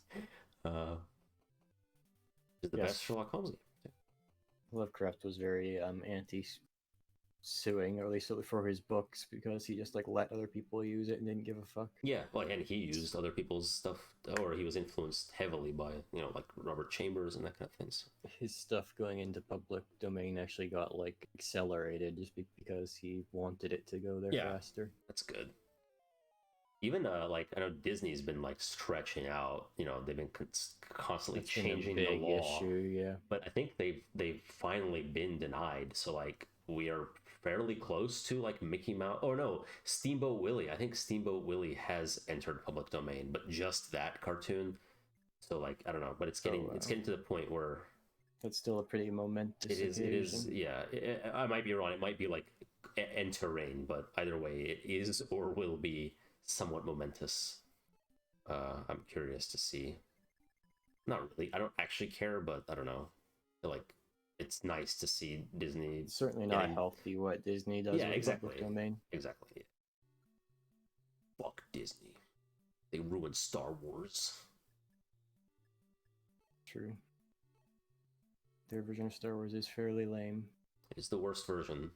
One could argue Lucas ruined it with the prequels, but one could argue that. One could argue Lucas ruined it with Return of the Jedi. Depends on how much of a snob you are. As well, yes. I understand the criticisms of Return of the Jedi, but I think it's good. Yeah, same. I always loved it as a kid, and definitely understand the criticisms. Well, the haters. Empire was just too good. That one was pretty good. It's the best one. I find the first two to be close to each other in quality. Yeah, and New Hope was also.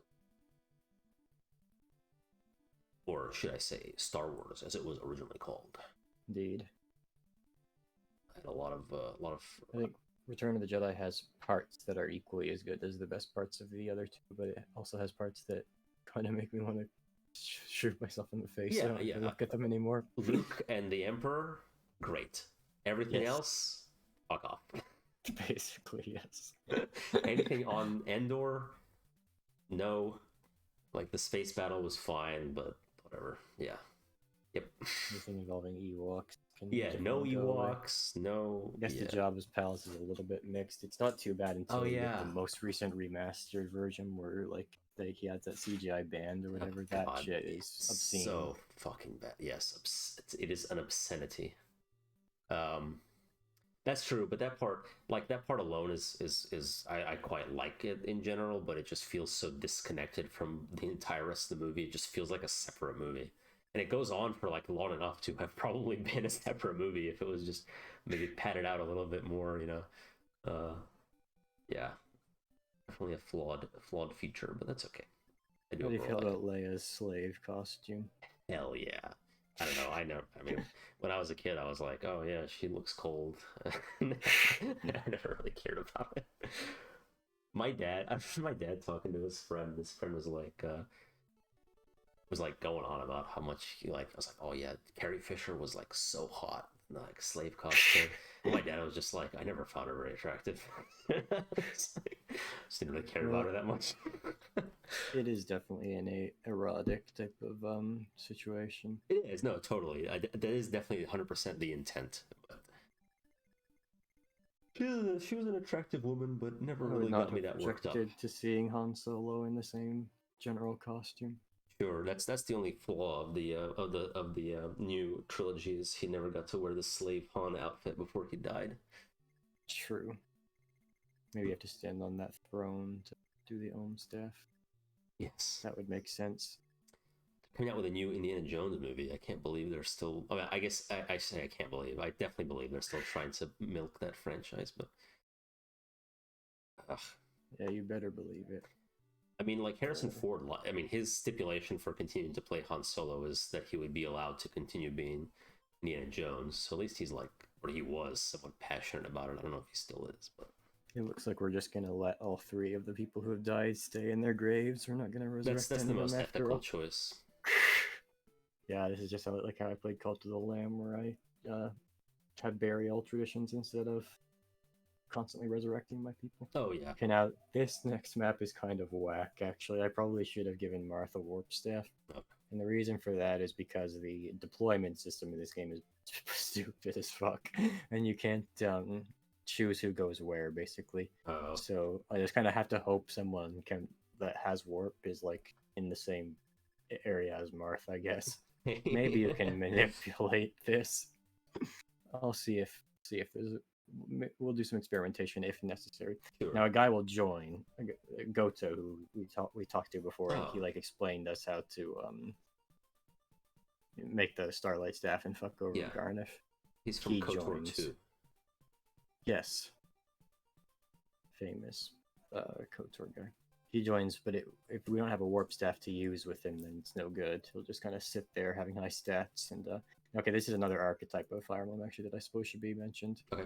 It is the Goto archetype. So this is a guy who joins in the very last chapter and is really, really good. So you can see Goto has like max stats in several areas and He stuff. does, yeah. A And here's lucky what we boy. do. We know that Lena is in the same crew as Marth. Actually, let's check. Let's check even more. Oh, you can edit your INES header. Cool. I can, yeah.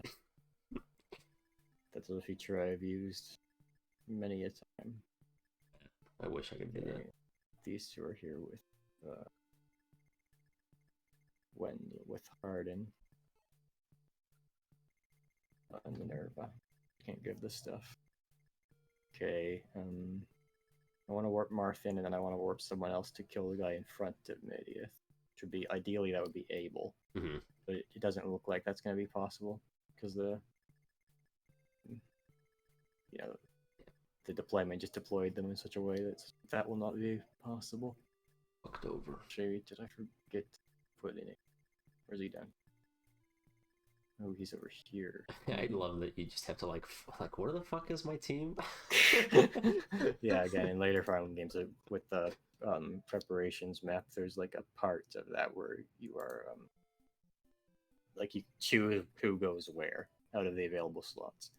Okay, so if we give Lena a warp staff, oh no, warp. Okay, we're gonna redo the second last check. Okay. Oh wait. Uh-oh. Never mind. We're not gonna do that. Oh god. Oh no. I think we just have to kind of let these two die now. No, that's fine. That's fine. We got our sister light, back, man. only for her to immediately die. Wow. For the roller coaster of emotions. So I need to have 2 warp staffs with Marth for the next chapter, I think. If only I could like have my characters grab inventory items from each other instead of having to give them only. Mm-hmm. Oh well. They all read the giver, but none of them read the taker. Exactly.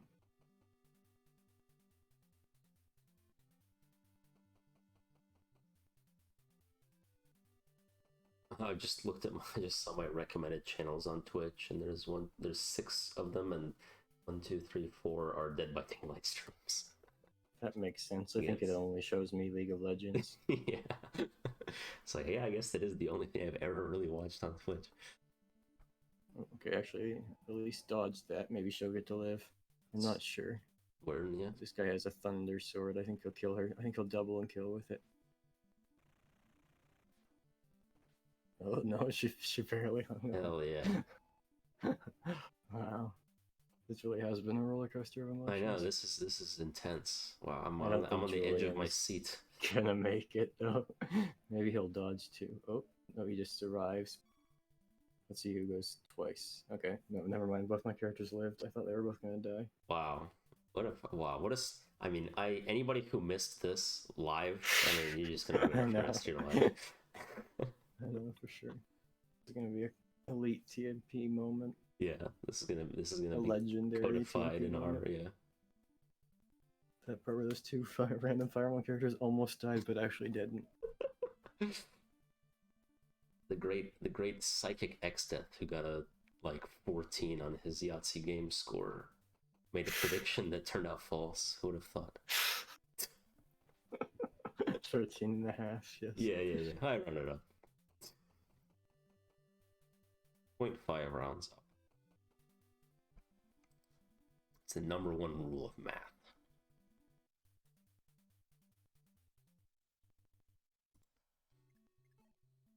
Okay. So now we need to just give Sheeta and Lena a warp staff each. Yeah. And we should be good. You get a warp staff. And you get a warp staff. I think you're referencing Oprah Winfrey there. I am, yeah.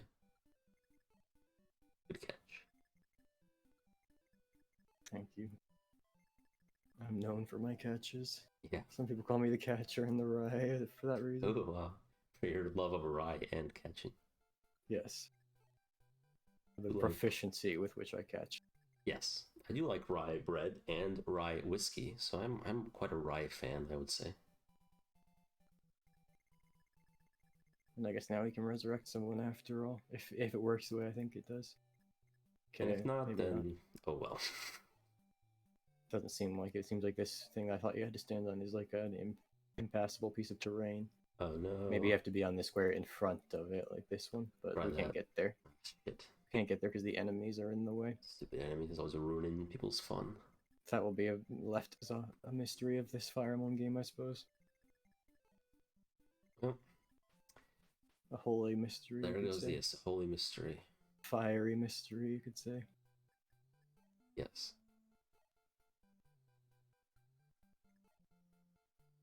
At what point do you get the Fire Emblem? In like the 5th chapter or something, you get it. Okay. When you first meet Nina, she gives it to Marth to prove his heroic status. Ah, cool. So that's when he can start unlocking chests, is when he has the Fire Emblem. Ah, okay. And there's a little icon next to his name that shows that he has it. Neat. Alright, let's make another save state now that we're here. Yeah. Smart.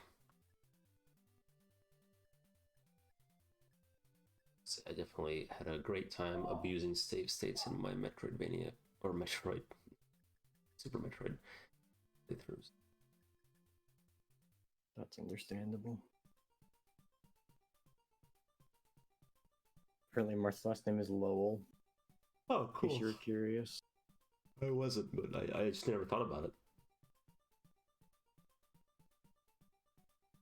I thought it'd be like a medieval type thing where it's just like Marth of somewhere. Yeah, that would make sense. The sort of thing he'd be called. Sure. Marth de Givre. Kissed me. Okay, that's alright. We can probably do a 2 to 3 turn strategy here. Okay. Maybe. Yeah, 1 turn that would just be like showing off, but 4 turns then that feels unskilled. So 2 to 3 is the sweet spot. Exactly. That was my rationale. When I was crafting my strategy, I didn't want to be show-offish. Yes, but... yes. Mars warped. I think we'll have Harden warp as well. Oh, no, we can't. We traded the warp staffs away from these guys. Never mind. Oh no. Harden will not warp after all. He'll hide in the corner. Yeah, smart. That's the steps to success. Warp, and if you can't, then hide in the corner. Exactly. That's the Fire Emblem flow chart. Yeah, flow chart.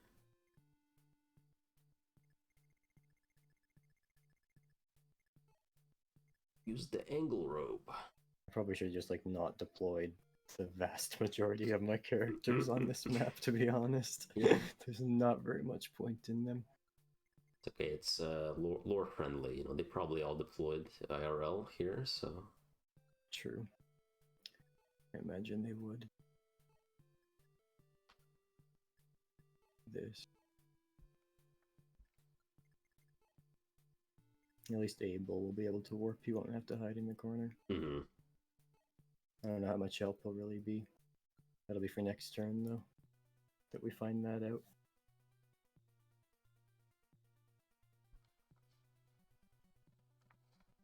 It's just not too safe for most of these characters to be deployed. We might see a last chapter massacre here. Mm-hmm. Happens. That's life. C'est la vie. Indeed. C'est l'emblème de feu, as the French say. Yes. Russians say c'est la vie a lot. Do they have to like say it with a more Russian accent though? C'est la vie. C'est la vie. I mean, yeah, but it sounds French enough. Is it just down to Peter the Great that Russians have this like Francophilia? Probably, yeah, with his big westernization, I think so. Like that is at least a big influence, if not the sole major influence. There's not, I mean, like modern, like it's a stereotype, but more like modern Russian women like love Paris and France. Yeah, but I don't know. That may all just come from that back in the day. Paris is the most visited tourist destination for any nationality. True, there is even a Paris syndrome that people experience where they believe it's like the best thing ever, and they go there and it's just like a city, and they get like super depressed. I think that's a problem like in Japan specifically. Let me look it up. I mean, it's a cool city, but yeah, they're like it's heaven on earth, and it's like, oh yeah, it is a Japanese phenomenon. It's the city of light. Sense of extreme disappointment exhibited by some individuals when visiting Paris, who feel the city was not what they had expected. Severe form of culture shock, characterized by a number of psychiatric symptoms such as acute delusion, hallucinations, feelings of persecution, derealization, depersonalization, anxiety, and also psychosomatic manifestations such as dizziness, tachycardia, sweating, and vomiting. Wow. That is a very intense reaction to a disappointing vacation. I know. you just like step out into Paris, and it's like that's not what I expected, and you just like throw up. Oh God. Relax. Japanese people are just really intense about everything, I guess. I guess so. Number of reported cases is very small, so just a few people. Maybe somebody just kind of made this up. Yeah, maybe. There's been books. I mean, there have been reported cases. There's been a couple books written about it, but including well, there's a book written La Syndrome di Stendhal, which is about Stendhal syndrome, which is similar somehow. But yeah, that's something I heard about from I don't remember where. But... From a place. Probably right. The source of all information in the modern age. You do love Reddit. I do.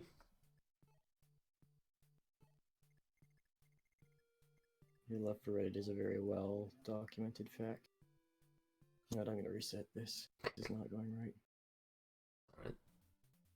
I'm going to do what I suggested and not deploy anyone except for like same couple characters that are actually relevant to the strategy, which is Abel, Sheeta, Lena. Okay. Just these guys. Cool. Then I won't have to worry about my other characters just dying in a corner. The worst place to die, the most desperate place to die is in a corner. Yeah, it just makes me kind of sad. Right. Yeah. It's not that relevant to this strategy, but it makes me sad.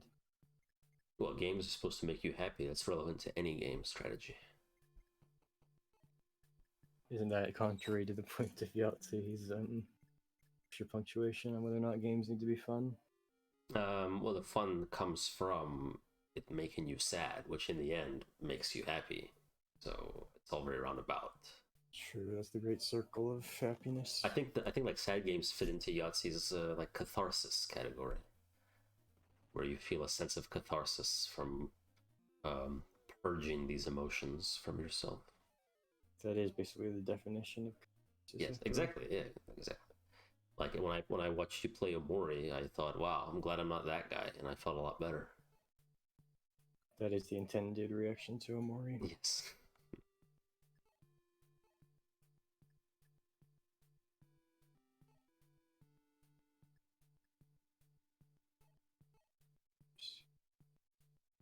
Do you not have the weapon rank to actually use that? I guess 20. Oh. Oh, I made a very slight error, but it shouldn't matter. It's okay. Errors never compound. That is one of the facts of the universe.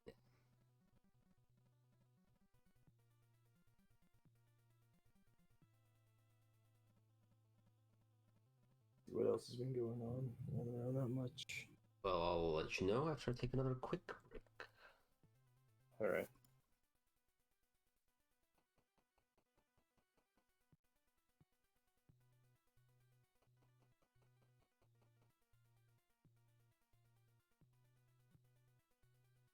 Yeah, these reserve staff guys are a problem.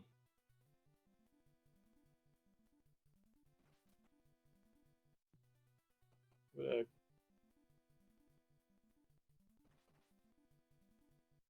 guess Dragon, Killer, and Mercurius do like the same damage.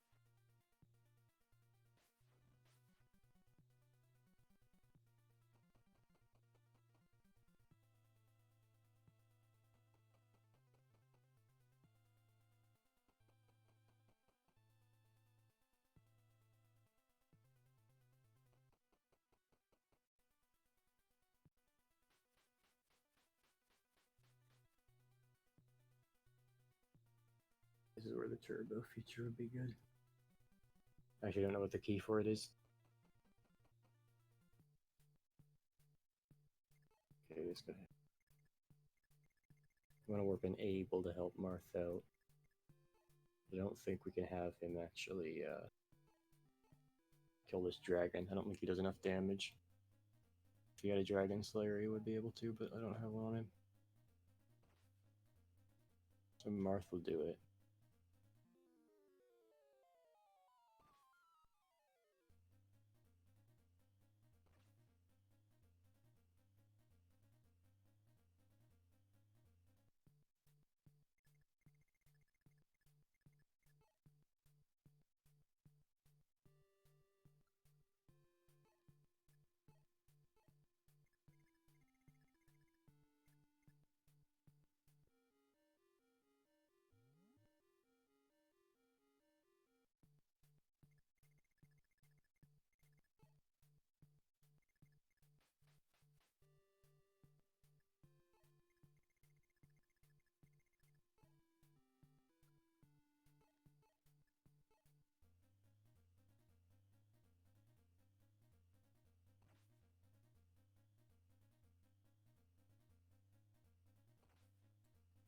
All right.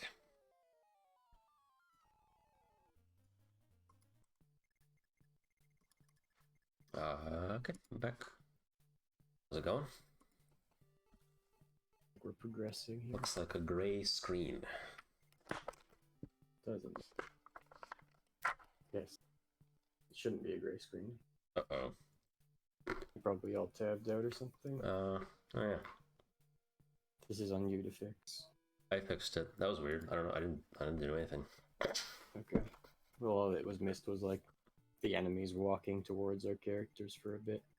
Yeah, I mean, I guess it was somehow my fault because it happened as I sat down, but I don't know what I did, so we didn't miss anything. Oh, okay. Happened as you sat down. Must have sat on a button that turned my screen gray. Well. Yes. Try not to keep that button on your chair next time, yes, I guess. I'll move my gray button elsewhere. Yeah, I don't know what else has been going on. I watched some movies, but we kind of talked about that. I've been watching Wednesday with my wife on Netflix. The Addams Family spin-off show. Okay. It's fine. It's very fine. It's kind of it's definitely like made for, it's like a young adult kind of show. We almost stopped watching it because neither of us were at all really interested after the first episode or so. But I think continuing into it, it has like a decent mystery to it, and it's not like bad. It's something to watch. But I think I have entered into an era of not really knowing what to watch, and so we're just kind of scrounging for shows that we don't really care about.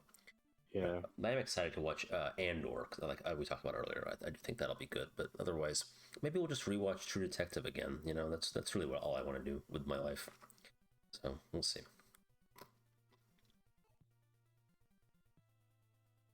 I saw people posting their letterboxed reels or whatever. Oh yeah. I don't know how to get to mine. I think you have to like pay for it, which I'm not gonna I fucking think it's do. like an email or something like that. Oh, maybe I'll do a quick check and see if I got one. But everyone is watching a lot of Korean and Japanese media. Yes, usual. They like their social commentary. Yes, class difference is a very interesting theme to focus on for Yes. many people these days. That's true. Zeitgeist. No, I don't think I got an email. I don't really care. Me neither. The oh feel wait, like no, that- there it is. Oh well, that's fine. Posting that stuff is never really meaningful because everyone just looks at their own list. So while you alt tabbed out to do that, you've created the gray screen again. It seems. The fuck? That I've been like tabbed out doing other stuff this whole time, and the gray screen has never been an issue. Okay, well we're back. That's I bizarre. don't know why it started happening after I took a piss, but all right.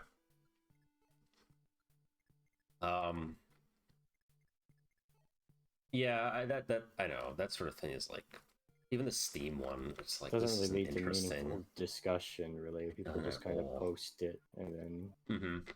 like nobody even really like looks at other people's list. They just like look at their own list. Exactly. Yeah, everyone's like, literally nobody said anything. It's like, here's mine. Here's mine. UZ actually started the discussion, so good for him. But I thought it'd be no. no. Null was the guy who was like, who Everyone started posted it. He this. started it, and Yeah. Oh yeah, I'll Usually was post the one mine. who introduced the concept of discussion to the. I used the wrong- Yeah. Most watched actor Megumi Hayashibara. Most watched director Hideaki Anno. Wait a minute. That's because of the fucking rebuilds. Yeah, you watched all the rebuilds and you also watched regular old rebuilds. That's actually. I'm actually That's glad I pretty looked this funny. up. It's really funny. Okay, cool. It's great. Who the fuck does Megumi Hayashibara I play? think that's Ray. I bet I was gonna say, but it's Ray. Asuka isn't in the first. Oh, maybe it's Shinji. I don't know. One of those two. Because Asuka's is not in the first rebuild, right? So that would have been what made the difference there. Right.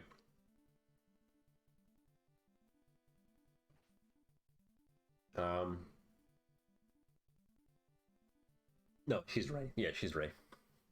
And Faye Valentine in Cowboy Bebop. Yes, and a lot of other characters. Yes, Jessie of Team Rocket. Yeah, okay, cool. Her name is something different in Japanese, but still the point stands. Oh, yeah, Musashi. I didn't know that. Yes. It's cool. Alright, well, I guess this year was the year of Evangelion. Certainly was. What a life-changing experience. The rebuilds, not so much, but the show was good. I guess, did I watch the show this year? I think I did, yeah. Because I watched the Yeah, you rebuilds did. like immediately after. Yeah, oh yeah. And the end of Evangelion as well. And then, which is the best one. That's the best end of anything. It is a pretty big end. Pretty big end. I did like, I recommended Evangelion to my sister and brother-in-law. They like anime, but and they never heard of it. I was like, all right, you can't like. They watch like ultra mainstream stuff like Naruto. Yeah, like Demon Slayer and shit. Yeah, Chainsaw Man. Attack on Titan. Yep, exactly. My sister actually got a tattoo on her, I think on her ankle of I don't know, is the main character from Hunter x Hunter. Oh, okay. Apparently that one's pretty good. Hunter I've x not Hunter. watched I did watch the first episode and enjoyed it, but yeah, I didn't. of the more recent Hunter x Hunter, because there was an old one and now there's a new one. So I don't know.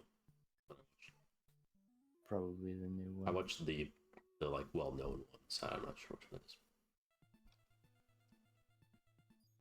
I tried watching it with my buddy who I was watching Cowboy Bebop with, so he wouldn't have to watch any more Cowboy Bebop. That's always a good thing to prioritize. I do still mean to rewatch Cowboy Bebop eventually. Same. I do aim to finish it at some point. Yeah, I started rewatching it with Nolan and it did not finish. DNF'd. Yeah. I mean, it's the same guy we're watching now. Japanese movies with, so that's what I'm watching with him now instead of Cowboy Bebop. Yeah. Anything that's not Cowboy Bebop is always an improvement over Cowboy Bebop. That's what I think. Yes, absolutely. That is the worst show Exactly. ever made.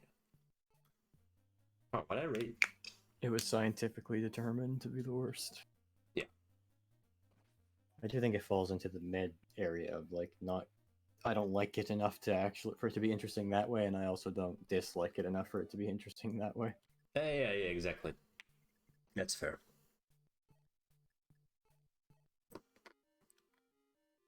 It'd be better if it was more stupid. Yeah, it'd be better if it was worse. Yeah, exactly. That's how I feel about Cowboy Bebop. It'd be better if it was worse. But I can understand why for some people it's a favorite anime. Yeah, I totally get it. It has a lot of style. It has a lot of class. It has a lot of style. Has a lot of grace. This Kong has a funny face. You see that fucking One-Winged Angel Donkey Kong thing I posted? Yeah.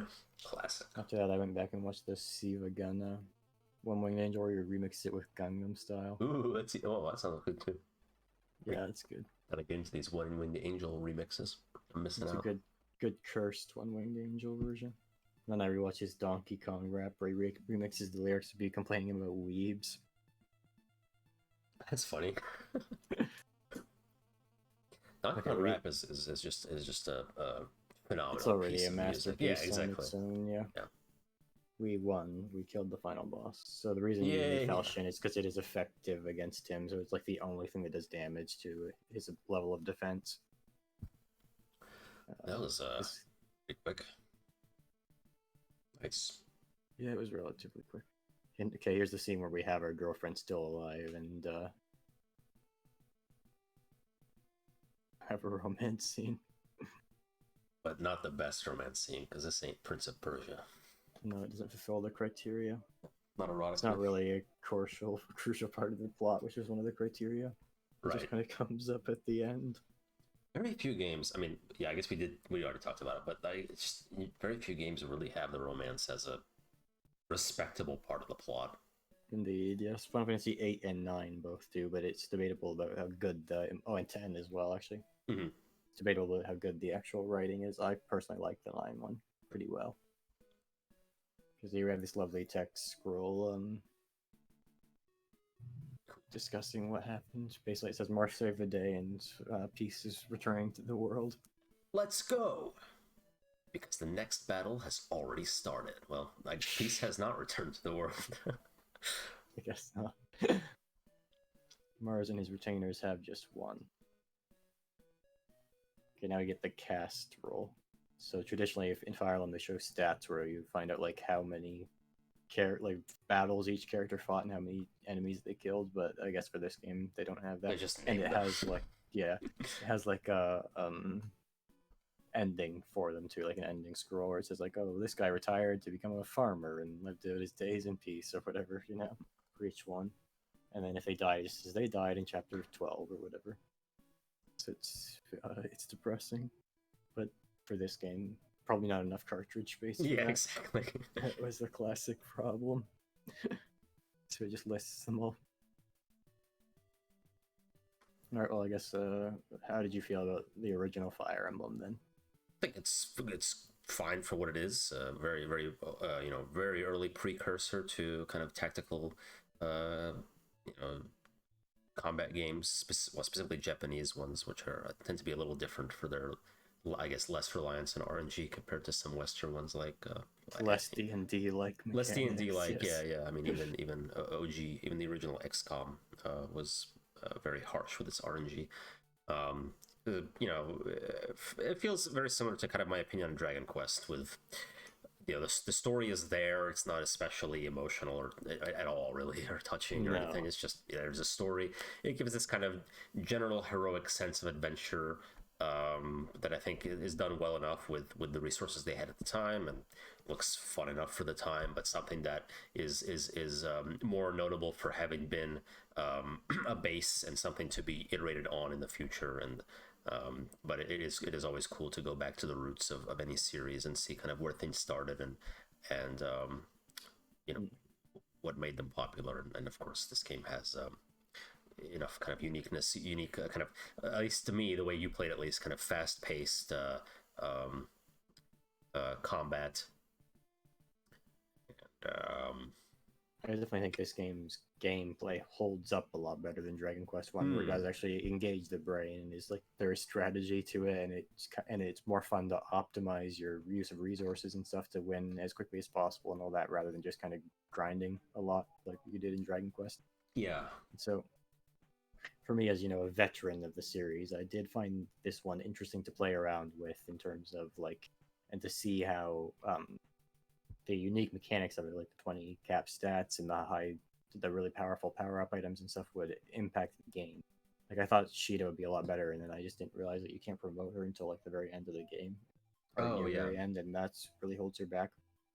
But I don't actually really want to play this one again ever, because the inventory system and the RNG were both really making me angry the entire game. I mean, it does seem like a type of game where it's like you really can't go wrong by just playing the remake if you want a similar enough experience, right? I think that's true. Yeah. So it's fair enough. It's a very old game, similar to Dragon Quest One, where It is from 1991, so it's not as ancient as one might think. Like Dragon Quest One is like 5 years old, and that which is a big deal in video game times. But this is also an NES game, like held it back still. Right. An NES game that advertises the SNES.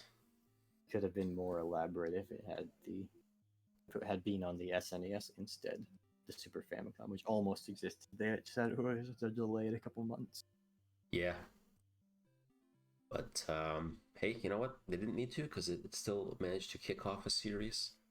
What is? I guess maybe we've talked about this a little bit, but like, what is really the thing that differentiates Fire Emblem from Tactics Ogre and Final Fantasy Tactics? Like, why did this series take off so much more than those others? Is it just like the waifu factor, or like what is it? That's a good question, and I don't really know. Okay. I think maybe they just kind of were much more stubborn about continually putting out more games of this than they were with Final Fantasy Tactics. Could be that simple. Because I think Final Fantasy Tactics is like better and also sold pretty well, but maybe the problem was Nintendo was more willing to just support a mid-range series, and Square Enix was less likely to do that, less able to do that, less willing, I suppose, more so looking for the huge blockbuster. I don't know for sure. Nowadays, Square is decent. They do their Octopath Traveler and Live a Live remakes and stuff like that, so they do actually make mid-range games. Yeah. Okay, actually, we are getting the character epilogues here. We are, yeah. I was gonna interrupt, but we are. Macedonia, Alexander the Great. Combat stats for our characters, but no, but just a little blurb. I wish it would pop up with the dead characters and be like, he died. It should do that. Oh, okay, cool. Every other Fire Emblem game does that. It just like died in chapter 12 or whatever.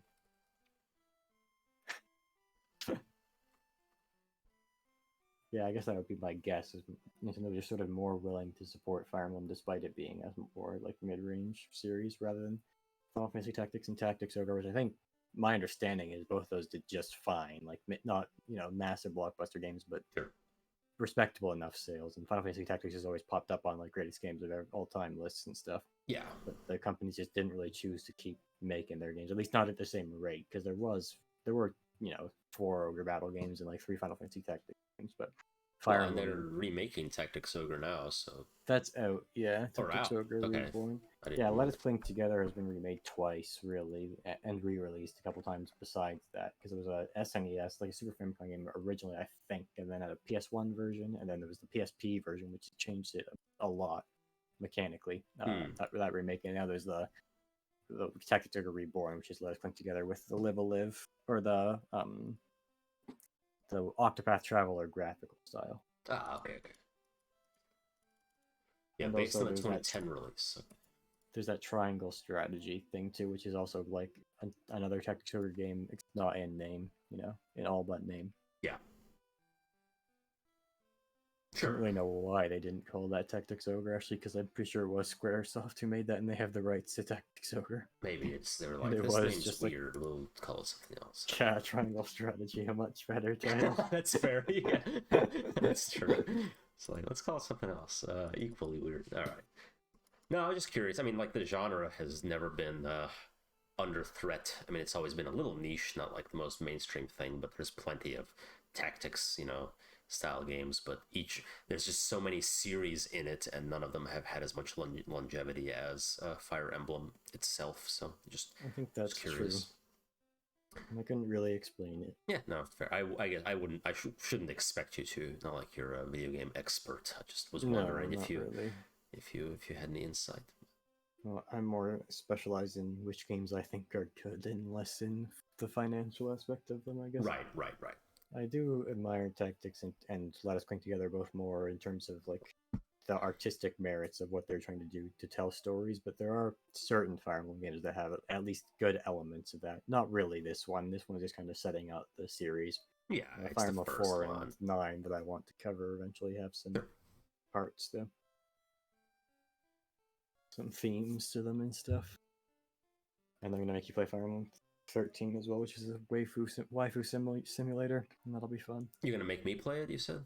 Yeah, I'm gonna make you play it. Okay. Sure. After your story-based game, that's what we'll do next. Is yes. On a 3DS emulator, playing Fire Emblem I think we will. I think I'll finish Hitman 2. We'll do the next stream. I'm almost certain we can finish the game, and then I will take a Hitman break, and we'll do my story-focused game after that. So okay. I have set a concrete timeline. And then we can finish it, man, and then do Fire Emblem. Yeah, if I even want to. There have been times when I'm like, I'll play this next, and I'm like, you know what? I don't really care. So we'll see. But I think my plan is now to finish Hitman because I want to get through the whole original series because I think it's a good time. 4 in total, right? Four OG games, yeah. So Contracts and then Blood Money, my favorite. But I do like this is nice, and they intersperse it with credits to like force you to watch the credits to get the.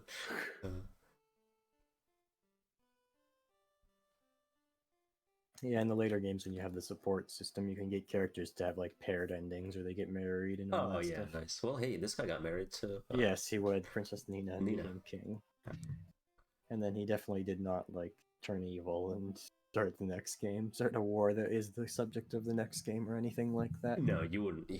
Why would anyone do that? That's just. That doesn't seem like something Hammerne would do. No.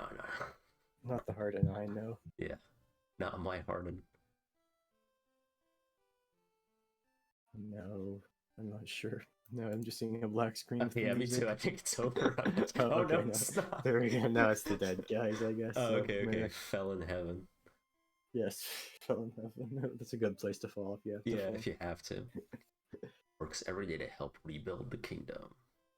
Macedonia. Yeah. It's after Alexander the Great's death. It's been in disrepair. It got split into civil wars and everything. It's been bad for Macedonia. Yeah, ever since. That was Princess Minerva's country. Of course. Rumor has it he became a dad. Wow. Wow. Rumor can't be confirmed, but maybe a father. Deros' ending is he just returned to the sea.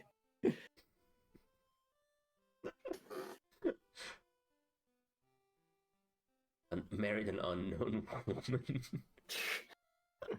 Yeah, there's not very much text for these endings. We know he's married. To whom? Who cares? History has forgotten that. Exactly. Okay. Great.